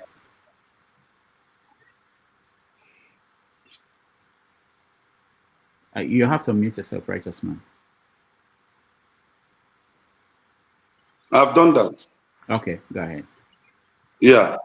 So, just few things I want to say. Number one, Jesus was not a Palestinian and can never be a Palestinian. Number two, there is no known organization as a Christian organization killing Christians in the Southeast. It does not exist. So it is a lie from the pit of hell. And I want to dispel that information and say nobody should take it. It is a wrong information. No existing organization or sect representing Christians in the Southeast murdering or killing Christians in the Southeast or elsewhere in Nigeria. It does not exist. So number three, I think when we become adults, an elder statesman or statesman, whatever used to qualify the individuals, we must know, we must be very careful of what we say, what we alter. The reason why Wole Soyinka, which happens to be hero to many people, and is not my hero because I have never benefited anything from him. And I believe that the cultism that is growing today in the Nigerian institution of higher learning, and even to the primary and secondary schools in Nigeria, he created it. And he should not forget that he was the first person, if terrorism is to be charged, that went and took over a radio station. So when he called Donald Trump the white Indian man, all of us that are of age, we can testify or have read histories of what Indian men committed. And Wole Soyinka could open his mouth and call Donald Trump white Indian man. I mean, that's enough. It's a big indictment. So banning him and stopping his visa, revoking his visa from traveling to the United States, is a welcome development. He should remain in Nigeria. He criticized Jonathan, called his wife hippopotamus, did all kinds of things, was part of those who led campaign against Jonathan. Now, 2 years is gone, 3 years in Tinubu administration. This man have not uttered a word. He has not said anything. Rather, they are naming institutions and roads after him. So it is a good thing that he was banned from coming to the United States for calling Donald Trump white Indian man. And also remember in 2015, he did say if Donald Trump wins, he will tear whatever green card or whatever American paper that he had. So those things has not vanished. The internet cannot lie. It will always remind you of what you said yesterday. So I am happy that that action was taken to reprimand others who wish to talk anyhow, forgetting their status and their age. The number 3, as regard to this issue of coup, I still maintain my stand. As long as there is no official statement from the government and the army, I will treat the thing as alleged coup or phantom coup until the man who is beaten or who was to be beaten comes out to tell the world and Nigerians that yet there was something organized against him. I will see it as an alleged coup. It is not real. And finally, that lady that came out to contest for governorship of Anambra State, please, if you can do her a favor and bring her to this, let us hear from her what she has in store for the Indian Anambra. Thank you and happy weekend to all. All right, thank you, Righteous Man. Normally, we don't interrupt rants or comment on it. We just let it go. But because you talked about fact-checking people, you said something that I'm interested in. You said that Soyinka is not my hero because I've never benefited from him. Is that how you assess heroes? Someone you benefit from? Or I'm just saying, I'm just putting it out there. So sometimes if we have to stop everybody and fact-check them and question what they said, it will be a long conversation all day. But I just wanted to think about that. No, don't respond to me. It's okay. I just wanted to say, you said it and it came out freely. I don't know. I don't think it's true for you. I don't think all your heroes are people you benefited from. Anyway, Kene, you're next. Yeah. Soyinka is not my hero. Yeah, Soyinka is not my hero because that title, that prize he got was gotten through a dubious way. He betrayed African writers. So we all know this. The laureate, whatever nonsense that he got. Yeah, no, the Nobel Prize. It was gotten through, dirty games. But the thing is, talking about the activities of terror vandalizers in the Southeast, we all know that Muhammadu Buhari was the one that actually brought down his boys to be messing the Southeast up. So the crisis that we had during Muhammadu Buhari's regime was coming from Buhari, was coming from Asorok. Now that Buhari is gone, do we hear of such attacks and killings in the Southeast any longer? No. to justify what I just said now, the Imo State Governor, Oplesi Uzodimma, actually called out fellow politicians. He exonerated IPOB and ESN from the activities then, and he called out his fellow politicians that they are the ones responsible for the killings in Imo State. So let us not be playing down on this. He is a supposed chief security officer of his state, and he is telling you that IPOB and ESN are innocent, that the killings and the massacre in the state were coming from his fellow politicians. Now, talking about the genocide against Christians in Nigeria, we had in 2016 one Eunice Olawale, the Christian preacher lady that was beheaded in the north. What was done about it? The state governor did not do anything to bring to justice on those what they call it, the perpetrators of those activities. Nobody was arrested. Nobody was prosecuted. In 2022, we had one Deborah, the young lady, that was also killed in the north. What happened to her killers? Nothing. And these are just few out of many, right? We've had situations where churches will be burned down. That same church, that same vicinity will be turned to mosques. We have cases where a community will be wiped off. Then the Fulani invaders will take up the community, rename the name of that community to their Fulani names, and even have their Seriki, that is the leaders in that community. Currently, we've witnessed where in the north, these terrorists are being celebrated. They will come in their motorcycles.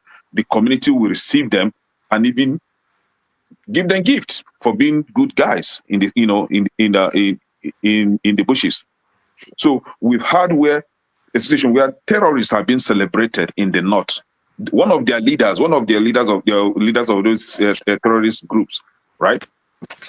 Even he will wear Nigerian army uniform, have handshake with governors of the same state, and you're not seeing that as being Islamic agenda being pushed in the northern Nigeria. You want us to believe your nonsense because actually somebody was telling me the meaning of omokri. The omokri is a small he-goat, right? So this guy is being paid to spread false propaganda against a certain ethnic group in Nigeria, and especially Christians. And he doubled that he's even a pastor. I don't know what kind of pastor. I don't know if because we know that here on this platform we have one pastor, John Abba. He doesn't behave like this. So I don't know why Association of Pastors will allow such a person to be parading himself as a pastor. So I would like to hear from our pastor brother here if this is how pastorship should be all about in Nigeria. But what I'm saying in essence is, whether you like it or not, Nigeria as it is today, we need help. We need help from this Islamic government. We need help from Islamic agenda. We don't want Sharia law in our constitution. We don't want anything that has to do with religion in our constitution. We don't want all these useless political idiots to occupy our space any longer. So if it is US that will come and cleanse Nigeria from his sins, please, God help us so that we will receive such help from this blessed government of Trump. Whether we like it or not, we need help. We need help right now. We need help from the shackles of these evil men that call themselves leaders in Nigeria. We need help from the likes of Bayo or Nanuga that doesn't know that has this for science students. Please remind me, when you lie yesterday and today you suddenly forget what you talked about yesterday. What is a form of mental health problem, right? So he will lie today, tomorrow he will forget what he said and say another thing. We need help from such people. We don't want them in our space any longer. Nigeria is our country. We shouldn't allow these people to kick us all out from our country. It is ours. We shouldn't be running away from them. Thank you. All right, thank you so much, Kenneth, for your rant. Again, I started it. That's why I don't want to start it. People now demanding that I should fact check everybody. But the only thing I want to point out simply is that Kenneth, you can say anything you want to say, but it's not acceptable to me or most people to say that Nobel Prize that Shoyinka got was he got it through dubious means. We don't decide who gets the Nobel Prize. Trump will have gotten it, but he couldn't. So the award, at least for literature, nobody is saying that people who are getting it, they don't deserve it. Not to talk about dubious. You can't even bribe your way to get Nobel Prize. All right, I won't do this again. The next person is John Abba. John Abba, we go. Where? John Abba, let me tell you what's going on with you. Because you are using your cell phone, it's not really my fault. The system takes you out because the quality of your video is bad. It's not good. So it keeps moving. You see what is happening. Nobody's doing it. So sometimes we miss you because of that. All right, go ahead, John Abba. All right. My own is still better than the people from UK and all. So,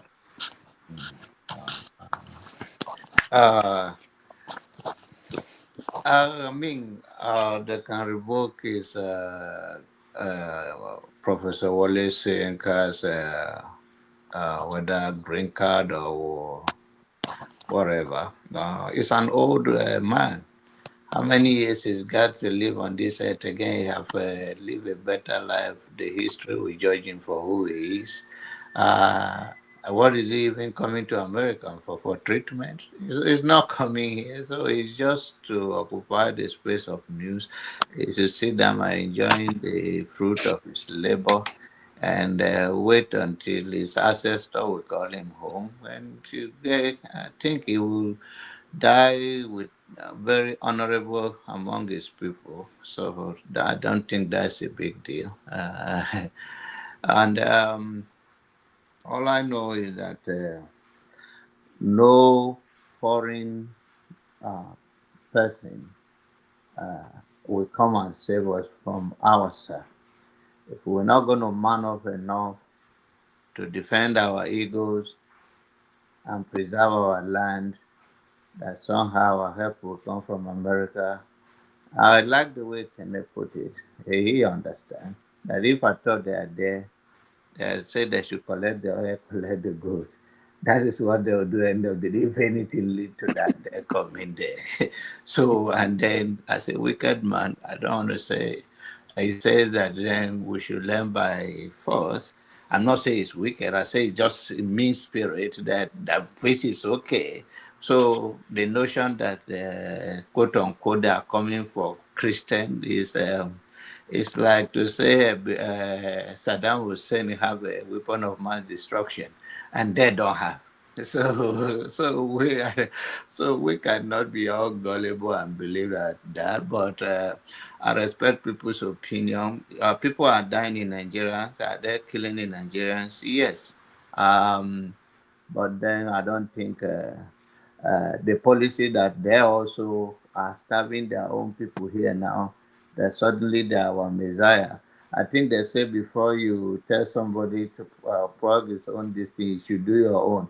So I hope Nigerians and all of us here in diaspora, I think we know better than that that's not their mission.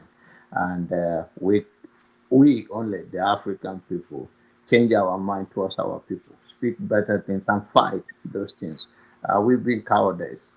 They come in here and all just to point at somebody, oh, this is not, this is that. We have to confront our problem and find a way to overcome it in our own way. Thank you.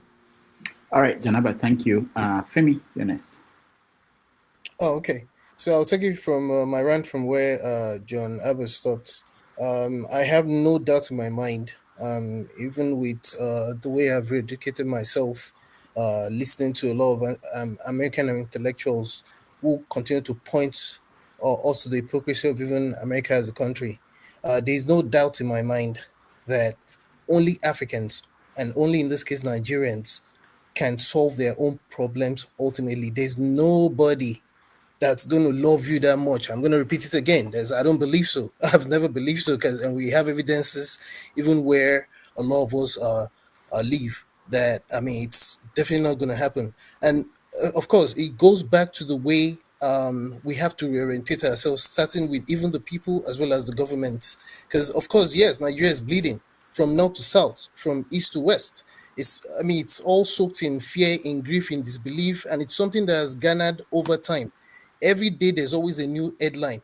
You look at the villages that are raided, travelers are abducted, there's security operatives that are doing their own thing as well. Children go missing. It's all kind of craziness, one after the other.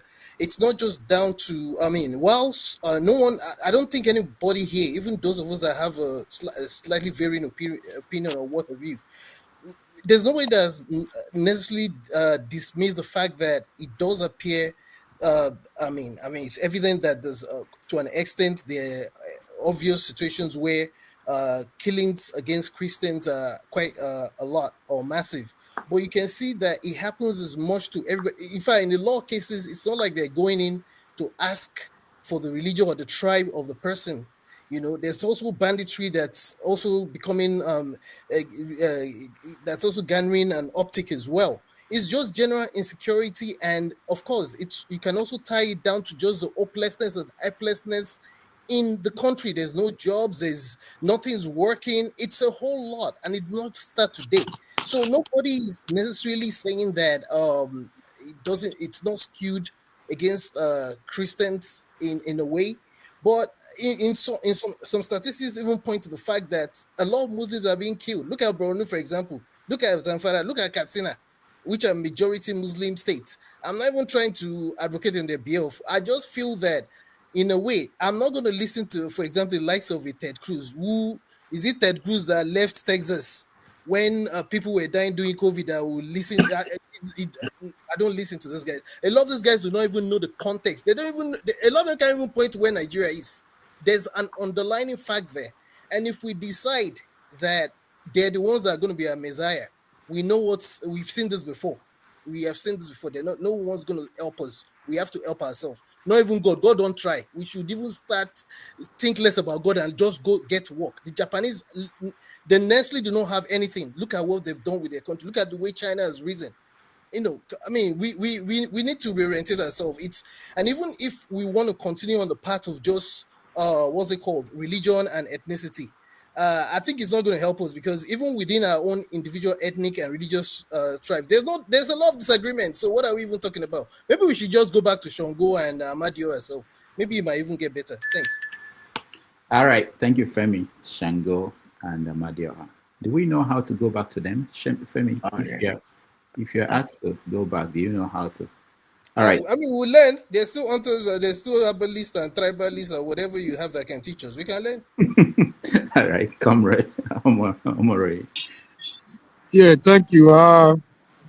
My network has been fluctuating.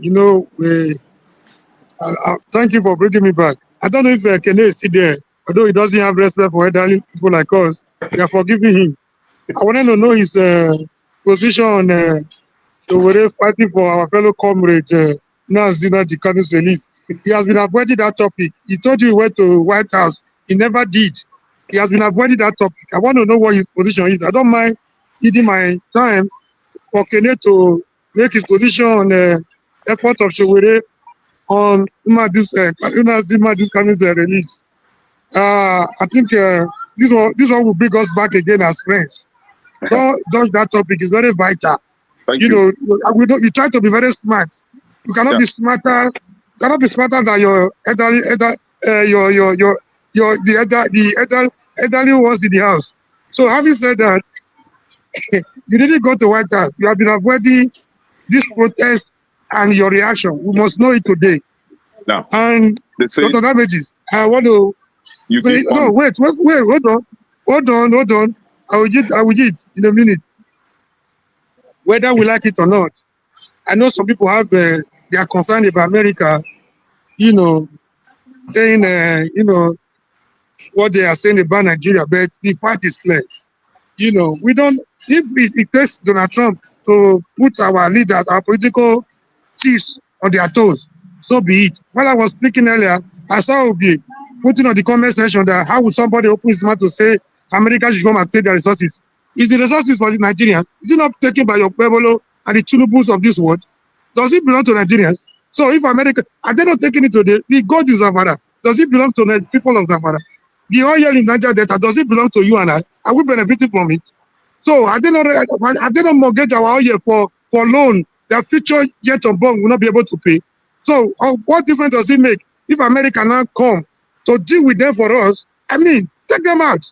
You know, get some resources and we'll get the balance. It's not better for Nigerians. Kudos, I rest it there. I use the rest time for Kene to make his position on Comrade Showere's effort on the release of Nnamdi Kanu. I rest my case. Yeah, thank you. You see, they say you give honor to whom honor is due, right? Just as Nnamdi Kanu, Showore is a leader in the activities of what they call it, activism. Yes, he's a leader here. Somebody like me, I like also Showore. a presidential material. It's also a presidential material. Hold on, I will come there. I will come there. No, I will come there because Showore did something good for the people of Anambra State, right? At least we have a very nice candidate from his party, but let me leave that one. Now, in the activities of activism, you see, Showore is a good leader there, right? And Dr. Dame, don't distract us. Don't distract us. Let him focus on the issue. Let me remind you that Showore and Nnamdi Kanu are friends. When Showore was held by the DSS, Nnamdi Kanu was everywhere, calling for his release, fighting for him. And now it is the turn for Showore. It's Nnamdi Kanu's turn now for Showore to also do the same for him. So I see two friends now fighting for freedom for Nigerians. So now you see what people will come together as a nation. Okay, good. If Showore should maintain his lane, me will be on the first line fighting for Showore for president of activism. But you know, when it comes to Castle Rock, I just don't want them to mess him up. They will mess him up when he gets there. If he gets there, right? He may end up as a presidential candidate. Apart from his ambition, rate his efforts. No, apart from his ambition. Yeah, he has been a good kid. I told you, when it comes to the only thing is that the propaganda that Sahara reporters carry. He did a good job.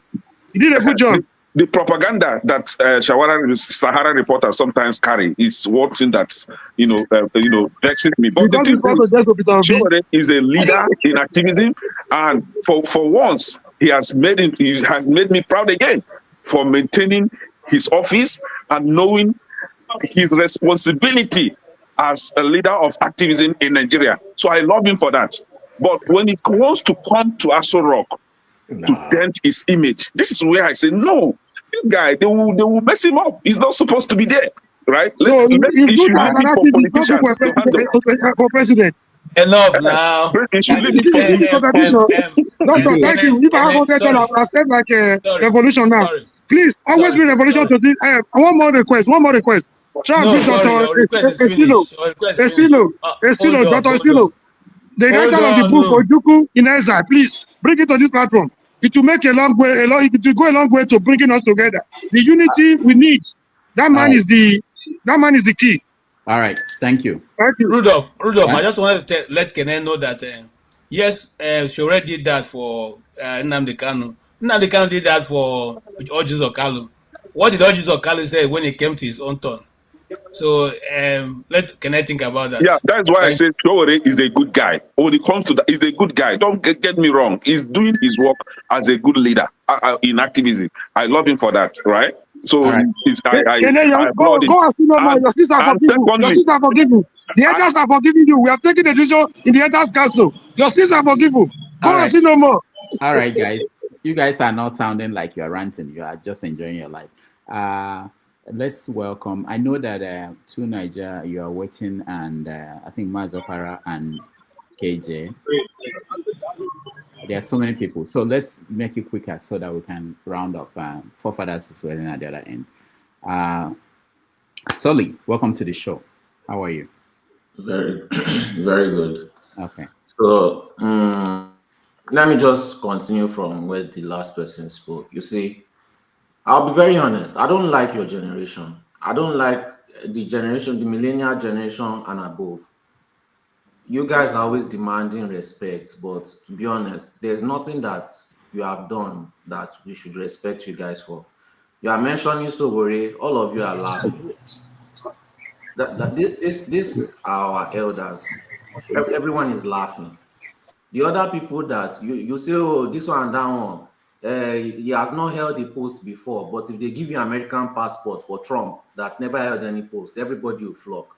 The hypocrisy is just unbelievable.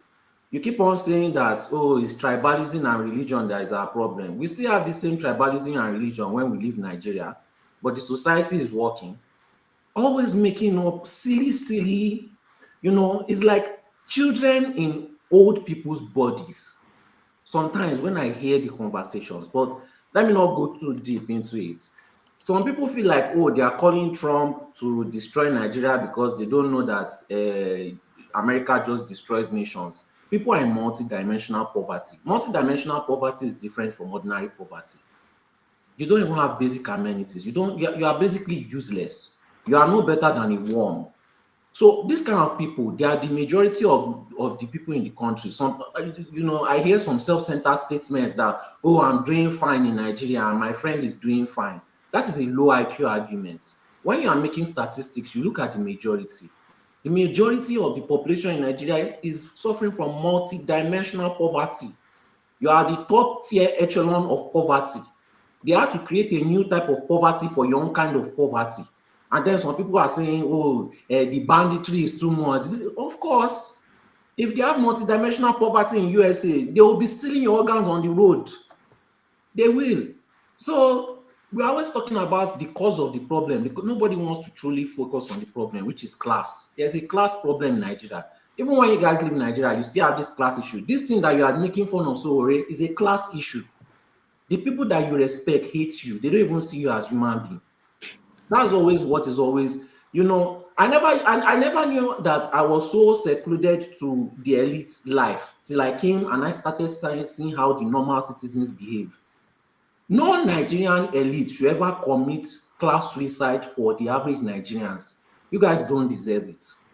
You don't deserve it because you don't respect human beings. You don't respect, the only people you respect is yourself and maybe your friends.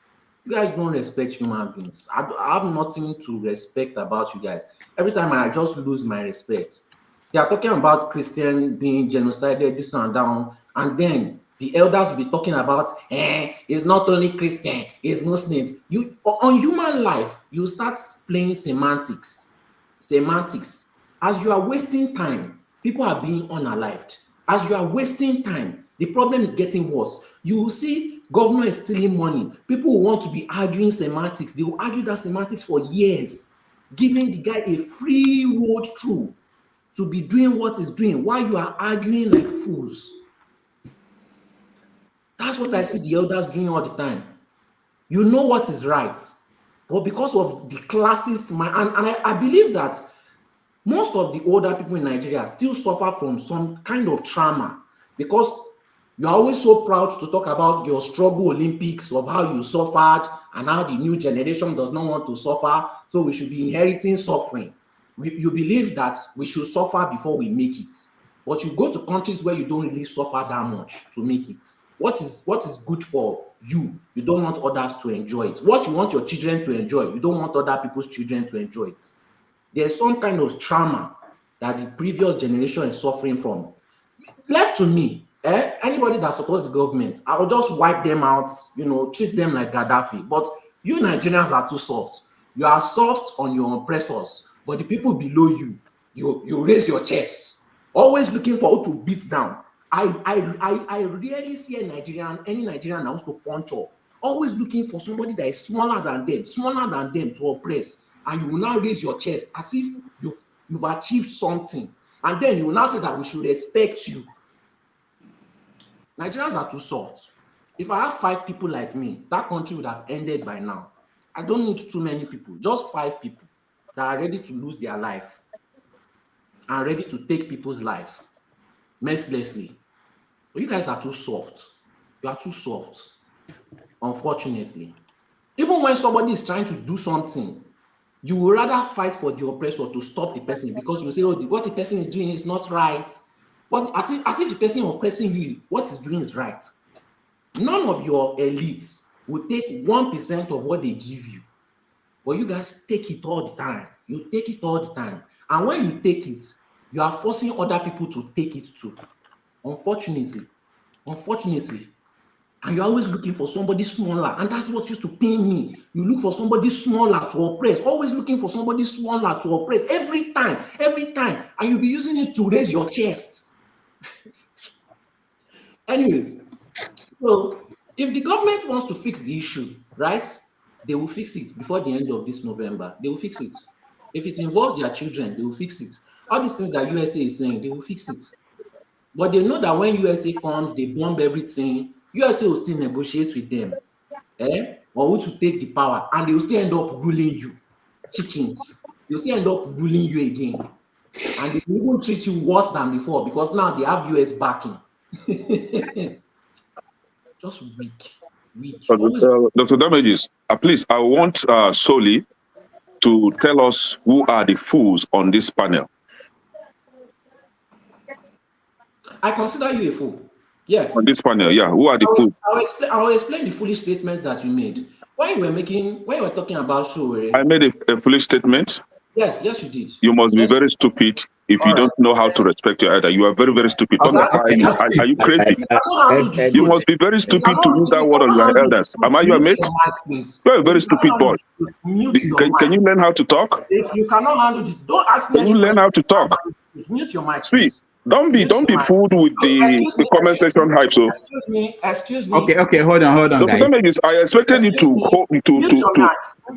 ask him to withdraw that word. Nobody is a fool on this panel. Okay, hold on. Be stupid. Can you call your hold on, everybody. I know we are ranting. Can you call your father a fool? No, hold on. If my father behaves like you, yes, I would. No, please, everybody, calm down. All right, so when you rant, you expect things like this. I thought it would be a period when we don't control what people say and let it come out. That's the idea of a rant. Let it come out, and then we can assess. Take out. It's like picking up the soil with everything there and throw it out there. That's ranting. Without filters and other things. But I know that it will also go wrong, and I do see that all the time. So that's why I don't want interruption. I try to let people finish up, and then we can then look at what is said, so that we get if there are grains, if there are pearls that we can get from that, we get it. So can I hold on? Sully, finish up your rant. Yeah, let me just summarize. This man has a family. It's not as if he doesn't have a family. He has a family. He left the comfort of the Western world. He goes to Nigeria, a third world country with majority of people in multidimensional poverty that they cannot even think well. That religion is literally their drug, because most of them don't have access to drugs because they cannot face reality.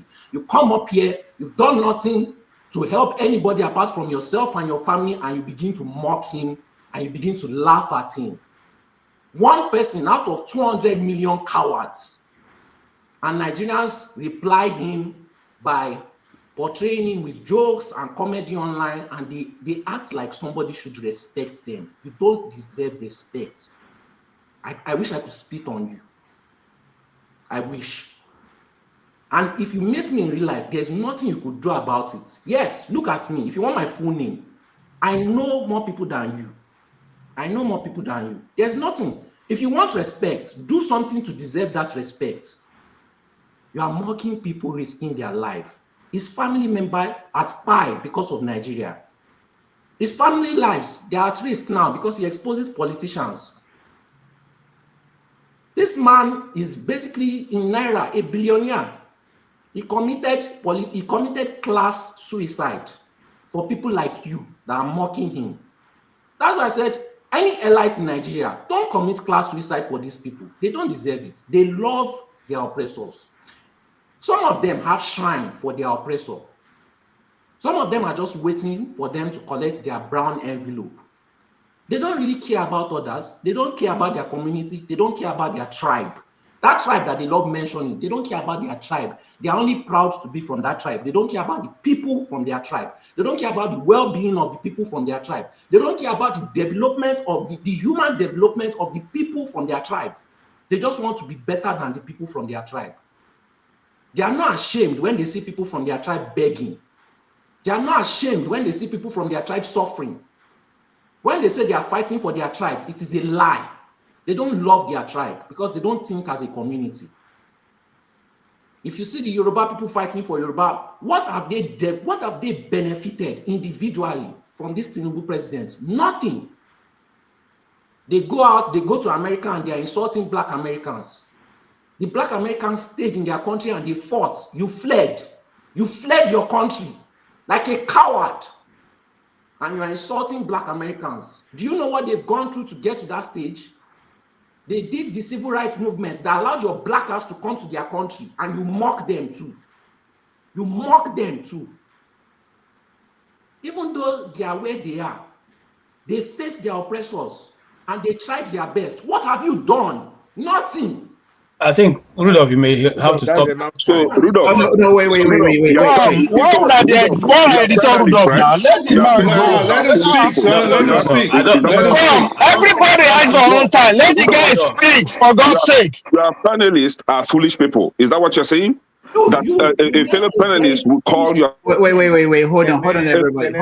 He said, have your say. He's having his say, for God's sake. It is called have your say, not insult your fellow panelists. Don't tell me that, Ovie. It is called... Everybody. Not insult your fellow panelists here. If you feel like that means he's saying the truth. No, if you feel like that means... What to do here. Guys, hold on. That is not what to do here. Listen to what I'm talking in. Listen to what I'm talking.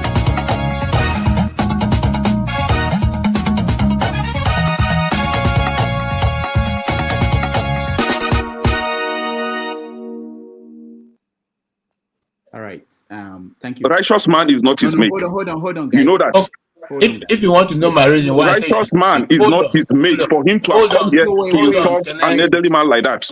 Can I hold on? Hold on. Rudolph, listen. Hold on. If you listen to the reason why I said I should stop him, because if he was dealing with just Nigerians, I will not stop him. But saying that we are insulting Black people who are here, Black Americans, nobody has ever come to this platform to insult any Black American. It's not talking about you. If you feel like that means it's not talking about you. No. It's making a general statement. No. He has. Make una allow the man will get the show runner now. Nobody has ever come here to insult a Black American. Don't put that on this platform. I know what I'm talking about. All right, KJ, thank you. The point I'm making from my own perspective is that the most important thing to me is to allow the person to finish talking. Then you can respond. Okay, whatever the person is saying, that's the concept. I know I've done this many times. In a different platform, I understand what can go wrong, and it has gone wrong. I understand what can happen. And I intentionally said we allow people to rant and say what you want to say. This is the extreme point of have your say. That when we say you're ranting, we're saying you can use words that you normally shouldn't use. That's why we do that. And it's a special time. And in doing that, we hear things that we may not feel comfortable about. You may be wrong, you may be right, but we hear it without interruption. And it's important every now and then that we do listen to people even when they're angry. And there are certain things that wouldn't otherwise come out in polite conversations, which is what we normally have. We try to be polite. When we say rant, it means that we throw many things out of the window so that we can get to some things that we wouldn't otherwise get to. And I do feel sometimes when people go to that place, it makes us uncomfortable. It doesn't mean everything is right. It doesn't mean everything is wrong, but it makes us uncomfortable. And sometimes we need to go there because we sidestep on certain things and certain conversations that we don't have it. It happens in families between parents and children. You know, when you throw away, one of the things you throw away immediately in that situation is this idea of respect. I have issue with that. I don't want anybody to respect me. I don't care. I don't need that. We should talk, especially when we are ranting. There are things we don't talk about because we have to respect. We have to manage what we say. We have to care about certain things. So I'm open for that. But the most important thing for me is that you may have opportunity to weigh in and react. No, the problem is hold on. The righteous man is not here. Can I hold on? For him to have come here and be heaping insult on righteous man, is here. It's not acceptable. Righteous man is here. I didn't even feel that he was attacking anybody. But that's not important. The important thing is that the first thing for this to work is that anybody ranting should be allowed to rant. Just like anybody moderating should be allowed to moderate.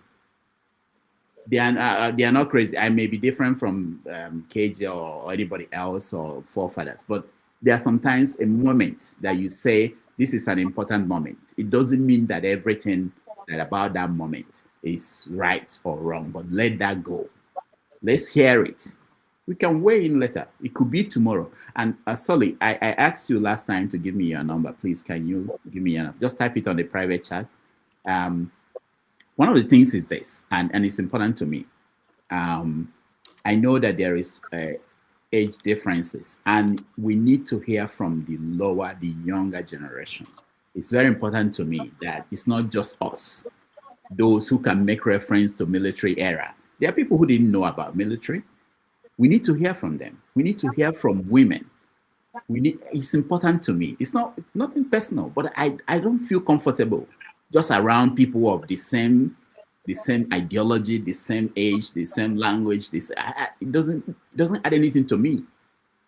It doesn't add anything to my life. I want to hear from other people. I want to learn. I want to know what I don't know. I want to know what I have not thought about. I won't get it from people around me who think like me. I'm not excited about that. I don't care. There are thousands of people who think like me. I want to hear from people who are thinking differently. That's a personal bias. Maybe you guys have seen it from me.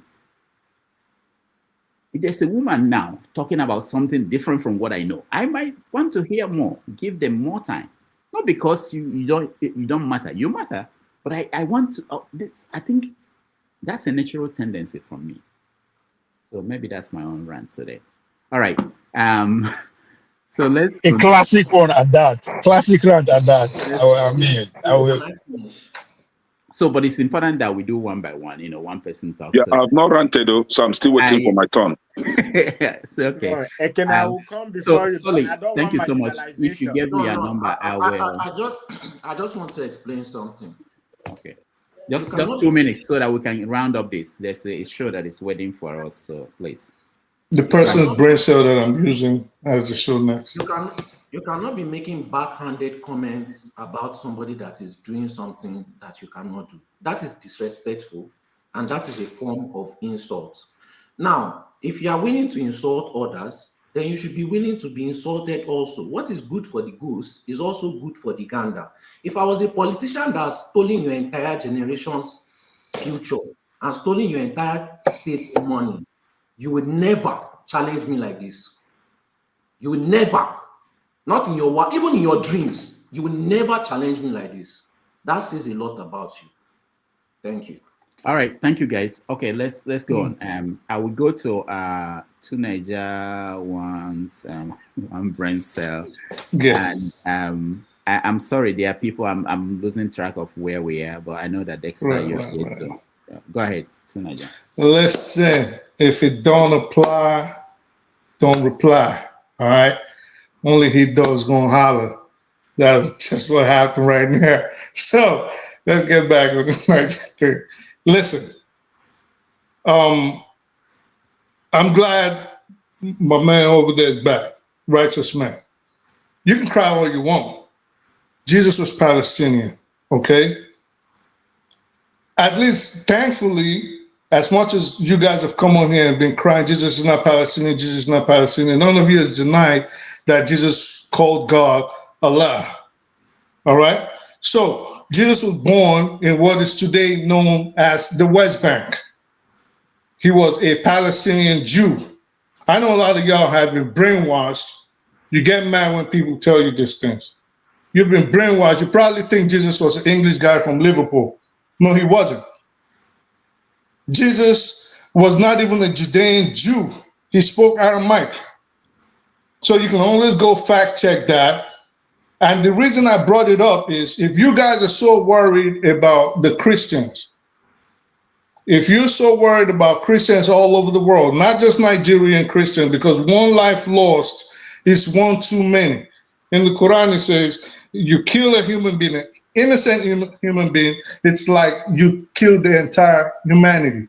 So if you guys are so worried about Christians being killed or people being killed, like you want to pretend like it's not a religious or tribal thing to you guys, why aren't you?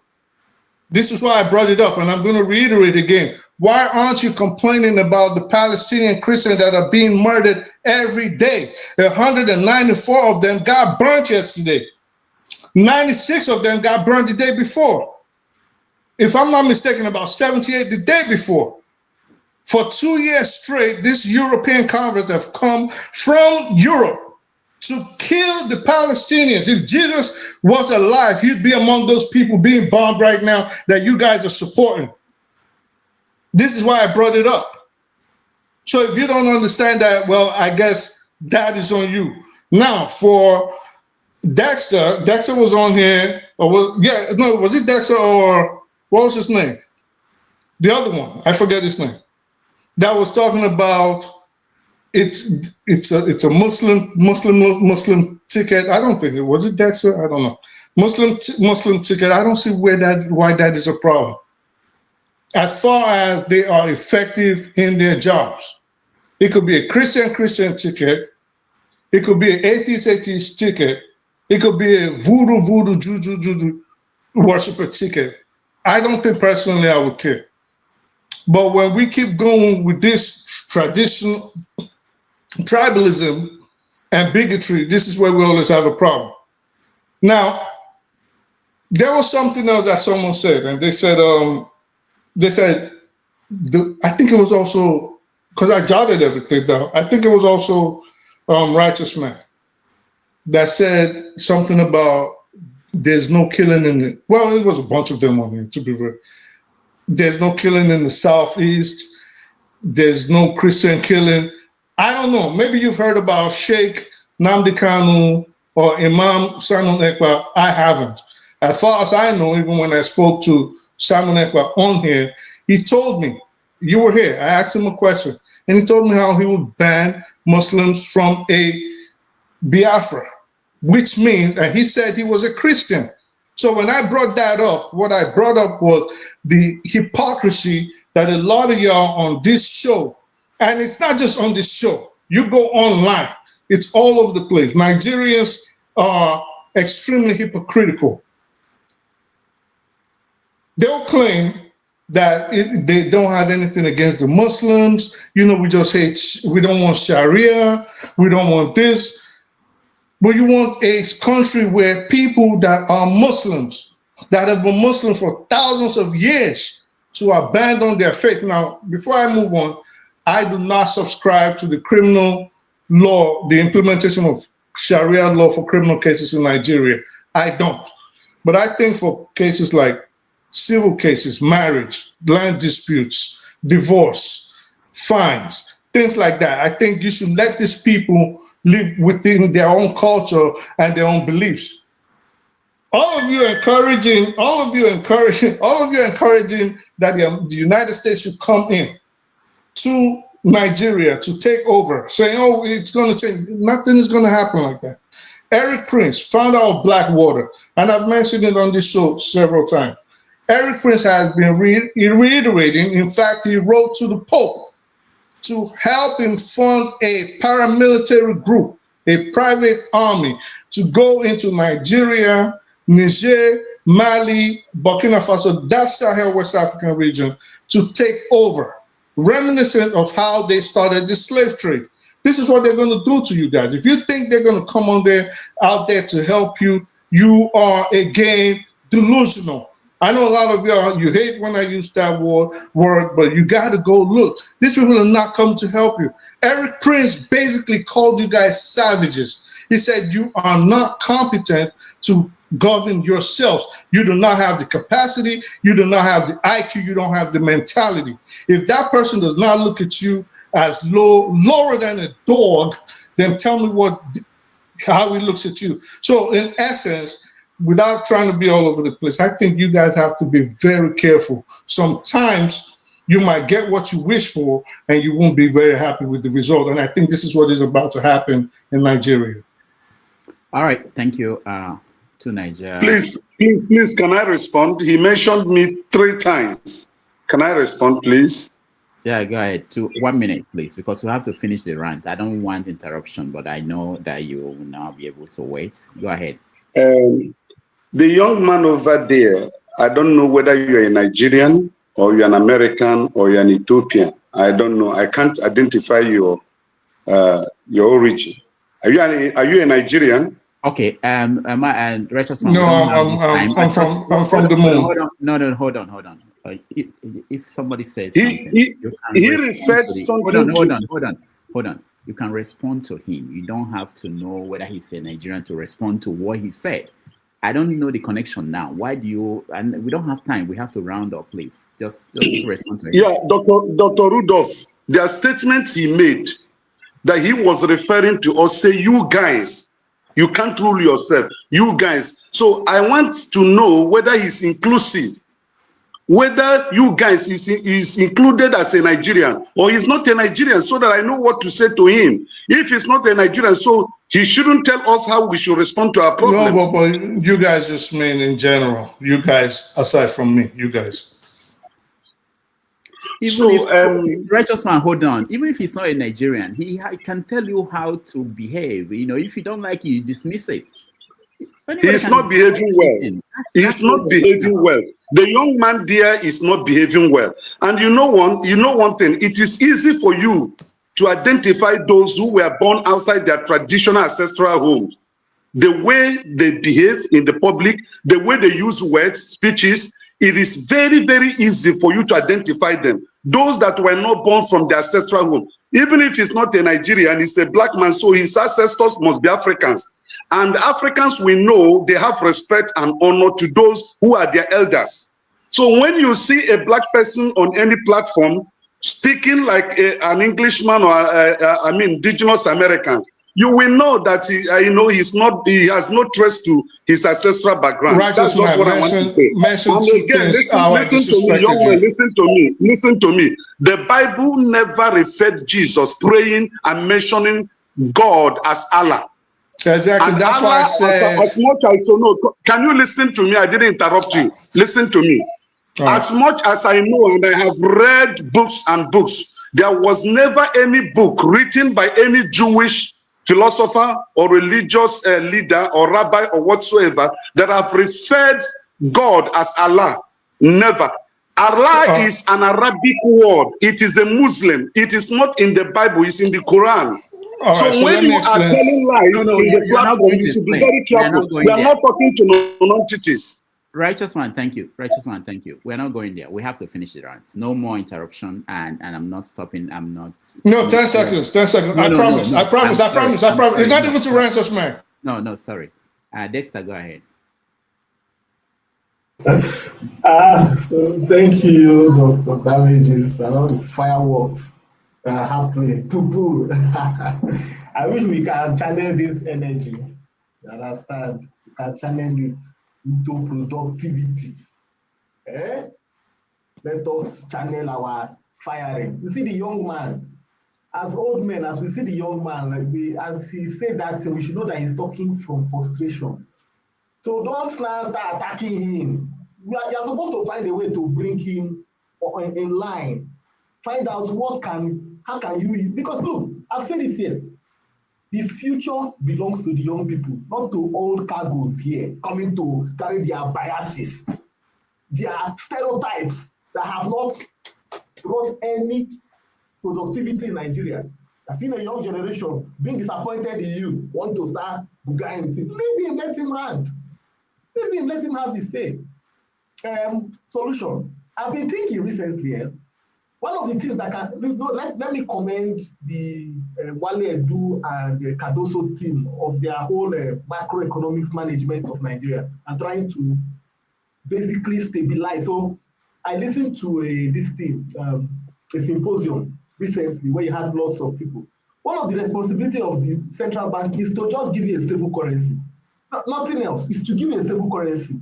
Find a way to make sure that you have a stable currency, manage inflation. Now, they've tried to salvage the carcass that Buhari was about to push Nigeria into. Okay, so let me give it to them. But I have one more advice. I think one thing that we can do in Nigeria that will help to stabilize that country, which would break the massive social divide, is we should retrace our steps before we did the structural adjustment program. Because you see, when we did that structural adjustment program, we crashed our naira, okay? And we have been doing it since. But one thing has been happening. There is a group of Nigerians that their own money is not affected by the devaluation of the naira. First, the politicians, their money is never affected by the devaluation of the naira. Then, the people working in the oil and gas industry, the IOCs, their money is not affected by the devaluation of naira. Now, that is why they hold a hegemony on the country. So what we should do is we should dollarize everybody's money. Dollarize the doctor's money, dollarize the teacher's money, dollarize the cleaner's money, dollarize everybody. Everybody should earn the dollar equivalent. If the country wants to, yes, upstairs. If the country wants to make progress, dollarize you can't dollarize the politicians' money, dollarize the oil and gas money, the people in oil and gas, then you leave every other person to hand in looking for naira. For my own, one solution is dollarize everybody. There will be hyperinflation, yes. Let me hyperinflation, but everybody will have the same value of money. Okay? Then you can now remove digits. Yes, you cost 2 digits of the money. Bring everything down. But the problem is the politicians who want to make that bold decision.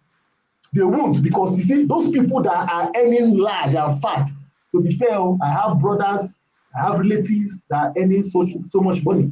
In fact, I told one of them recently that I want to sponsor a bill in Nigeria that will in fact, I'm going to write it to my senator. I'll put that in writing and send to them. He said, good luck that they will come for me. They don't want to hear, but that is the truth. So the point is this, what I'm trying to make is that we need to start coming up with ideas to solve our situation. All this, I don't see, why are we talking about Palestine? Why? How does it affect the young man? Have you seen people walking on the road in Nigeria? Doesn't it pain your heart? I can still remember as a young child in Nigeria, in secondary school, when I'm coming back, if I'm in the bus and I see a child, my fellow mate, talking, it pains my heart. I said, we don't be talking. If you don't have value, if you don't place value on the young generation, then look, if you don't place value on them, then forget it. You don't have a country. Absolutely don't have a country. Oh, because maybe your children, you can send your children to school. It is those ones that are out there. They are causing problem in the north today. Gradually, it will come down south. So what we need to start doing here is to come up with policies. It's not to be ranting the ranting should be for solutions. Come up with ideas. This energy of whether it's Palestine or whether Jesus was this, Jesus was that, who cares? Who cares? You are a poverty nation of the world. That's why you depend on miracles. Recently, a friend of mine wrote something. I saw one poster, come, miracles, healing. I said, but it's not healing. Those people need to, if you are sick, come for healing. Go to hospital. If you have, look, in the developed world today, if a child has congenital heart problem, from the womb, they will detect it and treat it. For the child has not come out to, and 6 months, they will detect the problem and they will treat it inside. In Nigeria is prayer. You go to pastor, pray. It has not helped us. Let us come with ideas. Let us live like the Homo sapiens that we are. Think, improve. Thank you. All right. Next, thank you so much. Annie Electrical, I don't know if we have time for everybody now because I haven't taken a break and I have to Just leave me a Jaguar, let them go. They'll be talking. You don't need all these. I see Jago. Jago, welcome to the show. Get him out. Annie Electrical, go ahead. You are muted. You can unmute yourself. I can't hear you. I don't know why. All right. We can't hear you still. All right. We'll have to go to somebody else. Figure out what's going on. We can come back to you and Electrical. KJ, are you with us or no? Okay, let's go to Ike. Ike, welcome to the show. And we are ranting and you have 3 minutes.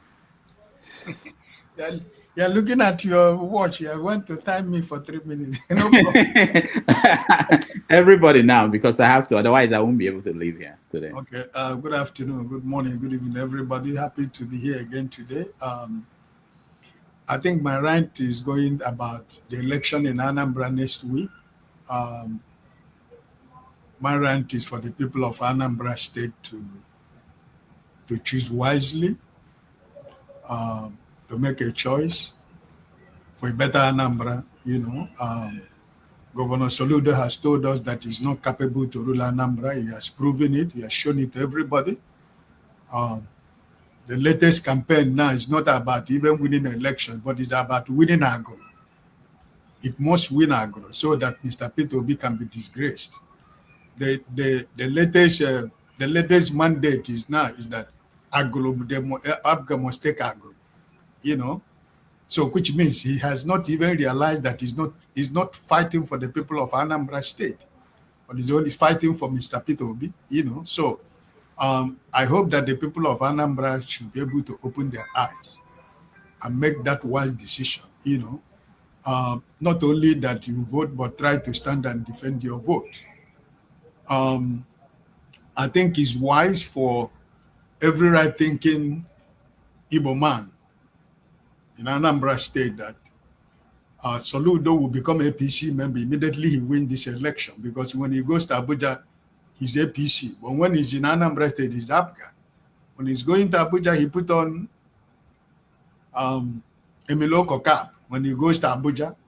And when he comes back in Anambra State, he's APGA. So he has told you what it is. And it's very, very shameful that this is a man, somebody like me, put a lot of hope that is going to do a better work, be a kind of an image maker for the politicians in the Southeast. But he has shown us that he's not ready. He has shown us that he's still the same politician that everybody used to be. If Valentine Ozibo was able to listen to people who were telling him, don't move, there wouldn't have been election. There wouldn't have been anything like election in Anambra State. And today he's crying and regretting and calling the Anambra. Nobody forced you to leave. The man you were following told you to be patient. He said, no, you have waited too much. You can't wait anymore. And Hope Uzodinma and his gang lured you into APC and they use you and dump you on the road. Now you are crying to people of Anambra State. What are you crying? You shouldn't need to cry, So I think shamefully you can go back to Mr. Peter Obi and prepare yourself for 2027 for any other thing. Because politically you are gone in Anambra State, because this is what people like us were warning you. The die-hard obedient people were telling you, please, we know that there is crisis in Labour Party, but wait, even though if it is not this time, wait. But he said, no, you can't wait.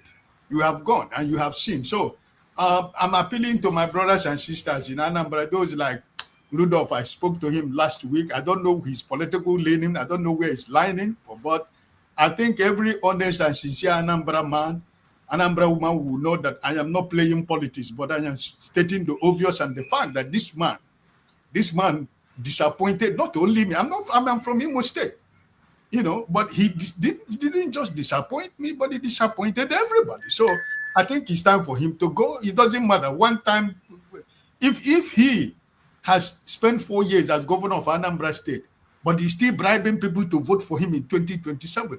I mean, what else do you want? God bless you. All right. Thank you, Ike. Ovie, 3 minutes.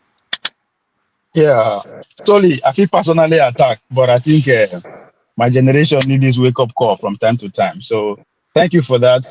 But I also want you to Are you think not about in this. my generation? No, come. No, let Nah, Mono grappa, go oh, there. grappa. Fully, that guy Okay, is a grappa. anyway, I want you to know this, right? As important as kola nut is, the tree is even more important. Tasha, figure that out. So while I was in the therapy section with my supplier, earlier on, I listened to us. I said us because it was I know that section I did the panel today. So one thing I take out from that the Christian genocide debate is it's just like when parents that have multiple kids suddenly receive a call from a stranger that one of the kids has been shot dead, and the first thing that came out of the parents' mind is that which is it the girl I've been at the boy? Now the short one I've been at the tall one, and the fat one I've been at the thin one. That's exactly when I understand our permutation about this Christian genocide. Nigerians are being wiped out in mass, and we are looking for the allegiance, which foreign religion that person belongs to, so that we know the kind of grammar we will use to construct our arguments. It only shows one thing, that's how conquered people argue. And you again see further to Wilson quote that I always quote here. If you control the man's thinking, you don't have to worry about his action. So with the wait first, boy, that person will go feel relate to that religiously before we know how to. So that's what I see. As somebody who early introduction to all these things are through religious and through traditional homes, Igbe and the other things. I see the two religion as my enemy, and I'll give you reason. If you go back to late 1800, first of all, I will say it here that I think I will proud to say, I'll challenge anybody. I came from one of the most rockiest city, if not the most rockiest city in the world. At the time, there are more rocks in my village than people. When I mean rocks, no be small stone, like where they like a Rudolph village. I'm talking about rock like a Zuma rock. You can Google Oruku rock, Oruku. You understand what I mean? As of today, there are more rocks than houses in my place. Why? It was due the invasion of the British in late 1800. My people find refuge under those stones. That's how those people survive. I am using that scenario as to illustrate this genocide of a thing is that Christian genocide of a thing is that as at that time the British government is anchored on three legs: the state, the royal home, and church. Church pretty much is the arrowhead. So the invasion of the Benin Kingdom was pretty much spearheaded by church, by Christianity, and our life has never remained the same again. Fast forward to today, the small land where we get the farm between us and Kogi State, the Fulani and the Islamic State are taking over that. I am telling you my own experience as a Nigerian. I don't need any journalist to come and tell me what is going on. So I am a victim of these two religions. And my prayer every day, my calculation every day is that what happened to River Niger and River Benue in the conference states, local of Kogi State, as they drive those, so shall these two religions will die in my fatherland. They no go progress past this era. They no go. That's why I feel sorry. These two religions no go progress past our era. They don't die, they go die. So they know me well, and they will never end well. So if you like, what would they judge who die by their religion? When it reach our turn, so we go judge which God you dey pray to before we know how we take address. And so, as I said, that's how conquered people think. We're a conquered people until we understand that the next generation now they go continue. All right, thank you, Ovie. Let's try an electrical again and see if that works. If not, we go to the next person. Go ahead. We still can't hear you on electrical. All right, you have to log out and maybe come back if we're still here. Jagun, welcome to the show. Okay, I wanted to know whether good day to everybody. Hi. Are you hearing me? Yeah, we can hear you. Very well, thank you. Very well. Good day to everybody, panelists, those who subscribe to the chat, and those viewing. I've come on today. I've been listening, and generally not liking what I'm hearing from most people. And I have to give Solly deep thanks for bringing some sense of reality to the table for everybody here. You know, I don't want to really mention names, but I will. You know, my brother Kenneth, sometimes he speaks and I'm listening to him and I can't find out where the love is inside him. The speech that comes out of him is always full of hate, pressure, tantamounting to let's kill ourselves. It doesn't really, when I'm there, I'm trying to listen for some sense. And I can never hear anything reasonable, anything well-being. I'm only hearing hate. Even in the way he speaks it, it's with such ferocity. I'm thinking, is all this really necessary? Is it necessary for you to be spreading hate like this? Okay, fair enough. Nobody cares. I respect who he is, and I know he doesn't care about what anybody else says. He's not a man who can be corrected. So we leave him where he is. But at the same time, you see, when Solly spoke about respect, it's a deep thing, respect, because you know why? We all value respect that is afforded us. But we don't really give respect. When I hear Kenneth speak, I can't hear any respect in his mouth. None. All I can hear is violence, bigotry, and downtroddenness. I think, who's that for? Who's all this for? It's not for me. Keep it to yourself. Please tell me one hateful thing that I said. Brad, thank you for your Tell words. us one hateful thing that I said today. No, what only thing? You can speak. Brad, yeah, absolutely. Don't interject. I wasn't there to interject you. I listened to you. Now you listen to me, my friend. What I'm putting to us all here is that Solly spoke in such a way that should give us all reference as to what respect is. Because he spoke the truth. We as Nigerians, we've been ignorant all over the world. With all our special powers that we have as Nigerians, ignorance is still the thing that's in front of us. I lived in this country, the UK, for an awfully long time.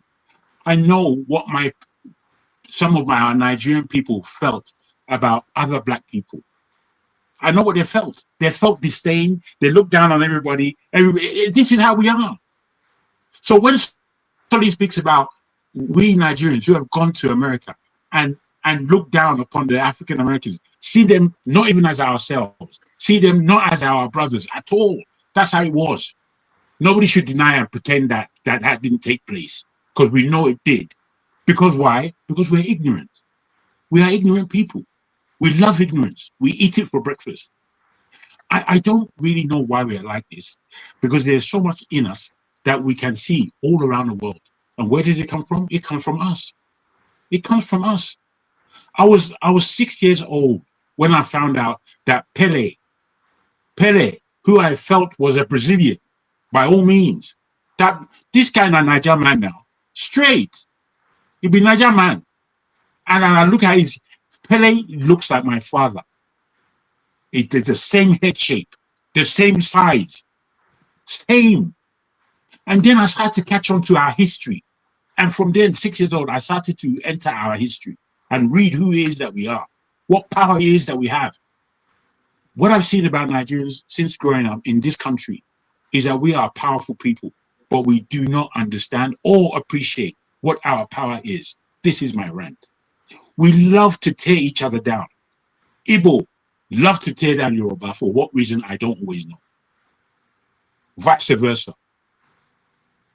We have people who are in the north. We just tear them down anyhow and feel that it's free for us to speak like this. Nothing togetherness, nothing building our power.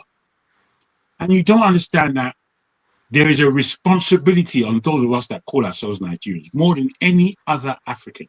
There's a responsibility upon us. And that responsibility is to galvanize our power, because there is a greater power, there is a power that may not be greater, but there is a power that is coming across the whole world at this moment. And my whole feeling about being on this panel is that we have to inform each other as accurately as we possibly can, because we're in trouble. this thing that has recently happened in Jamaica, I might be a bit controversial here. This thing that has recently taken place, Melissa, that has swept across Jamaica and other parts of the Caribbean. I don't know if we're aware that this thing may be man-made. That there are reasons for Jamaica to be flattened the way it has recently been flattened. And those reasons are reasons of the New World Order, the smart cities. And when you see the proximities and the fact that Jamaica isn't a country or a nation who has people who are weak-minded in the way of beckoning to the Western the Western ideals. Yet their prime minister was recently in Israel. In the last couple of years, he's been in Israel taking notes about how he should behave to his people.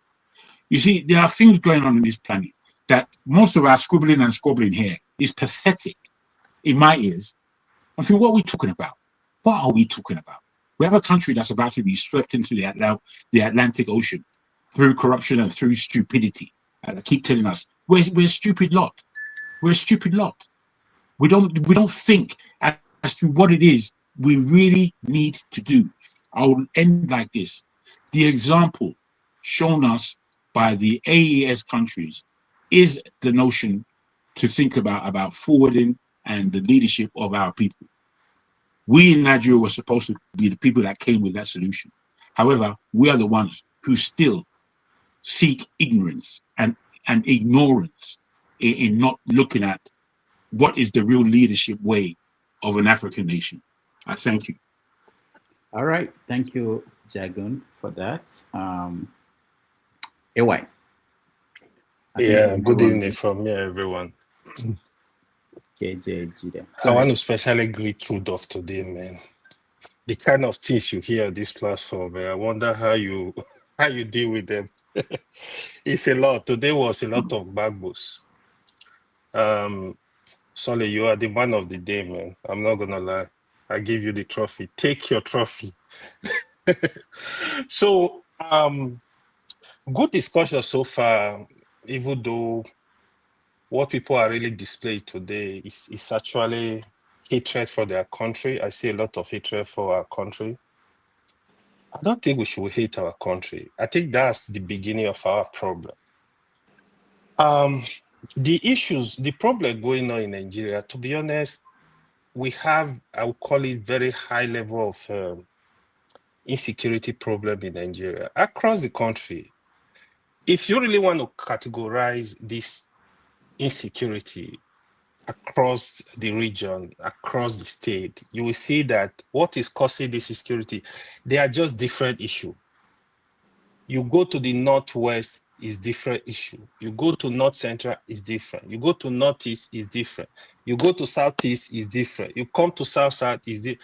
Really, the only region that is relatively peaceful in Nigeria is the South, is the Southwest. That's the only region that is relatively peaceful.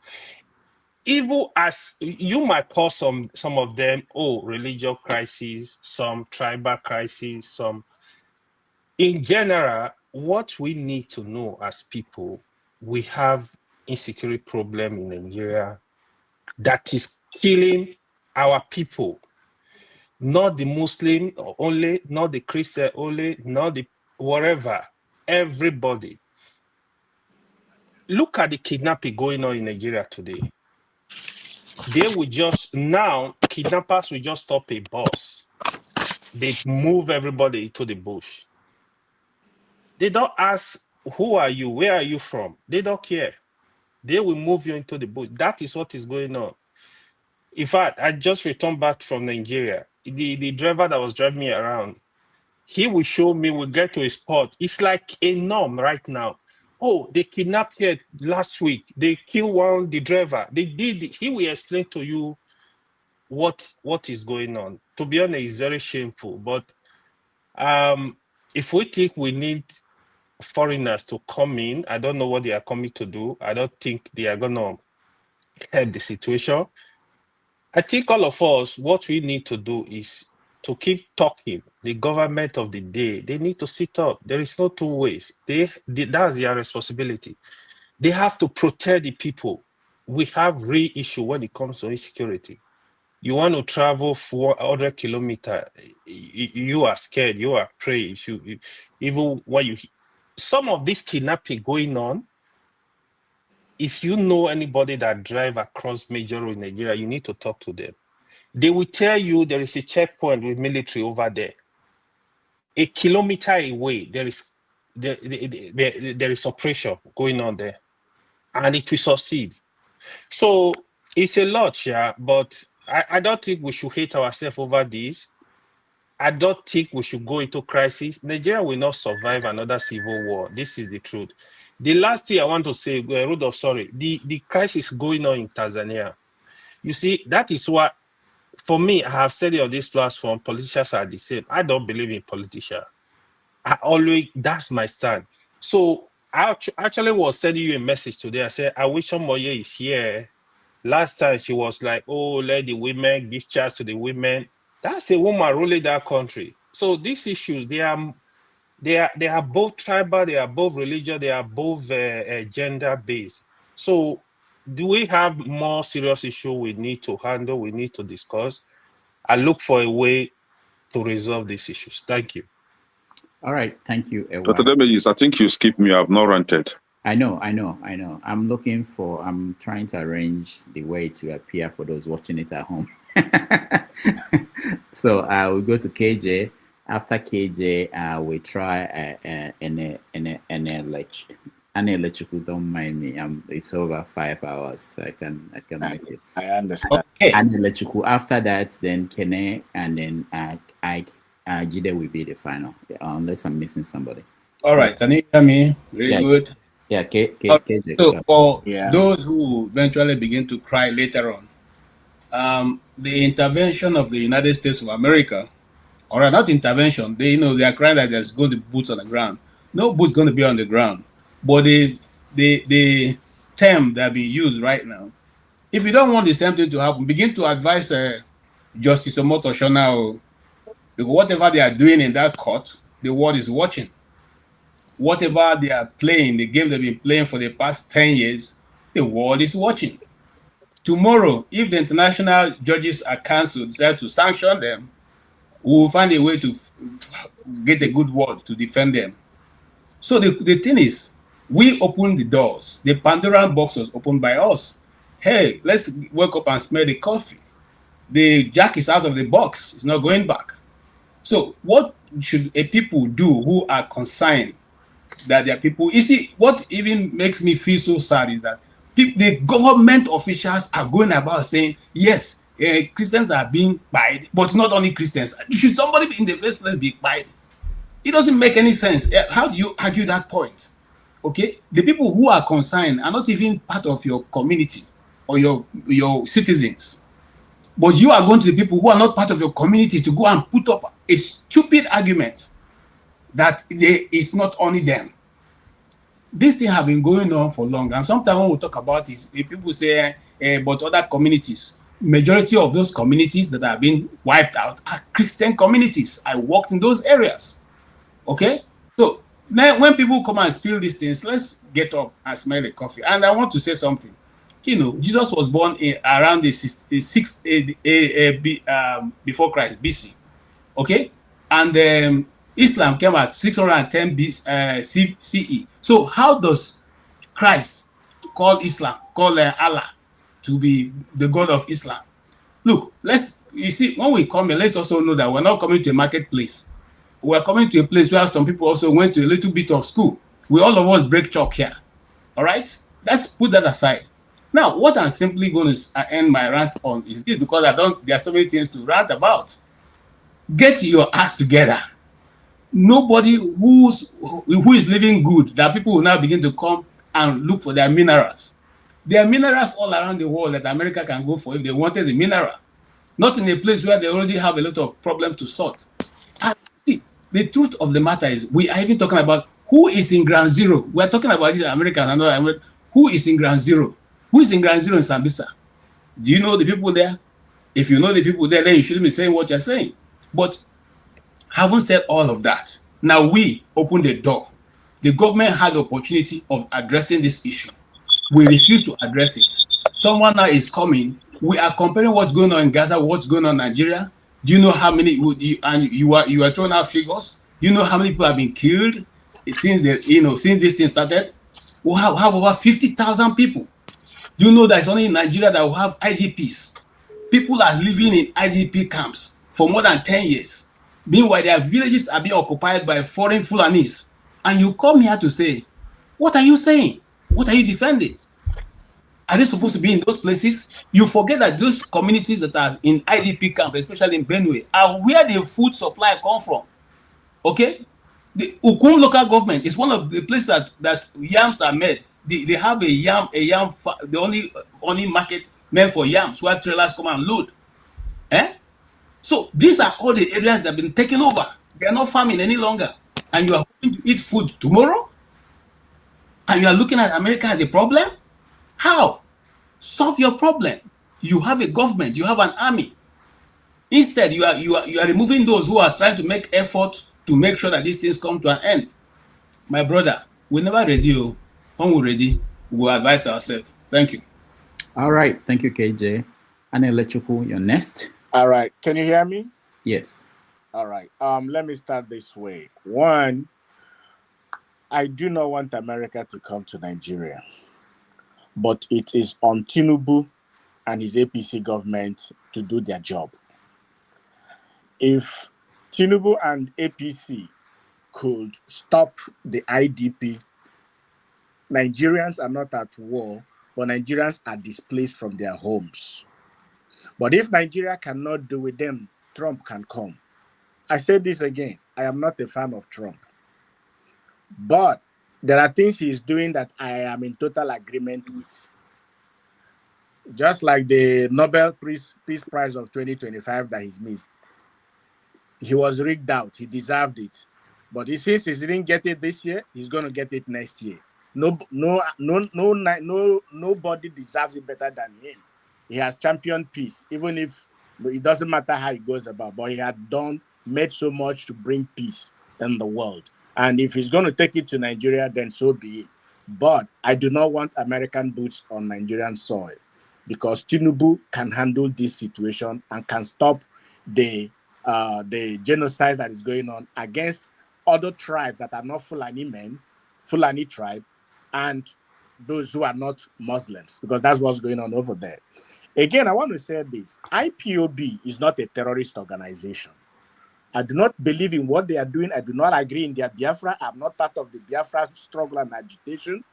But IPOB is not a terrorist organization. And Nnamdi Kanu should be released.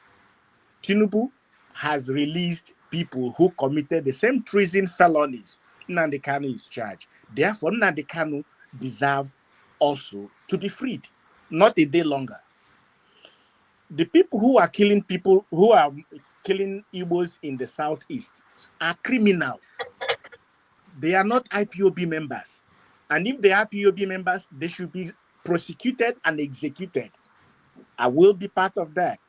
Now, the situation regarding the coup thing, for me, it is all about just like the IPOB propaganda for 2027. All Nigerians need is, please, be intentional for your country to be better. Let us be honest to ourselves. All right. I didn't stop. I think it's a big problem with this internet. Yeah. Kenneth, you go next. Yeah, thank you. A dishonest person. Okay, carry on. Can you hear me? Let me allow him to finish. Are you hearing me? Yeah, 1 minute. Yeah. One more minute. Sorry. This thing is good. Okay. Let me just finish it up. See, I do not like people who grandstand in ignorance. It bothers me. People who grandstand. What is a lie? You propagate it as it's a truth. Jesus is not a Palestinian. The Quran respects Jesus as Isa, as a Jewish prophet. How can an Islam, a religion that started 610 AD, I mean, 610 years after Jesus died and was Go and read, sir. Go and read. Go and read. Go and read. There is nothing to read. Okay, let me explain this. Where was There Jesus is a born? Palestinian. Okay, hold on. That is when you were talking, I didn't interrupt you, man. The Syrians do not believe that Palestinians exist. They don't believe it. Go and see the young man whose father was a founder of Hamas. Focus on the topic. Focus on the topic. Just try. I'm only telling you. Okay, the topic is your claim, your false claim. Now, one thing is this: when you are wrong, I will tell you you're wrong. When you're right, I will tell you you're right. If you do what is right, I will agree with you that what you said is right.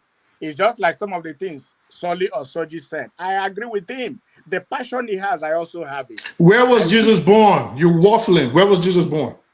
Jesus was born in Judea, Bethlehem of Judea. Bethlehem.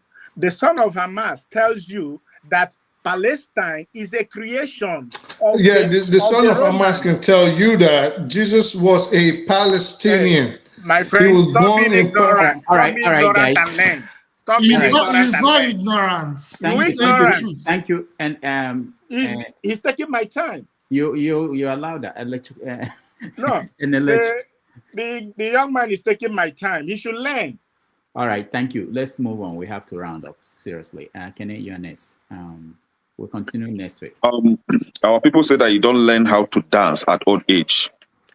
A dishonest person cannot suddenly become an honest person. A healed, raised child cannot all of a sudden act well, especially in the public. Let me leave that. I will revisit that. I want to ask my brother Boom Boom Ray, do you support the genocide against? I don't want you to respond. Yeah, you're my man. Come on, man. Yeah. Do you support the genocide against Christians in Nigeria? Because when you ranted, you were all about Palestine. You said nothing about the genocide against Christians in Nigeria. See, I'm a Nigerian. I should be talking about how to fix my house, not how to fix somebody else's house, especially someone that has no business with my fears, someone that doesn't even know that I exist. So I should be talking Rudolph, about is it okay if Nigeria. No response. Because that I did. Don't care how my house is. So it is my responsibility to talk about how to fix my house. Now, somebody come up here, an old man, said that that I've been very, hateful on this platform, and I want to ask, and I asked that old man, can you state one hateful thing that I've said against any person on this platform? He could not say one. So he came with a mindset of attack on Kenneth. You see, you don't attack a useless thing. You attack something that you think is a threat against you, especially something that is very important. Now, but this person ended up not talking about how to fix his country, the country that he so dearly loved, but how to fix Jamaica. You see, he's talking about how to fix the country that aligns with his lifestyle. But that is it. Now you have Generation Z. We have our children that we properly raised for the good of the community. We give them good upbringing. The generation, that Gen Z that you talk about, we have good children that have Gen Z, good children that have Gen Alpha. But when you see a child being raised by a frustrated mother, there is no way he can hide that heel character in him. Somebody come up here and say that he's talking out of frustration because of what is going on in Nigeria. You can learn how to control your frustration. How about if you want to voice out your frustration, how about attack those that actually are the cause of that frustration? As far as I'm concerned, nobody on this platform caused the ring going on in Nigeria. Nobody else on this platform frustrated your life. See, everybody here will be able to witness that I don't spare any politician. But in my state, Anambra State, where I come from, We had a drunk. I come up here and I attack his way of leadership in Anambra State. Currently, we have a criminal, confused professor that doesn't know what he's doing. And countless number of times I've attacked him on this platform. But we have a child that doesn't even know who his governor is. And come up here to attack his elders, right? So come up here to attack people that has his mates or even older than him in the house. And I bet you this mobile cannot stand my fourth child in everything, in any level. My first son, you can't stand him in anything, right? But you are here to attack an older man. And when I asked, can you tell us who is that foolish person? And you now open your dirty mouth and say that I said foolish things on this platform. Oh, our people will say, eat goat, but your father raised sheep. Because there are some things you don't say. Wait, let me forget it. Now, we have a country where our condemnation for injustice, our condemnation for criminality is very selective. Provided this politician is from your ethnic group, you don't condemn them. But everybody will bear me witness here that I don't support any criminal politician, be you Igbo, Hausa, Yoruba. I'll come out and attack you straight. But we have people here that will never speak against their own criminal politicians. But when it comes to Kenneth, they will jump out because they all know that, one, I love IPOB. In short, I'm an IPOB member. You can't stop me from that. IPOB is not a criminal group. IPOB is a representative of Ndibo worldwide, wherever you are. You are an Igbo person, you are an IPOB. IPOB is a good people. We are calling against the injustice against Ndibo. Nobody stop you from calling out, talking about injustice against your own people. But why will you be jealous? Why will it be hateful that we say we don't want this kind of treatment being meted upon our people? Why will you be hurtful? Are you not a witch and wizard? What is your problem? You cannot be a poor person and still be a wizard or a witch. You have to choose one. Why will you be hateful that we say that we need a better way of running a government, a better way of running a country? Why will you be hateful? How is that hateful speech? How is that hateful speech that we say this killing against a certain group of people should come to an end? How is that an hateful speech when your leaders could not stop that killing and somebody else, your neighbor, wants to come and help you stop it? Why wouldn't you embrace that? Why wouldn't you embrace that? You will block the road, you refuse to walk, and you are preventing others from walking. How dare you? Who born you? It's either you walk or you give chance for others to pass, right? You don't want to fix the country. Somebody wants to fix it for you, and you say, no, whomever that calls for the helper is a bad person. What is wrong with Nigerians, actually? What is wrong with you? Conclusively, if you come to a platform, on a platform like this, know it that there are your mates on this platform. There are those older than you, and there are maybe those you are older than. But please, learn how to make your presentation without personal attacks. You are free to attack the politicians. You are free to counter what anybody said here or says here. But you are not free to insult anybody personally. It is have your say doesn't mean that have the insult against anybody on this platform, right? So learn to work on that. If you have a bad character, go back to your mother and your father so that they will retrain you. Thank you. Right. Thank you. Finally, well, Robert. Jide, sorry. Yeah. Thank you so much, Dr. Rudolph.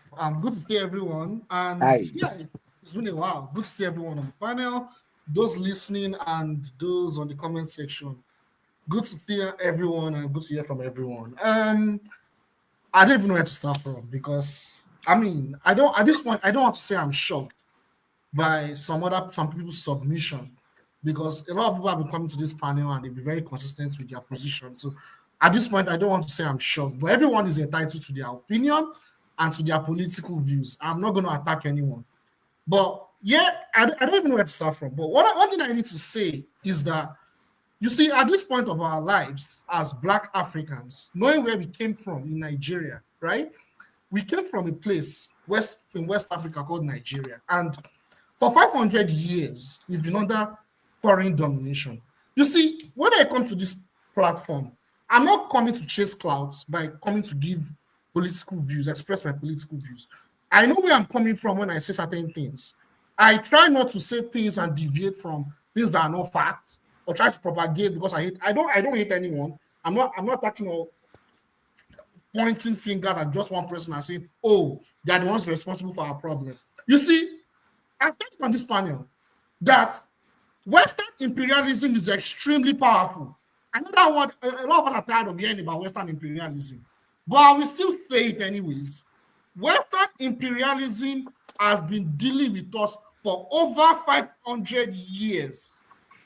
And to the point that the product of Western imperialism, colonialism, slave trade, post-colonialism, neo-colonialism, sponsoring extremist groups to cause division, cause chaos, extracting our natural resources, impoverishing our people, using religion to destroy our identity, making us mentally damaged and ignorant.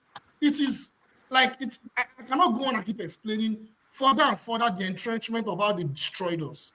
So now, I need to read this press release. I want everyone to listen.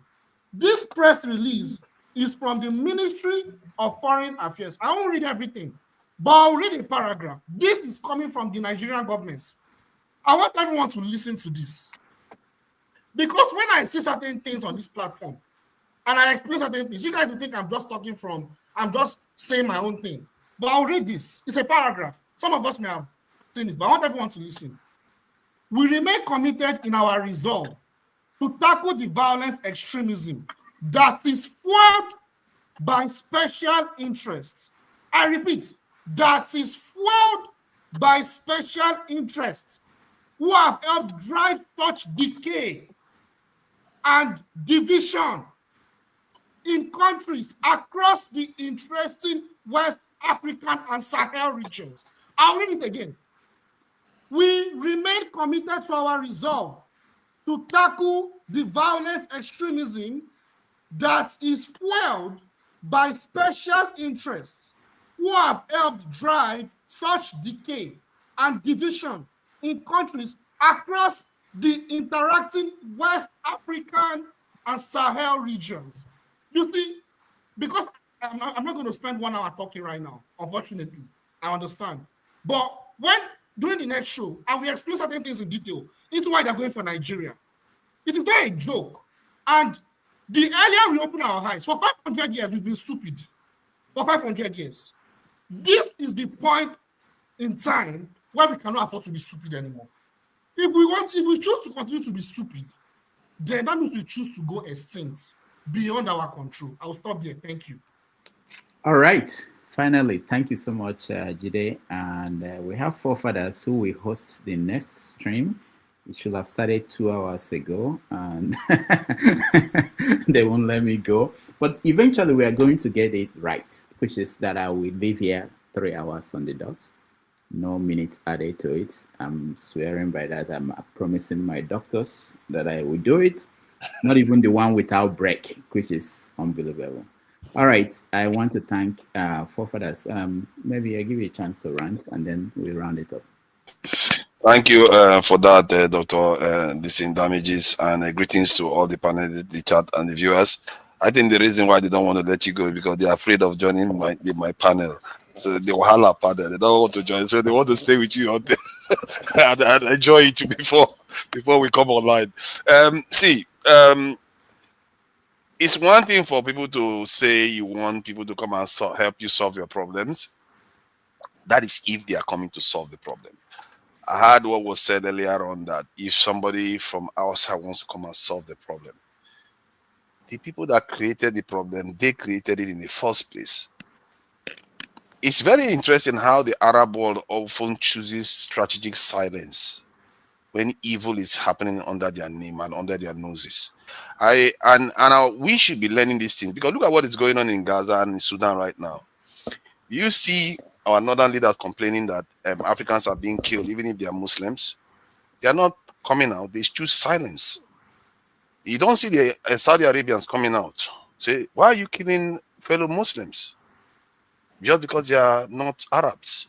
Silence. Nobody's calling them out on all these things.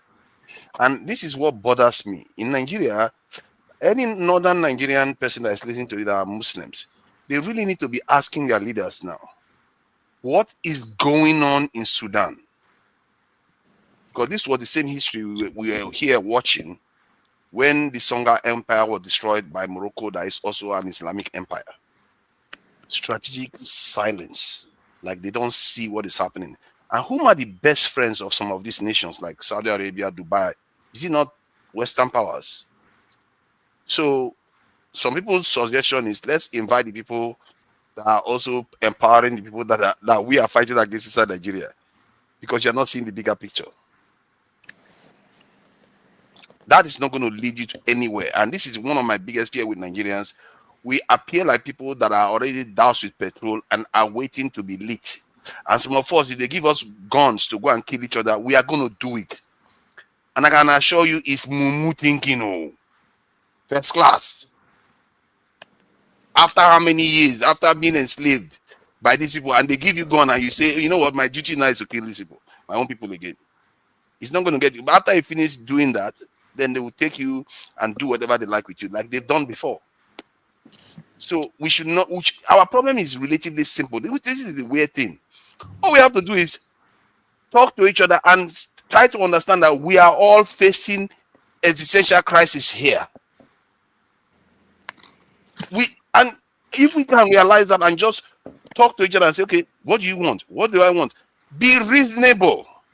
Because what we are living now is not.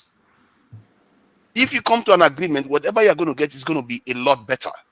Anybody that is selfish, ostracize them.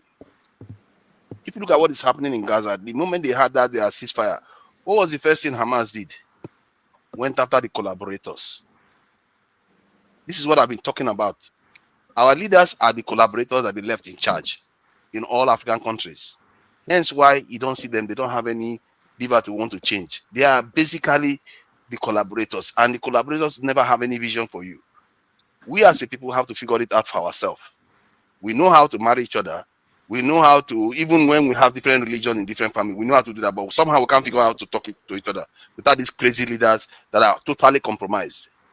Watch Americans and watch Europeans to see how they deal with leaders that are compromised. You are going to watch it happen in the next coming years. You see how they too are fighting to take over their own countries from leaders that are compromised. What you are going to learn from that will also help you open your eyes that even if your leaders are compromised, you should also be able to wrest power from them. There's no reason why we can't do that. We have the numbers, we have the resources. All we have to have is common sense. Thank you. All right. Thank you so much, forefathers. For those who want the conversation to continue, join the conversation, join forefathers on this next stream coming up. Let me thank those that supported us. It's very important. We are running out of cash to sustain the platform. Oscar Blackstone, thank you so much. Always there for us. Brick House Capital, thank you so much. KJ Bread Stylist, thank you. Also, hold on, please bear with me. I'm getting some messages here. Mr. Show, thank you so much for supporting us. Brick House Capital, thank you. Young One, thank you so much. Brick House Capital, thank you. You guys think that we can do this without these people? No, we can't. I'm telling you. I'm just finding out at the end of, whenever there is a show at the end of every month, that's when I remember that there are people waiting to be paid and we have to pay them. And then things we have to pay for subscriptions that we have. Again, thank you everybody that supported us. Thank you for everyone who joined, those on the comment section, those that watched at home. We appreciate all of you. Tomorrow, We have 90 Minutes Africa with Dr. Anosike, who will join us. He's an analyst at Voice of the People TV in Lagos. On behalf of all my people, producers, people at the back end, people who send things to me, I thank everybody. Forefathers, thank you so much for being here. Jide, thank you so much. Jagun, thank you so much. I appreciate you. Kene, thank you so much. Two Nigers, one brain cell, thank you so much. Anne Lechuku, thank you so much. AY, thank you. Righteous Man, thank you. Jefferson, thank you. Pansat, thank you. I see you are coming in, but we are leaving. Ike, thank you. Femi, thank you. And who am I missing? Everybody, thank you. I appreciate all of you. I will see you tomorrow. Pansat, I'm so sorry we can't. It's straight 5 hours without break. I really appreciate you. But the important thing is that you were here and I told you that this platform is for everybody, just like you. And just like you want some people to go, some people want you to be kicked out, not to ever come up here. But we won't do that. We are open for anybody who wants to have a conversation with us. Thank you, everybody, and I will see you tomorrow.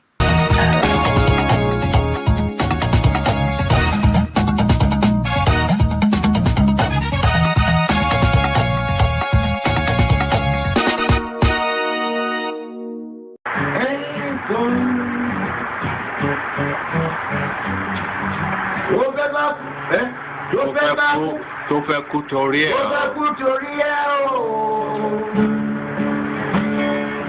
Bye-bye, all. Bye-bye. Ọwọ́ ẹni ló ti ṣàánú kọ́. Ayé la bá, ayé la fi sílẹ̀ sí. Ọ̀nà èyí yóò. Thank you so much for watching. Thank you. Have you subscribed? Yes, you. Have you subscribed? You. Yeah, before you go, click. It's free. Click. Just that's it. Have you subscribed? You're laughing. Have you subscribed? Have you subscribed? Thank you. Thank you.